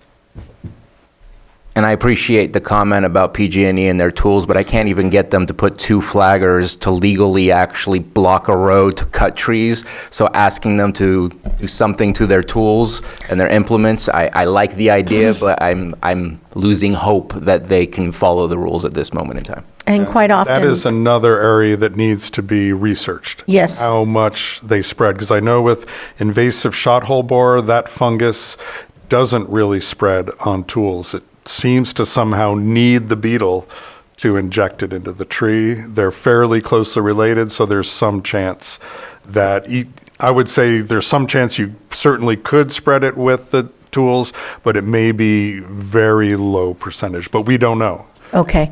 And then quite often PG&E also uses contractors, so that would have to extend to contractors because they use a number of contractors. Yeah, I know when we first discovered it in Napa, we were trying to work with them quite a bit, and they had over 100 contractors just in Napa Valley. Yeah. And that was quite a stumbling block. Yes. Yeah. And how many contractors are in Lake County? There's only a few, actually, tree contractors that are working for PG&E in Lake County, but I will say that we have been working closely with PG&E on this issue, and anytime those contractors, I live in kind of the big purple blob that you saw on that heat map up there. And anytime I see contractors in my neighborhood, I have flyers, I'm communicating with them.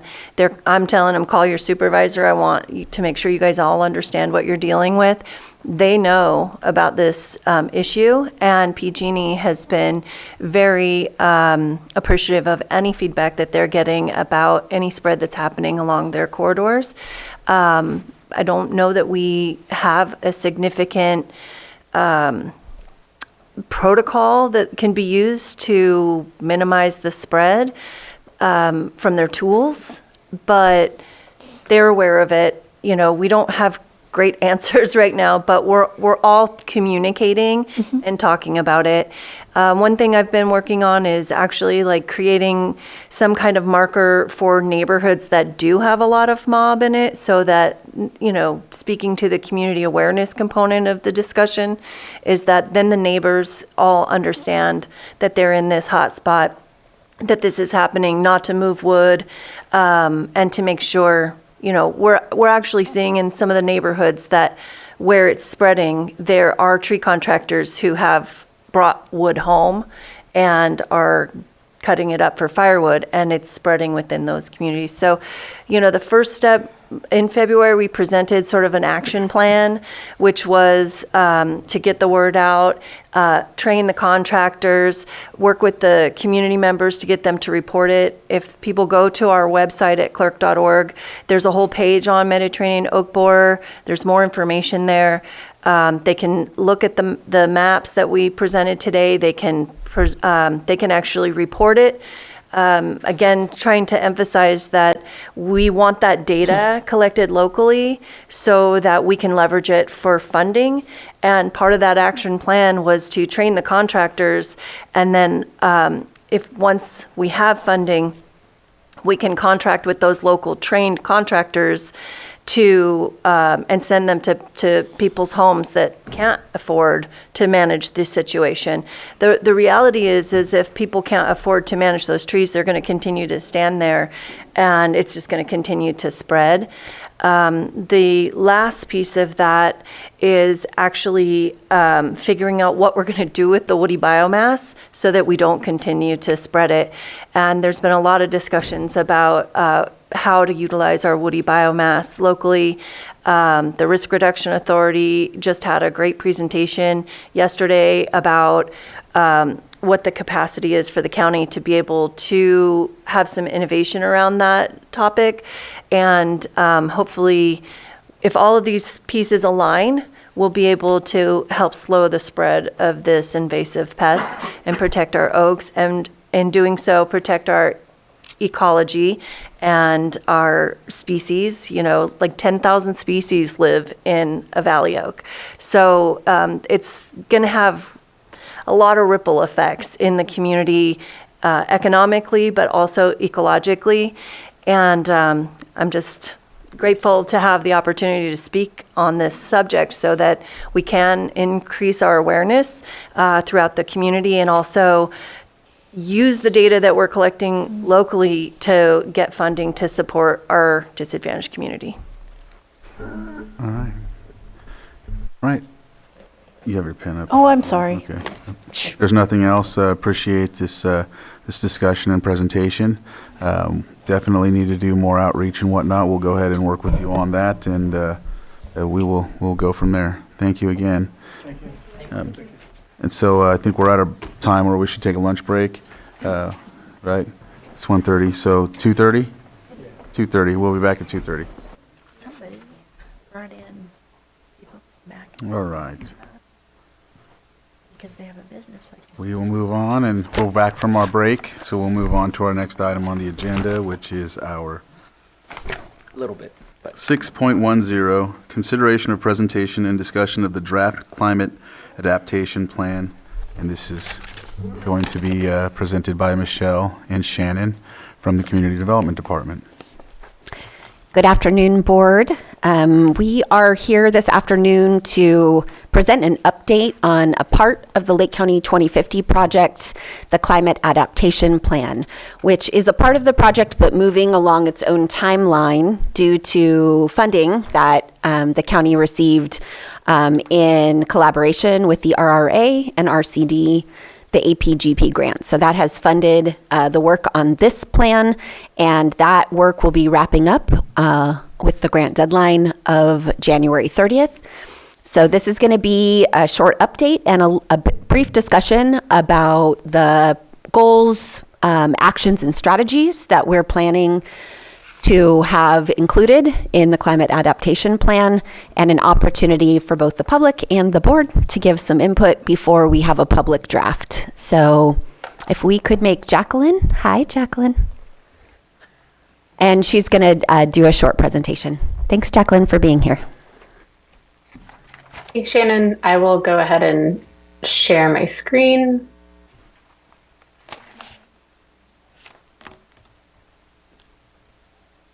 And just want to confirm, is everyone able to see my screen? We can. Thank you for confirming. Good afternoon, supervisors. So let me just advance to the next slide. So this is the agenda for this presentation. We'll start with introductions to the project team, provide an overview of the climate adaptation plan, summarize the process and the results of the climate vulnerability analysis, go over the pillars of landscape resilience, provide an overview of what is going into the climate adaptation plan document, and then go over next steps in the process. So this project is being led by county staff through the Community Development Department and the Office of Climate Resilience in partnership with the cities of Clear Lake and Lakeport and the Lake County Resource Conservation District. On this slide, we've also listed several of the county departments that have participated in reviewing and providing feedback on project materials throughout the process. My name is Jacqueline Protzman-Rohr with Placeworks. I'm the project manager on the consultant team, and I'm joined today by Tammy Seal, principal in charge on the consultant team. So to start off with a bit of project background, this effort began with the establishment of the Community Risk Reduction Authority in 2018, and then the formation of the Lake County Office of Climate Resiliency in 2022. The Community Risk Reduction Authority, in coordination with the Office of Climate Resilience, adopted the pillars of landscape resilience in 2023. And then later that same year, the county, in partnership with the Resource Conservation District and the cities, were awarded the California Adaptation Planning Grant for the Equitable Climate Safe Project. In 2024, the project team began developing the climate vulnerability analysis, the county-wide evacuation study, and the climate adaptation plan concurrent with the Lake County 2050 general plan update. So I'll now provide an overview of the adaptation plan. The goal of the climate adaptation plan is to develop a roadmap for building climate resilience across Lake County, including the cities of Lakeport and Clear Lake. In the context of this plan, adaptation means making changes in response to current or future conditions, usually to reduce harm and to take advantage of new opportunities. And resilience means the ability of communities to withstand, recover, and learn from past disasters to strengthen future response and recovery efforts.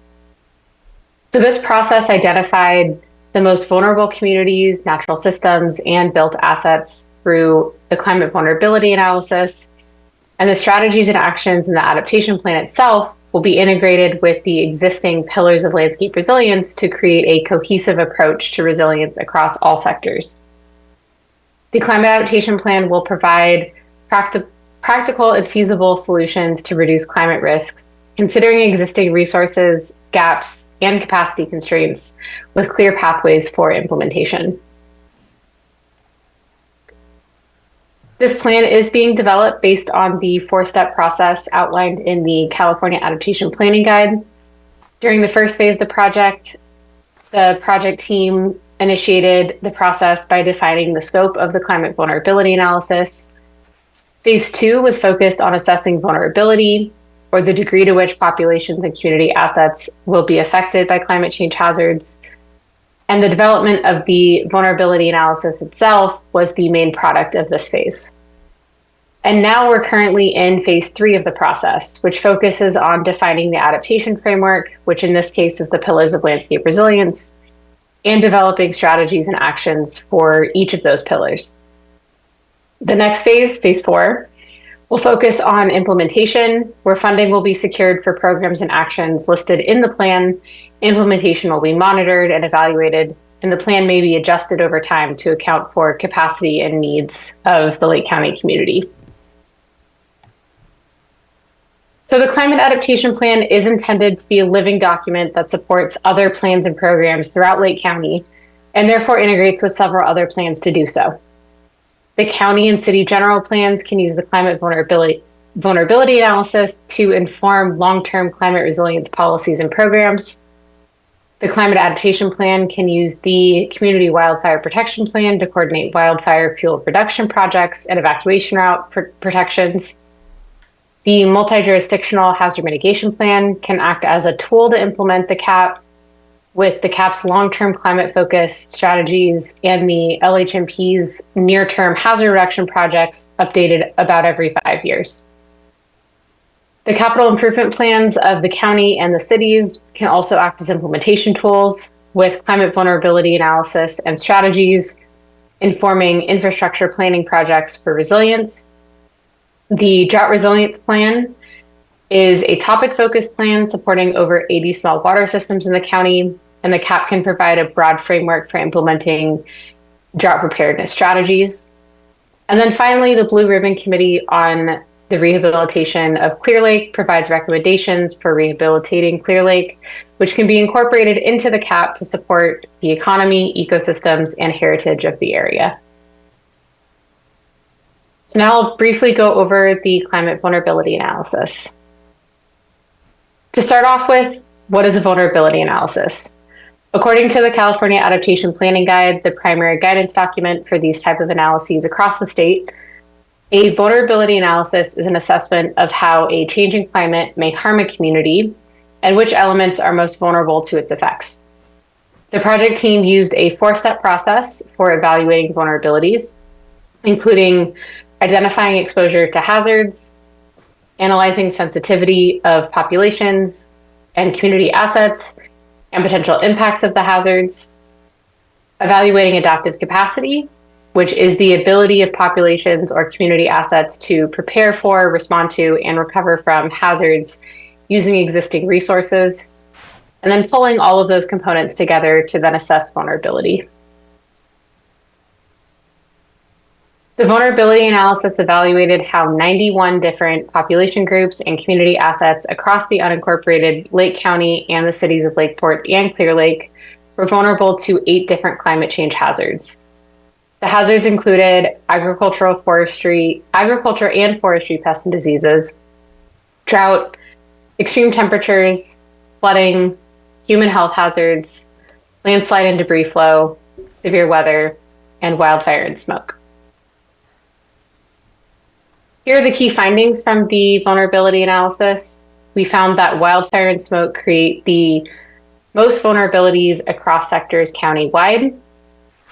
The most vulnerable populations are people of color and immigrant communities, financially constrained households, those with chronic illnesses and disabilities, older adults, people with high outdoor exposure, such as unhoused persons or outdoor workers, and persons in tribal communities.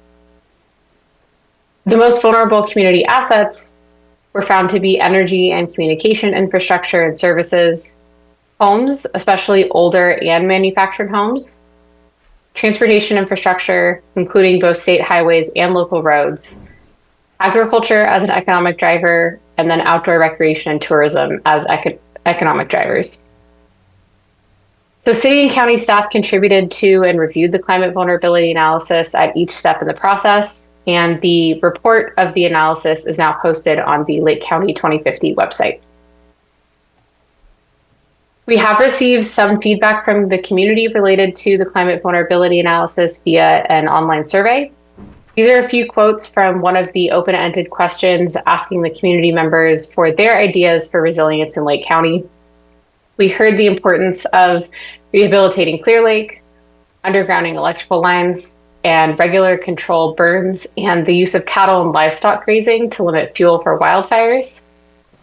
For populations, we heard making local home ownership a priority and ensuring all voices are heard and considered in this process. For specific ideas, we heard finishing the Middle Creek floodplain and wetland reconnection and creating microgrids at water plants, shelters, and emergency operations center. And then more recently, the project team has facilitated several stakeholders discussions, hosted a Community Risk Reduction Authority town hall, and held city and county staff coordination meetings to get their input on successes, gaps, and potential adaptation solutions for the adaptation plan. The project team took the results of the vulnerability analysis and integrated them with the pillars of landscape resilience, which I'll now go over. So adopted in 2023, the Pillars of Landscape Resilience framework is based on the Tahoe Central Sierra Initiative. With feedback from local tribes, the images for the pillars were then adapted to better reflect Lake County. This framework recognizes the interdependence of ecological and social systems and provides metrics for measuring progress towards ecosystem and community resilience. There are 10 pillars in total representing the desired landscape outcomes. These include air quality, biodiversity conservation, carbon sequestration, economic diversity, fire adaptive communities, fire dynamics, forest resilience, social and cultural well-being, water security, and wetland integrity. Each of these components are now being incorporated into the adaptation plan, and I'll now provide an overview of the contents of the CAP. So the plan itself covers the unincorporated areas of Lake County, along with the two cities, and will be organized by the Pillars of Landscape Resilience and has a long-term planning horizon similar to that of a general plan. The plan will contain background sections summarizing the climate vulnerability analysis and local knowledge and lived experiences from community engagement across the county. And the resilient strategies and actions will be based on the Pillars of Landscape Resilience, identifying feasible solutions and providing multiple benefits where possible. And the project team does recognize the great work that is already happening across the county, and therefore the plan will highlight existing partnerships and programs wherever possible. The resilient strategies are organized by goal, strategy, and action. The goals are broad outcomes or end states describing desired future conditions. The strategies are policies, programs, and approaches to achieving the goal. And the actions are the implementation steps for each strategy. And each action contains a bit more detailed information for implementation, including responsible and supporting agencies, implementation timeframe, general cost estimates, and potential funding sources. The adaptation plan will contain one goal per pillar, including the following. For air quality, advancing community resilience to smoke and poor air quality events. Biodiversity conservation, the county's network of native species and ecological communities is healthy, abundant, and distributed across the landscape. Carbon sequestration, enhance carbon sequestration capacity across forest, ag and working lands, and wetlands. Economic diversity, a sustainable and resilient natural resource-based economy. For fire adaptive communities, fire prepared and resilient communities with the capacity to manage desired fire and suppress unwanted fire. For fire dynamics, fires burn in an ecologically beneficial way and socially acceptable way. Forest resilience, resilient forest ecosystems that provide essential ecosystem services, support cultural heritage, and sustain economic opportunities. Social and cultural well-being, a community connected to nature to recreate, maintain, and improve overall health. Water security, reliable, safe, and equitable access to clean, potable water. And then wetland integrity, protected and restored wetland and riparian ecosystems provide essential ecosystem services. So this slide shows some of the example strategy concepts under 4 of the 10 pillars. For biodiversity conservation, it's strengthening habitat connectivity, invasive species management program, and protecting and restoring aquatic habitat and water quality. Under water security, water quality monitoring, water supply infrastructure and emergency coordination, and drought resilience. Under social and cultural well-being, integrating public health into emergency planning and outreach, expanding access to climate resilient resources and resilience hubs, and then strengthening tribal co-management of natural resources. Under economic diversity, the concepts include supporting climate resilience ag practices, fostering a healthy and sustainable tourism and recreational economy, and ensuring equitable hazard preparedness access for small businesses. And then as for next steps, this shows the overall adaptation plan development timeline. As mentioned previously, the project began in 2023 with outreach associated with the Lake County General Plan update occurring from 2023 and 2024. And then the climate vulnerability analysis was completed earlier this year and is now available on the Lake County 2050 website. And we are currently in the plan development phase, conducting outreach and engagement activities and drafting the strategies and actions for the plan. And then once adopted, the plan will be, the implementation phase will begin, which will likely be this winter and beyond. So as far as next steps, we'll also be releasing the climate adaptation plan for review by local tribes before the formal public review period. We'll be holding other study sessions as well with the Lakeport City Council this evening, Clear Lake City Council on November 6th, and the Lake County 2050 General Plan Advisory Committee and Local Area Plan Advisory Committees on October 27th. And then we also encourage you and community members to visit the project website at lakecounty2050.org. So we are hoping to get your input on the climate adaptation plan and therefore have one discussion question for your commission to, or for your board to consider. And the question is, what are your biggest concerns related to implementing climate hazard mitigation, adaptation, or resilience strategies in Lake County? All right. Supervisor Sabatier. Thank you very much for this update. It's really hard to talk about one specific aspect because this is basically like the big 30,000 foot level general plan, because I just don't know that we can have any conversation about what we envision on our future development and where things should go without identifying climate change in the first place. So to me, it's not a separate topic, it's an embedded topic. So my comments will be a little bit larger than just the climate action plan. Number one, if you can go back to goal number 5, that one kind of bothers me a little bit, and I would like to at least have a brief discussion. And sorry, number 4, a sustainable and resilient natural resource-based economy. I'm just going to be blunt. That is a life of poverty.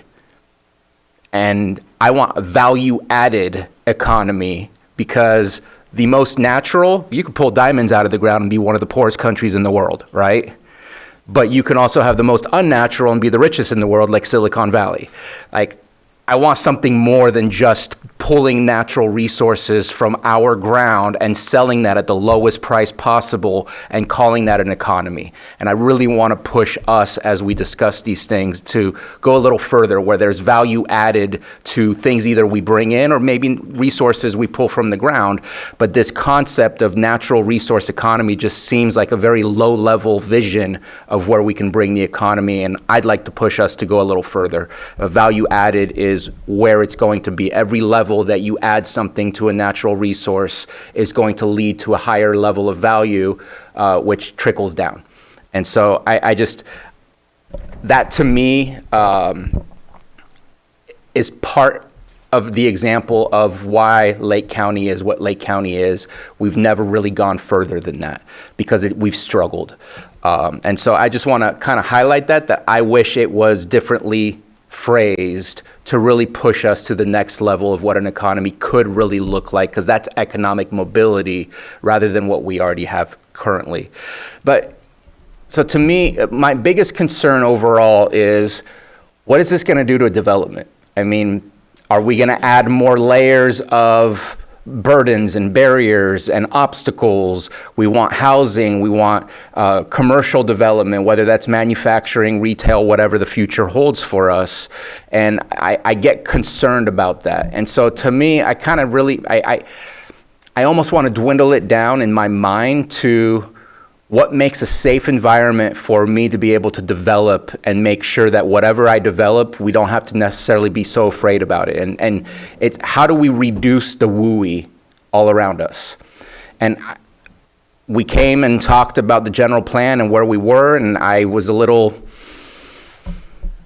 frustrated that there was so little amount of parcels that seem to be looked at for changing the zoning. I think zoning is one of the most important parts of building a climate resilient area.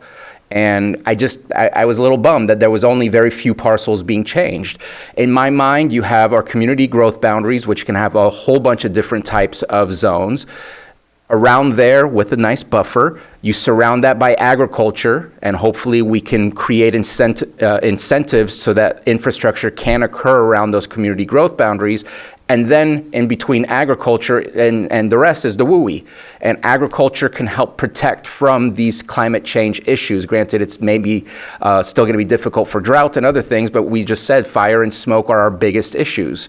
And if we don't change the zoning and don't really incentivize agriculture in a way that can protect our communities, and we're not looking for a higher level of value of economy than just natural resource economy, I guess my question is, what are we really changing?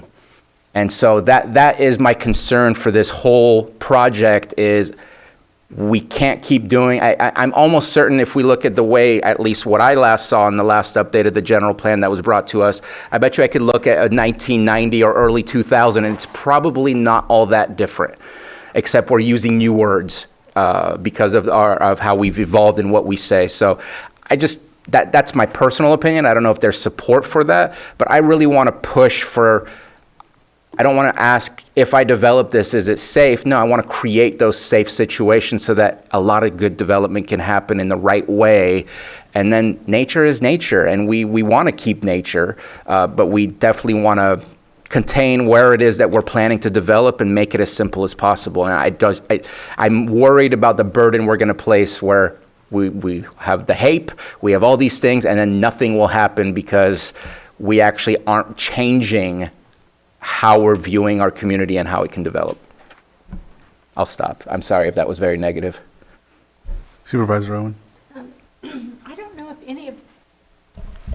know if anybody else had an issue with the attachments and this information coming through on Granicus.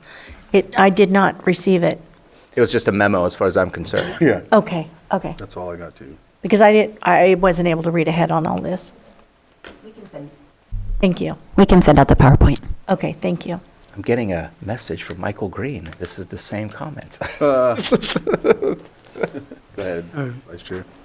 Well, first of all, I think everything's pretty well covered in here. The stuff that I would have asked about have come up in the plan or with survey comments. But I guess my biggest concern would be there's a lot of climate mitigation that needs to be done. Where are we going to get the money to do it all? And where are we going to get the staffing? Because we have a massive amount of things going on right now. So that's my big concern. We can have these great plans, but if we don't have funding sources, then that's an issue. So I guess that's my biggest concern.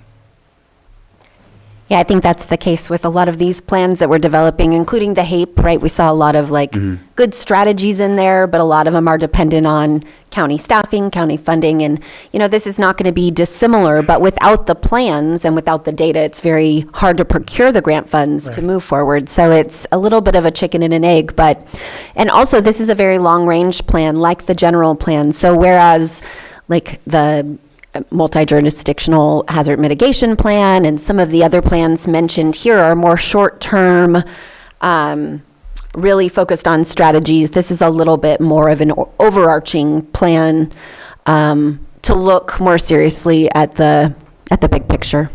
Thank you. So I'll go ahead and open it up to the public at this time to see if anybody has comments about this, and come up to the mic, and there you go. Getting dizzy looking at that. Good afternoon, Chair Crandall, Vice Chair Rasmussen, and board members, or supervisors, sorry. Margot Kambara, member of the General Plan Advisory Committee, but speaking for myself.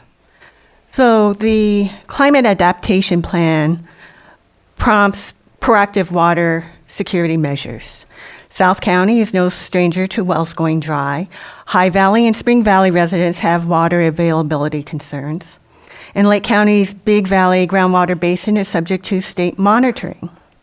Lake County Board of Supervisors Vice Chair Rasmussen commented at the October Big Valley Advisory Committee meeting that if the county's groundwater is not managed well, the state could step in again. It is in Lake County's best interest to manage its resources well, especially groundwater. These following suggestions may get us to groundwater security and sustainability. First, promote through revising or creating ordinances, A, for smart and sustainable use of water for ag and development. B, supporting water conservation, drought management, preparation for drought, and use of technology to conserve water. And 2, review discretionary use permit applications for smart and sustainable use of water. Revise county ordinances and regulations to make permittees accountable for water usage estimates. Thank you. Thank you. Any other public comment? Any on Zoom? All right, we'll go ahead and bring it back to the board, I think. Go ahead. Just a question based on some of the comments that were made, just made me think about, is there a thought of how to protect our creeks? We were just talking about earlier about the co-management of the lake. Mr. Montez brought up the creeks. I asked if that was the co-management of the lake and the creeks because, again, the source that goes into the lake is as important to manage and maintain properly because you're never going to change the outcome in the lake or the output coming into the lake if you don't look at the source. Are we out of the climate action plan? Is it adaptation or Adaptation. action? Adaptation. I was wrong. Is there any suggestions on how to handle wells? I know it is one of the most sensitive topics, but when I know I've had conversations, I know it's not a popular thing, but Yolo County Flood Control, they're concerned that the water is not going into the lake, which is our similar concern. If the creeks don't have water, then the fish don't have water, and that's also our drinking water. It's all one big ecosystem. And is there any conversation about looking at restrictions on proximity to creeks when it comes to well drilling for future wells? Would this come out of this type of conversation with the climate adaptation plan, or is that a completely separate topic? I do know that we have a creek setback ordinance that we would like to work on at some point that's separate from all of these efforts that we're mentioning. I don't know that it's specific to well drilling. That may be, I'm not sure if that's regulated by the water board more or like EH, for example. But overall, as far as development from creeks and setbacks, we are looking into that. Or it's at least on our docket of things to do. And then we also do have that in our waterway combining zoning code and the grading ordinance. There are setbacks required from creeks and waterways. And when you anything related to the cap? Okay. And when you say it's on your docket, on the docket as in it will be a recommendation within the cap or completely separate conversation? Do you know about the cap? I'm not sure. Jacqueline, could you say whether or not that has come up in the cap? So In the adaptation plan, there has been some discussion of management of creeks related to septic systems, not necessarily wells, but there are more general strategies relating to managing the creeks, recognizing they flow into the lake. So we have a couple of actions, draft actions that are related to that. We could take a closer look at specifically groundwater and wells if the board would like. Because I know I've had that conversation with EH, and you're correct that it would be going through EH. I'm sure the State Water Board would be involved, but it's a conversation I think that's really sensitive, difficult, but absolutely critical that we have that conversation at one point very soon. If not already, should have. Thank you. We'll take that into consideration. I think with regard to creeks and, waterways that lead into the lake, whatever it may be, I don't see it necessarily as a climate issue. It's more of a man-made issue. We aren't clearing the vegetation. We aren't removing sediment. We're not, well, the state puts restrictions to getting licenses for this as well. There is a way to do it, but so I just see it as it's a man-made issue, but if there's a way we can tie it in so that if our plan's in place and we can use that to inspire the state to give us permits to do some of the work, that would be great too. So I just bring that up because you brought up creeks. And I appreciate that, and I think that you're not incorrect in what you've seen and what you've experienced and what we've already been presented on here as well. But I think during droughts, it exacerbates the problem, and hence being a climate change issue simultaneously. So I think that it kind of touches on both. Right. So I don't know. I wanted to highlight that. In regards to creeks, we also, there's an aggregate resources management plan that's part of the general plan, but we held on it for this round, and it's something that we intend to address once we have completed the work that we're currently doing. So that's another opportunity for us to look at strategies around creeks when we get to that point. Thank you. Any other comment from the board? If not, I think we are to approve the, no, that's the wrong one. I'm sorry. I don't know why I had that. No action. I think it's just, I think it's no action, right? Yeah, no action. I did just want to add that we also have been out at the community, the Municipal Advisory Council meetings. I think by the end of the month, we will have hit all of them, but CERT, who They've had they've had some issues getting scheduled and all of that. So if you are part of a community but you haven't had a chance to participate in one of those meetings and would like to make input, certainly you're always welcome to submit a comment card on lakecounty2050.org regarding any parts of the project. But if you have comments specific to the CAP that you would like to see included before we issue the public draft, then now would be a good time to watch one of these presentations and take a look at the climate vulnerability analysis, and then you could give us feedback online as well as through any of these meetings that we'll be holding over the next couple of weeks still. It'll be available on the 10th. I don't know, we'll set that up or however, the 10th of November. Their meetings fall on the second Monday, and for the past two, even this, luckily the holiday falls on a Tuesday, and I guess we're celebrating it on a Tuesday rather, and taking the day. So the 10th still falls in line with the every second Monday. So I don't know if I need to connect you, or if you're already set to meet with somebody, we can work that out. Okay, yeah, we'll work on that. Go ahead, Supervisor. Yeah, just a quick question. I appreciate that the CAP is being looked at kind of more globally, where different jurisdictions are involved with this. And if you don't mind just talking about the general plan, since the general plan does bump up against city jurisdictions, will there ever be a presentation to say, here's what your neighboring zoning will look like and things like that? Or is there not that conversation happening? I haven't heard of that conversation yet, but I'll be at Lakeport City Council tonight and Clear Lake City Council in November. So we'd be happy to have those discussions with the cities if they'd like us to make a presentation on the general plan. Just because, knowing how their zone versus your zones align, I think matters. So that's why I bring it up. Thank you. Thank you. All right. Thank you for the presentation. Thank you very much. Nothing else, so we appreciate it, and for all your work. All right. Thanks. We'll now move on to our next item, which is 6.11, consideration of resolution adopting the Lake County Multi-Jurisdictional Hazard Mitigation Plan, and B, consideration to accept and adopt the Lake County Multi-Jurisdictional Hazard Mitigation Plan, MJHMP. CAO Parker. Thank you, Chair. Sheriff Bingham has offered to move this item to a date to be determined. All right. I'm happy to approve right here, right now. All right, we approve. I still have to open it up for public, right?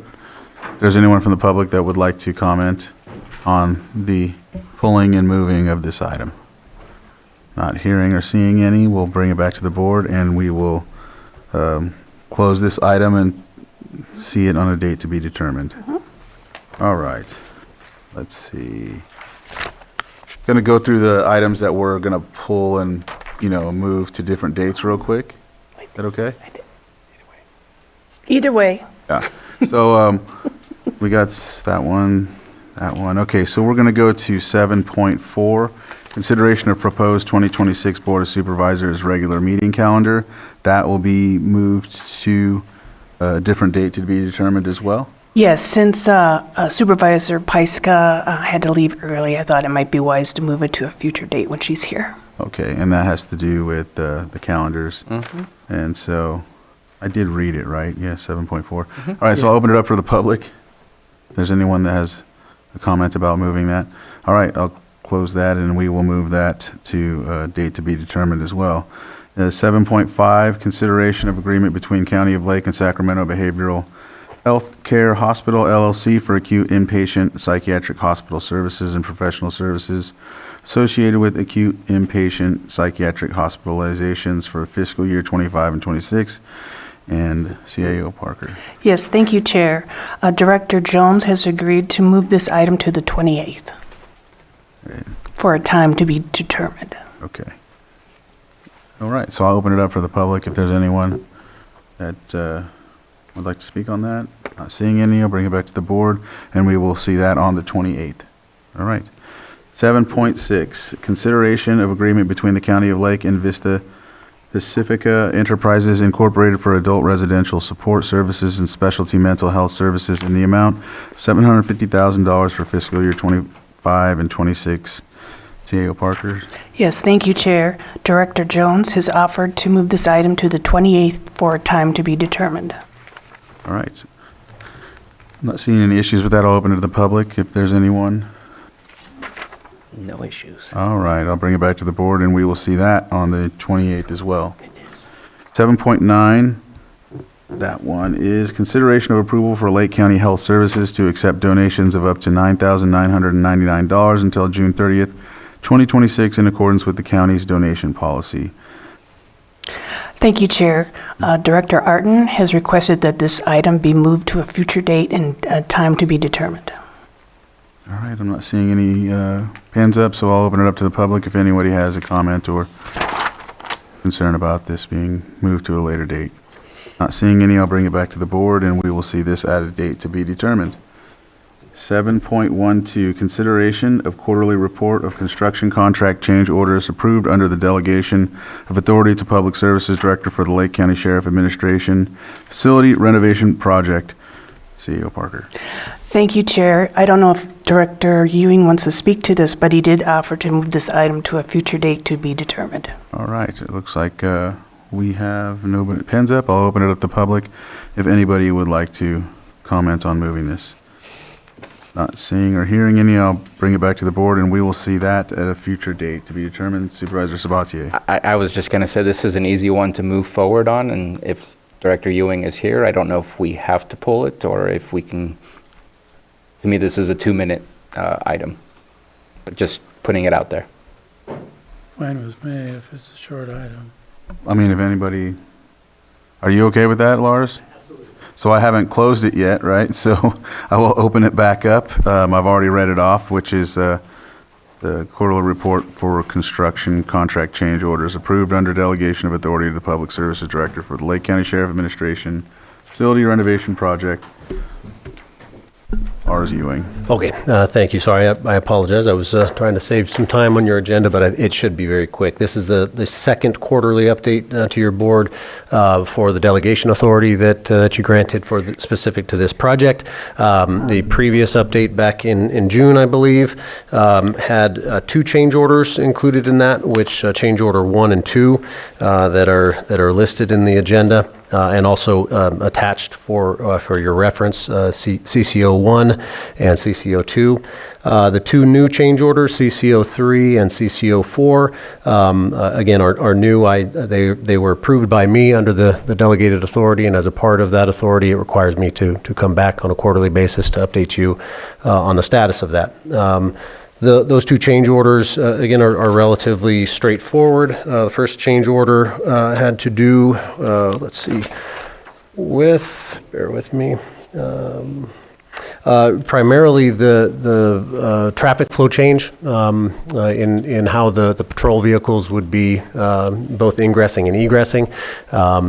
It was a request from the sheriff's office, I think wisely so, and it resulted in the need to relocate certain facilities and do some redesign. So that's the first change order. The second change order had to do with mechanical, the HVAC system in the building. There were certain items that were left out of the design.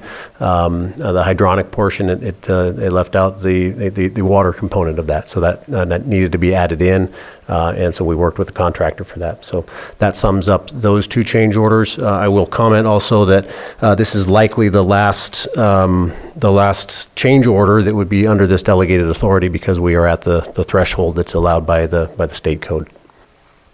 Okay. Any questions from the board? No. All right. I'll open it up to the public. Is there anybody from the public who would like to comment on this? Not seeing any. I'll bring it back to the board. This is information only. That's it. All right. Thank you, Lars. Thank you. Mhm. We will go to 7.14.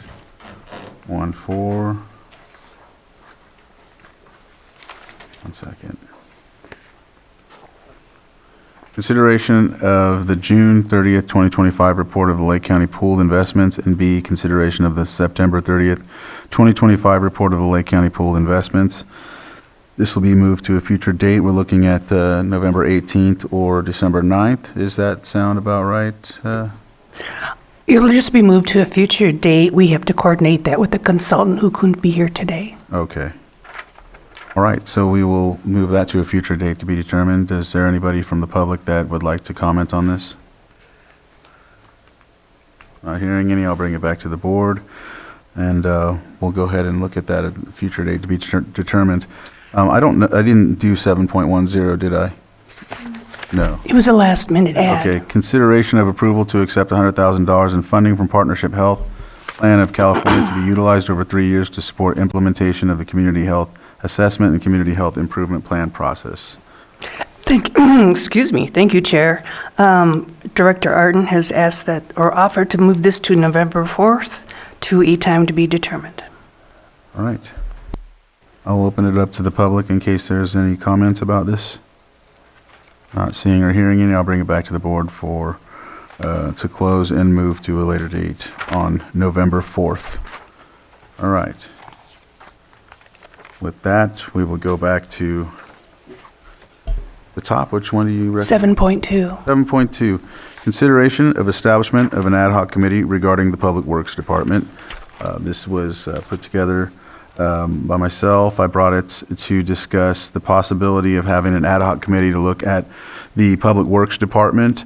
As of right now, as you know, Lars Ewing is the interim director, and we've basically have struggled for quite some time to continue to recruit, retain, and whatnot since our situation with the retired Public Works Director. So in doing so, bringing forward an ad hoc committee to look at how the structure may be. In some instances, with other counties, they work under the format of having Public Works Department and Parks and other departments underneath them as well. So maybe exploring that option and doing so, that may be something we can look at. That way we could avoid having to go through recidivism when it comes to finding someone and all of that, so, for this position, you know. Supervisor Owen, go ahead. I think it's working really well, and I know I had asked this early on, and I'd like to keep it like it is where I stand, of course. I think that they're doing an amazing job. Go ahead, Supervisor Sabatier. So we need to find some permanency. Right now, it's very interim in the way that it is. My only caveat that I would request is the recommended action is to add something to not just say establishment of an ad hoc committee regarding the Public Works Department. You mentioned the Public Services Department. I think that needs to be mentioned in the creation of the ad hoc committee, in the sense for the public to be aware that that's what it's all about. We're not just looking at the structure within Public Works, it's the overall county structure and how the Public Works fits into that. So I just wanted to at least be more prescriptive in our recommended action. Just to clarify, I was referring to keeping Lars in that place permanently. Yes, current stature. Vice Chair? Well, that was going to be my question was, is this including discussion of combining, a possibility of combining those two operations in some manner or another? Yes, Okay. it'd be looking at all different avenues that we can, status quo, or looking into how we can just bring forth other examples of how it's worked for other counties. Okay. Yeah. Lloyd, I seen you look up. I don't know if you wanted to.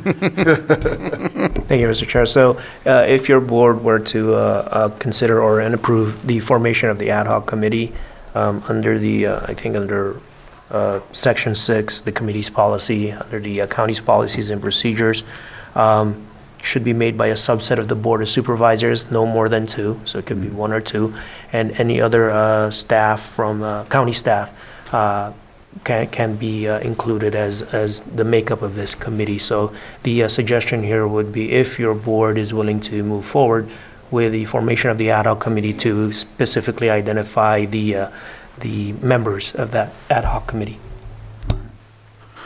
All right. Did you still have? Oh, no, I forgot again.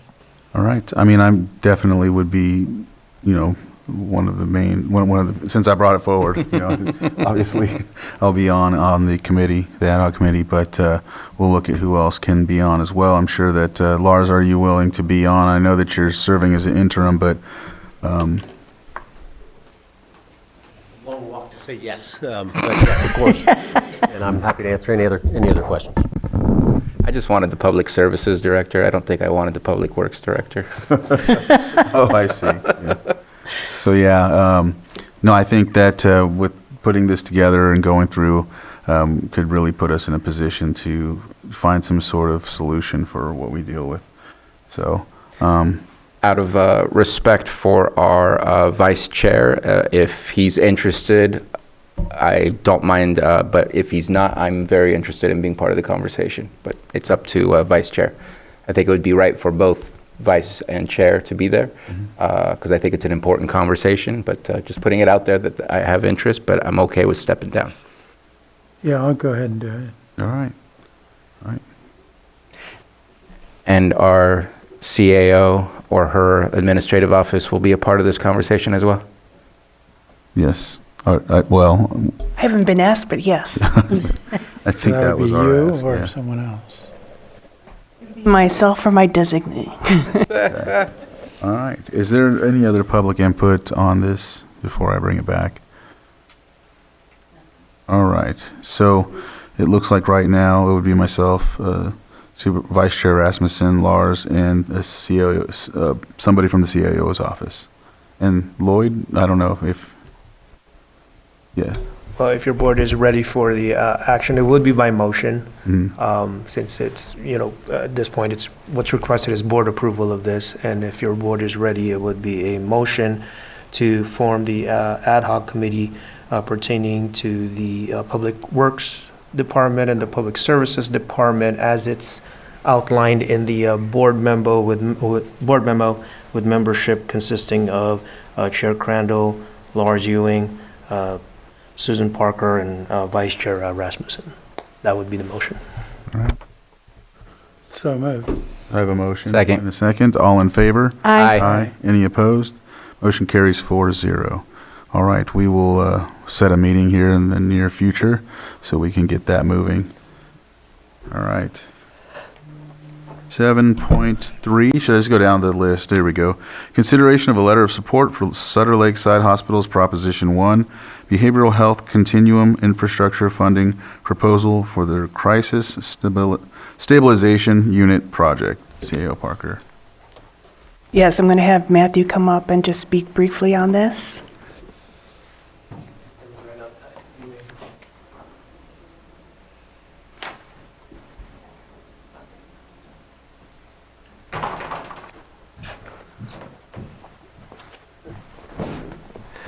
Good afternoon, Board. Matthew Rothstein, Chief Deputy County Administrative Officer.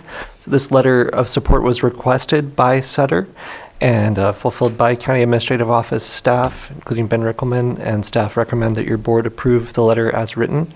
My understanding is it is time sensitive, so we'll also ask you to sign relatively quickly as well. All right.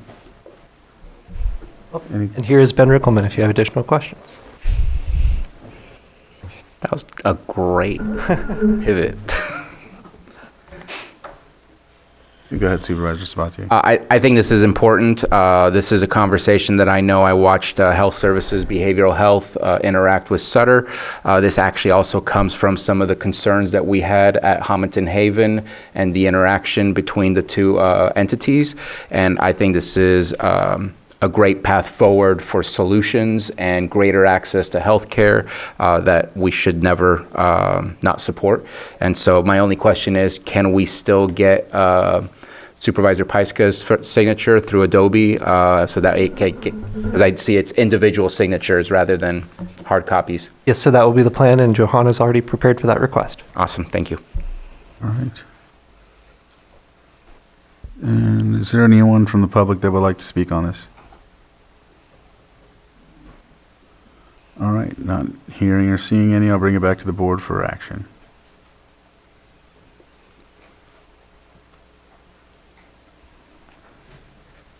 I'll make let me get there.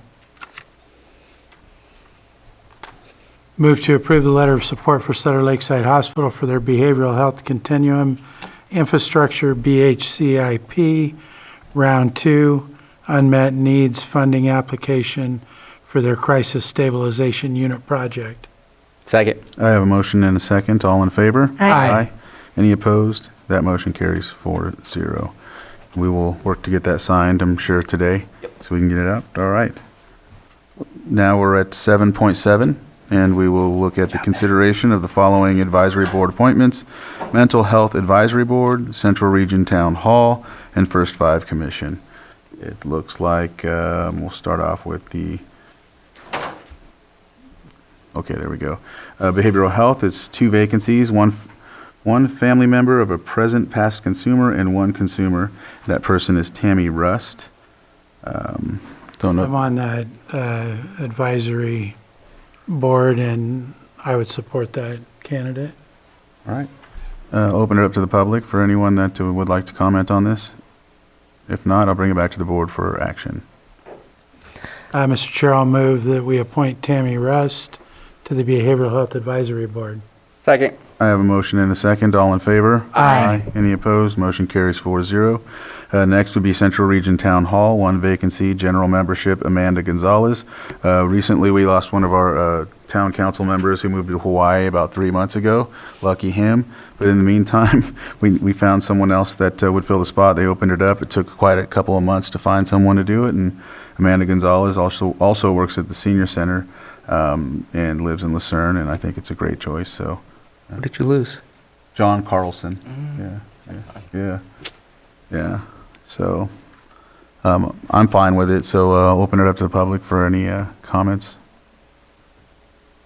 I'm not seeing any. I'll bring it back to the board for action if someone can make the motion. Mr. Chair, I move to approve Amanda Gonzalez to the CERT. Second. I have a motion and a second. All in favor? Aye. Any opposed? That motion carries 4-0.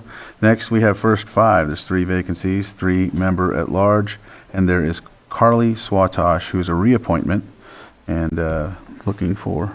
Yeah, and I'm also on that first 5 committee, and she's a good member. I support reappointment. I'd even go so far as saying a critical member. Yeah, a critical member, yeah. Sorry, I'm getting a little tired. It's Oh, it's okay. So, yeah.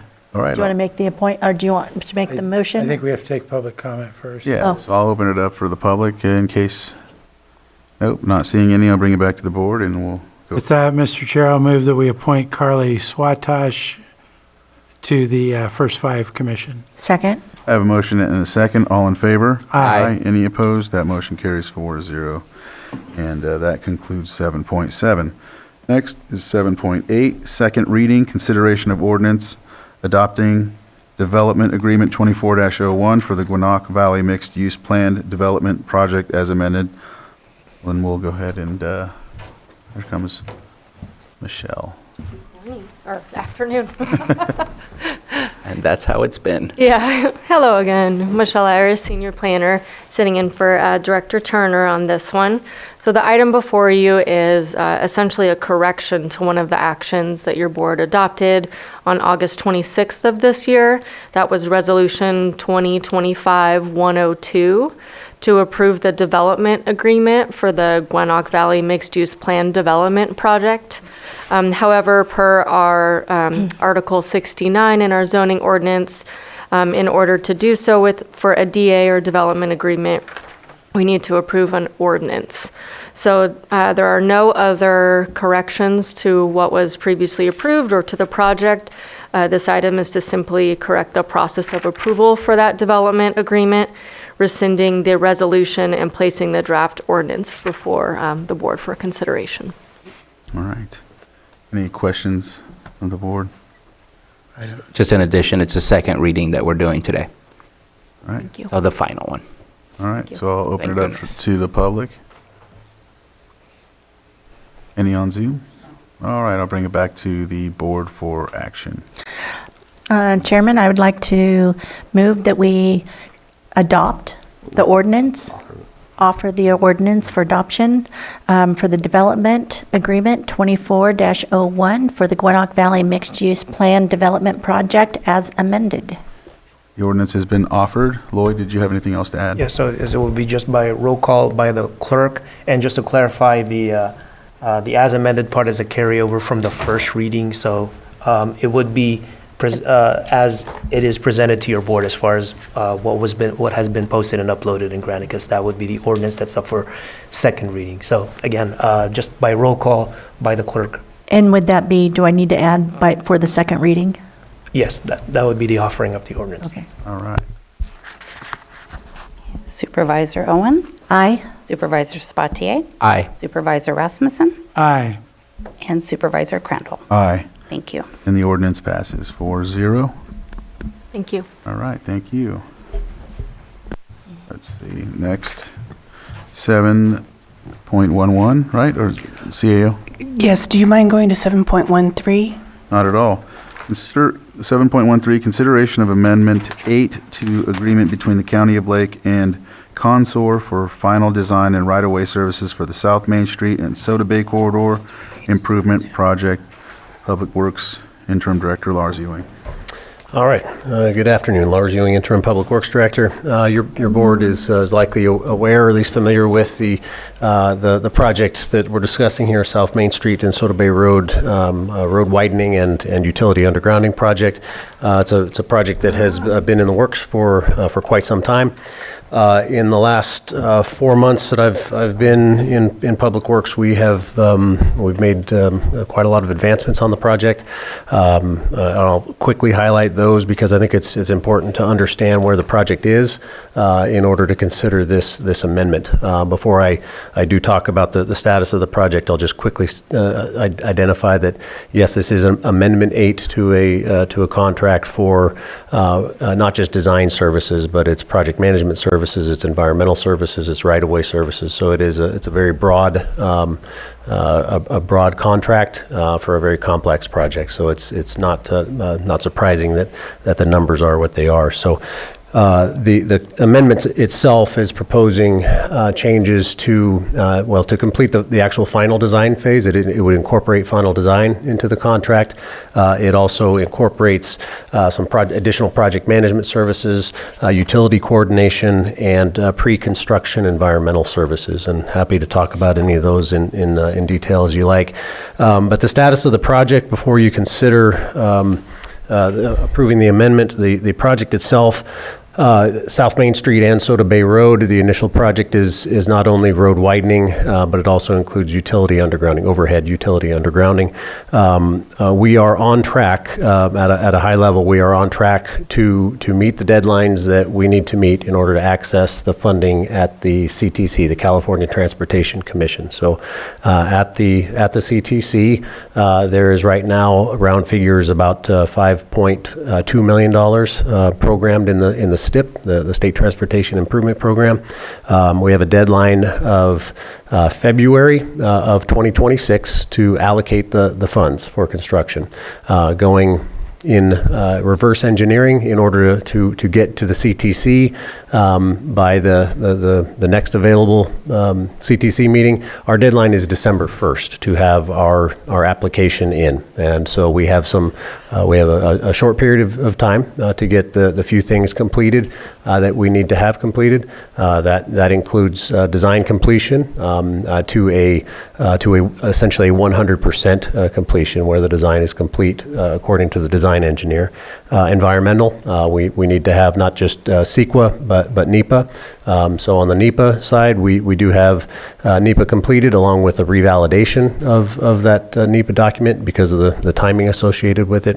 CEQA, we have an approved CEQA document, and we're working with community development to come to your board next month for an addendum to CEQA to incorporate night work into the project. Permit side, regulatory permits, we have 3 permits that are required.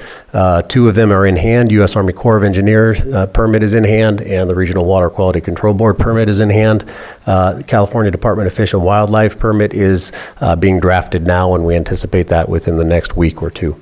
And last piece, the last overall bucket is right-of-way. Right-of-way includes, there's about 40 acquisitions that are required for the corridor, both temporary construction easements as well as actual acquisition, permanent right-of-way acquisitions. We have the bulk of those completed. We have about 4 or 5 that are still remaining, and we are we have, I'll say, willing sellers. We still need to get to the finish line, and we're pushing hard for that, and it looks like we will get there. So I that does not say that we will be there, but my optimism states, tells me that we will get there. So I just want to make sure that you understand what still needs to be done in order to complete this project. So the first part that I mentioned, the design, this amendment to the contract would allow that design to be completed. Consor used to be Quincy Engineering. Consor, not to be confused with a local land surveying firm, just for clarity there. Consor is prepared to work hard and fast to meet the deadline. The design phase or the design portion will be relatively easy to get to the 100% phase. So with that, I will just end my very brief, high-level overview of this relatively involved project, and be available to answer any questions, whether it's for the project as a whole or for this amendment. Vice Chair? Yes, thank you, Director Ewing. I know this has been going on for a while. I currently feel confident that we'd be able to finish this out if we do this, but I just wanted to clarify if we didn't move forward on this, obviously we wouldn't be able to get done, and that would jeopardize any funding for that project. Is that correct? Yes, if we don't, without this amendment, if your board chooses to not move ahead with this amendment, we would not be able to complete the design portion of the project, which would mean we would not be, we couldn't access the STIP funding, which I mentioned the $5.5 million. There's actually another $5 million that's available for us as well. So grand total, about $10.5 million of STIP funding would be at risk. Okay. I know it's a tight timeline, but I feel confident that we can do it. Supervisor Sabatier?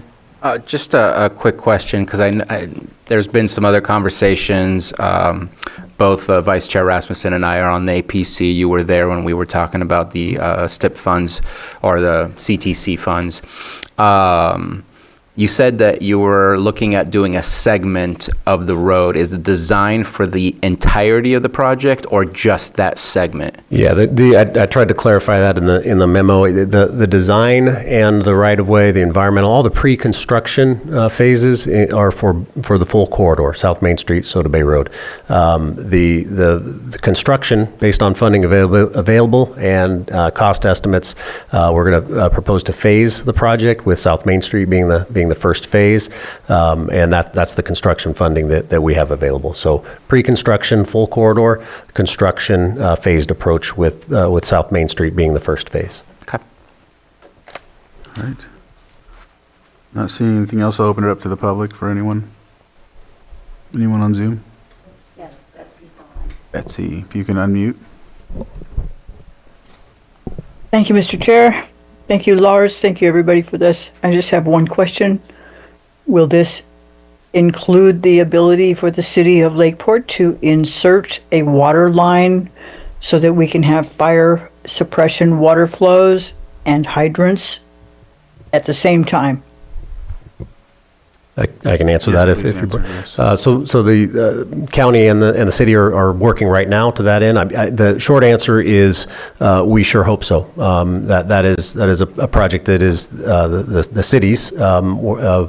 It's not in city jurisdiction, but the city certainly has an interest in that. They have a looped water line project that they have envisioned, and so we're working with them to make that happen. The construction timing on this project is such that we would be looking at 2027 for actual road construction on South Main Street, so there is some time. The city has preliminary design plans, in fact, near final design plans for their project, so they do have some headway, and we have an internal meeting, internal to city and county. We're having some staff is meeting tomorrow, if not the next day, as a continuation of that. So there is work toward that end, and I think there's a likelihood that it would happen. Funding needs to come through for construction, certainly, but I can verify that confirm that the environmental document does include the provision for water lines to go into the ground. Thank you so much. Crossing fingers. Thank you, Betsy. Any other on Zoom? All right, we'll close public comments. Supervisor Sabatier. Just wanted to clarify, because I was looking back a little bit, trying to remember Amendment 7. If I'm correct, because there was a large number in Amendment 7, and that happened maybe less than 6 months ago. I think it was in April, if I'm correct, if I remember the memo correctly. And I think we added something like $600,000, if not more. Was that for like back stuff that had been done but never paid for? And that's why it feels like there's a very short amount of time that a lot of money got spent, that we're adding a whole lot more money. Wondering if you might be able to clarify that, just to help me and maybe help the public as well. Sure. Yeah, the piece that was missing in Amendment 7, as I understand it, is the actual design. That was primarily right-of-way, was Amendment 7. I'd have to look back at the exact breakdown, but I'm looking at it here. It does have some project management, some environmental, but permits and right-of-way. So you're really looking at environmental permits and right-of-way phase would additional work for the project in Amendment 7, whereas this Amendment 8 is heavy on the design portion. So at that point in time when Amendment 7 was approved, I was not the interim Public Works Director, but my understanding was the focus was, let's get right-of-way done. If right-of-way was a fatal flaw, then all the design would have been for naught. So Amendment 7 was heavy on the non-design phase, whereas Amendment 8 is heavy on design. Appreciate it. Thank you.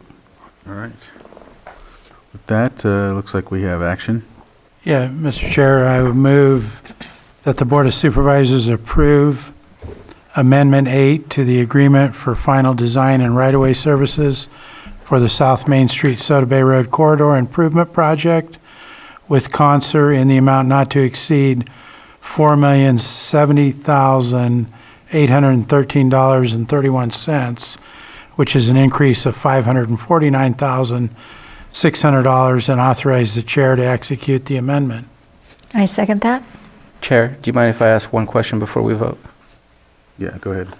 The funding is coming from where? The funding for this is... For this specific. A portion is from STIP, a portion, it's a combination of a variety of different sources. Okay, okay. So I have a motion and a second. All in favor? Aye. Any opposed? That motion carries 4-0. Thank you. All right, thank you. And now we have our 7-point. 7.11, and Director Veach is on Zoom. All right, so consideration of update to the Lake County Library Collection Development Policy. Christopher Veach, I see you online. Go ahead and take the floor. Thank you. Yes, thank you for hearing this item today. Before you today is the Lake County Library Collection Development Policy for consideration for approval. This policy guides staff in developing the collection and lets the public know the principles on which the collection development decisions are based. Its purpose is to serve as a guide to build a balanced and high-quality collection that represents a multiplicity of viewpoints.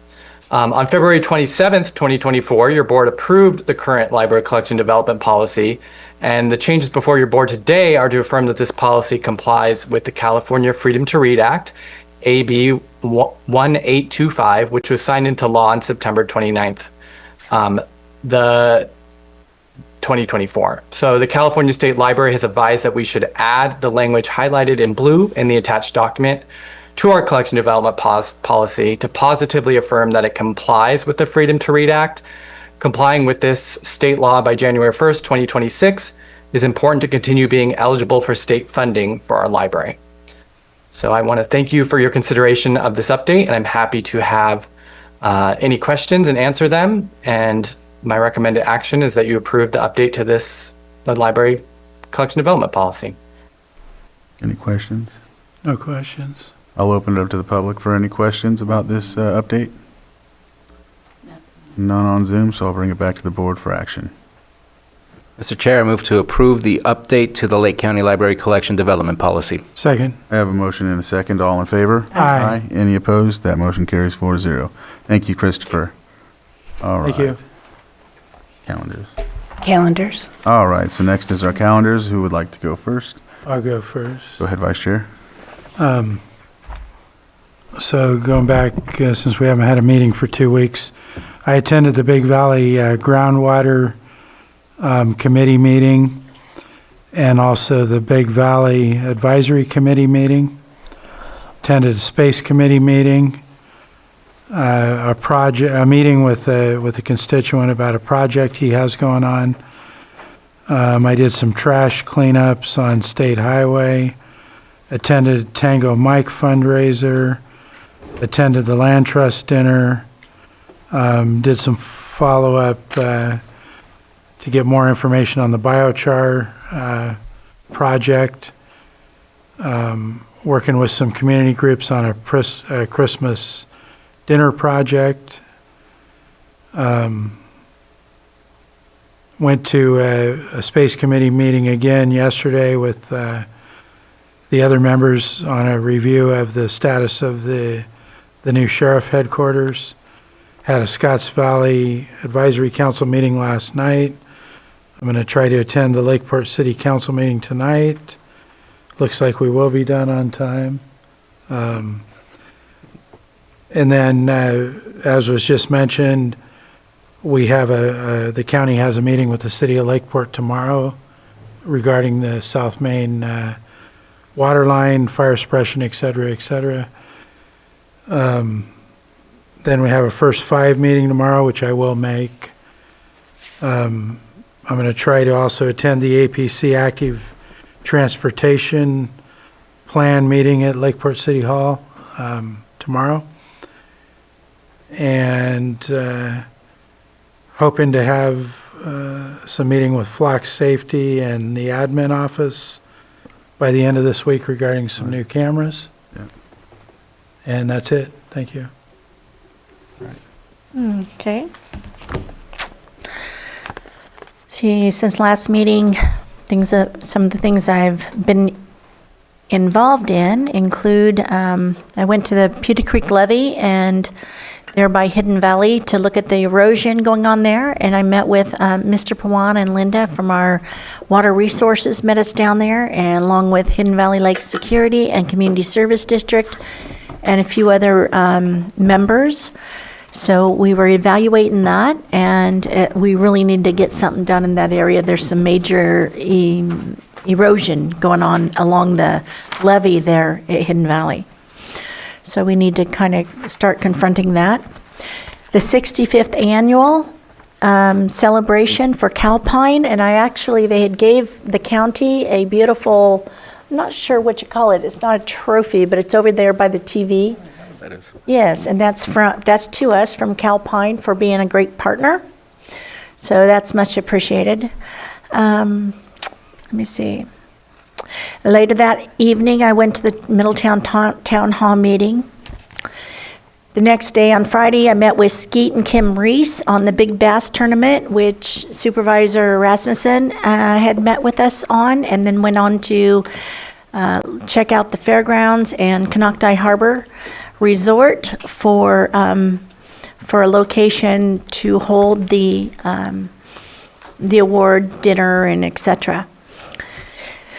I went to the I spoke at the Middletown Luncheon Club last week, as well as the Hidden Valley Lake Security Team. They had some great ideas and are wanting to help us out with things that they might be able to contribute to the county as far as looking for law enforcement and such. One lady there used to have a security firm. So we're going to be meeting with Mr. Luke Bingham, our sheriff, on that. Let me see. That looks like a Thursday. I had to cancel an unforeseen issue for a meeting and couldn't attend. Coyote Valley PTO, I met with them concerning a road for another way in and out of their elementary school. I'm hoping to get that going, that more motivation and support to put it in when they bring in the new Valley Oaks project subdivision. We'd like to have another road connecting Coyote Valley Road to the subdivision, so it's not one way in and one way out, and that's primarily for safety. I've reached out to a number of primarily NCPA and Calpine pertaining to today's earlier agenda item with the Snow Clean Power, and been doing some research in that area, as well as the open loop and closed loop system. I have a meeting tomorrow morning with Paul Kelly with the Community Service District CSD. There's a meeting in Potter Valley with the Potter Valley Alliance coming up. I don't have the date here, but I know it's this week. I don't know, are either of you planning on going to that? Which one is it? It's in Potter Valley. I'd have to look it up on my calendar, but I was wondering if you can't make it, or if Bruno can't make it, I will attend it. I just need to know when it is, yeah. Okay, Yeah. I'll get it to you then. And I'll be working on some other issues as well this week. I have a pretty full agenda. Thank you. Supervisor Sabatier? I'll be brief. Tomorrow, meeting with some folks who have interest in geothermal development in the District 2, and I think a little north of that, possibly District 3. Not there to say yes, just there to listen, and I'll pass on any information that I learn. First 5 Commission, I'll just be spying in virtually and just checking in. That way I can follow what's going on and keep up. Yeah, good. And then I'll be joining the Lake County Fire Protection District to spy on them and check in on what's going on. I'd like to keep up on that as well. Thursday, for some unknown reason, is wide open, but Thursday is the day that I do administrative work for PEG. So all our videographers' checks need to be submitted, all invoices to the county, so that always takes a little bit of time. But the rest of my time is free, which will be amazing. I'm having a meeting with Lake EDC. They're doing their regional summit that's coming up on November, I believe it's 6th and 7th, which is great because I'm hearing from other supervisors from northern California that are going to be coming down. They're excited about it, and we just want to make sure that we're all set up and ready to go for that. Meeting with one of our directors and having conversations with them, and then I'm going to start my volunteer time, but my time at the Registrar of Voters to help them go through the ballots. Since I am not on the election this time, I want to make sure to help out because they need all the help they can get. And I know I'm not the only one on this board that's doing that as well. So looking forward to that. It's always fun to sit there and mingle with those that are also volunteering and helping out, and just getting to know those folks. Appreciate them. Yes, and, sorry, you're not done. Oh, no, go for it. Well, since you brought it up, yes, I had asked if I could do the same, so yeah. Sure, I'll be seeing you there. Your name came up. Yeah. And I do have one other thing when he's done, if okay. And then we have a check-in from time to time between the Lake County Continuum of Care and the Lake County Community Foundations as we continue to try and secure other grant funding that is not the typical grant funding that's been made available through behavioral health. Just trying to find more money to see what else we can do to get those folks off the streets. We're meeting with special districts later on that day, meeting with our CAO, and then I have a Lake County Food Policy Council meeting coming up. I just got interviewed by NACO on one of their podcasts to discuss what we've been doing at the Lake County Food Policy Council, because that was a project that I identified through the counties for economic mobility.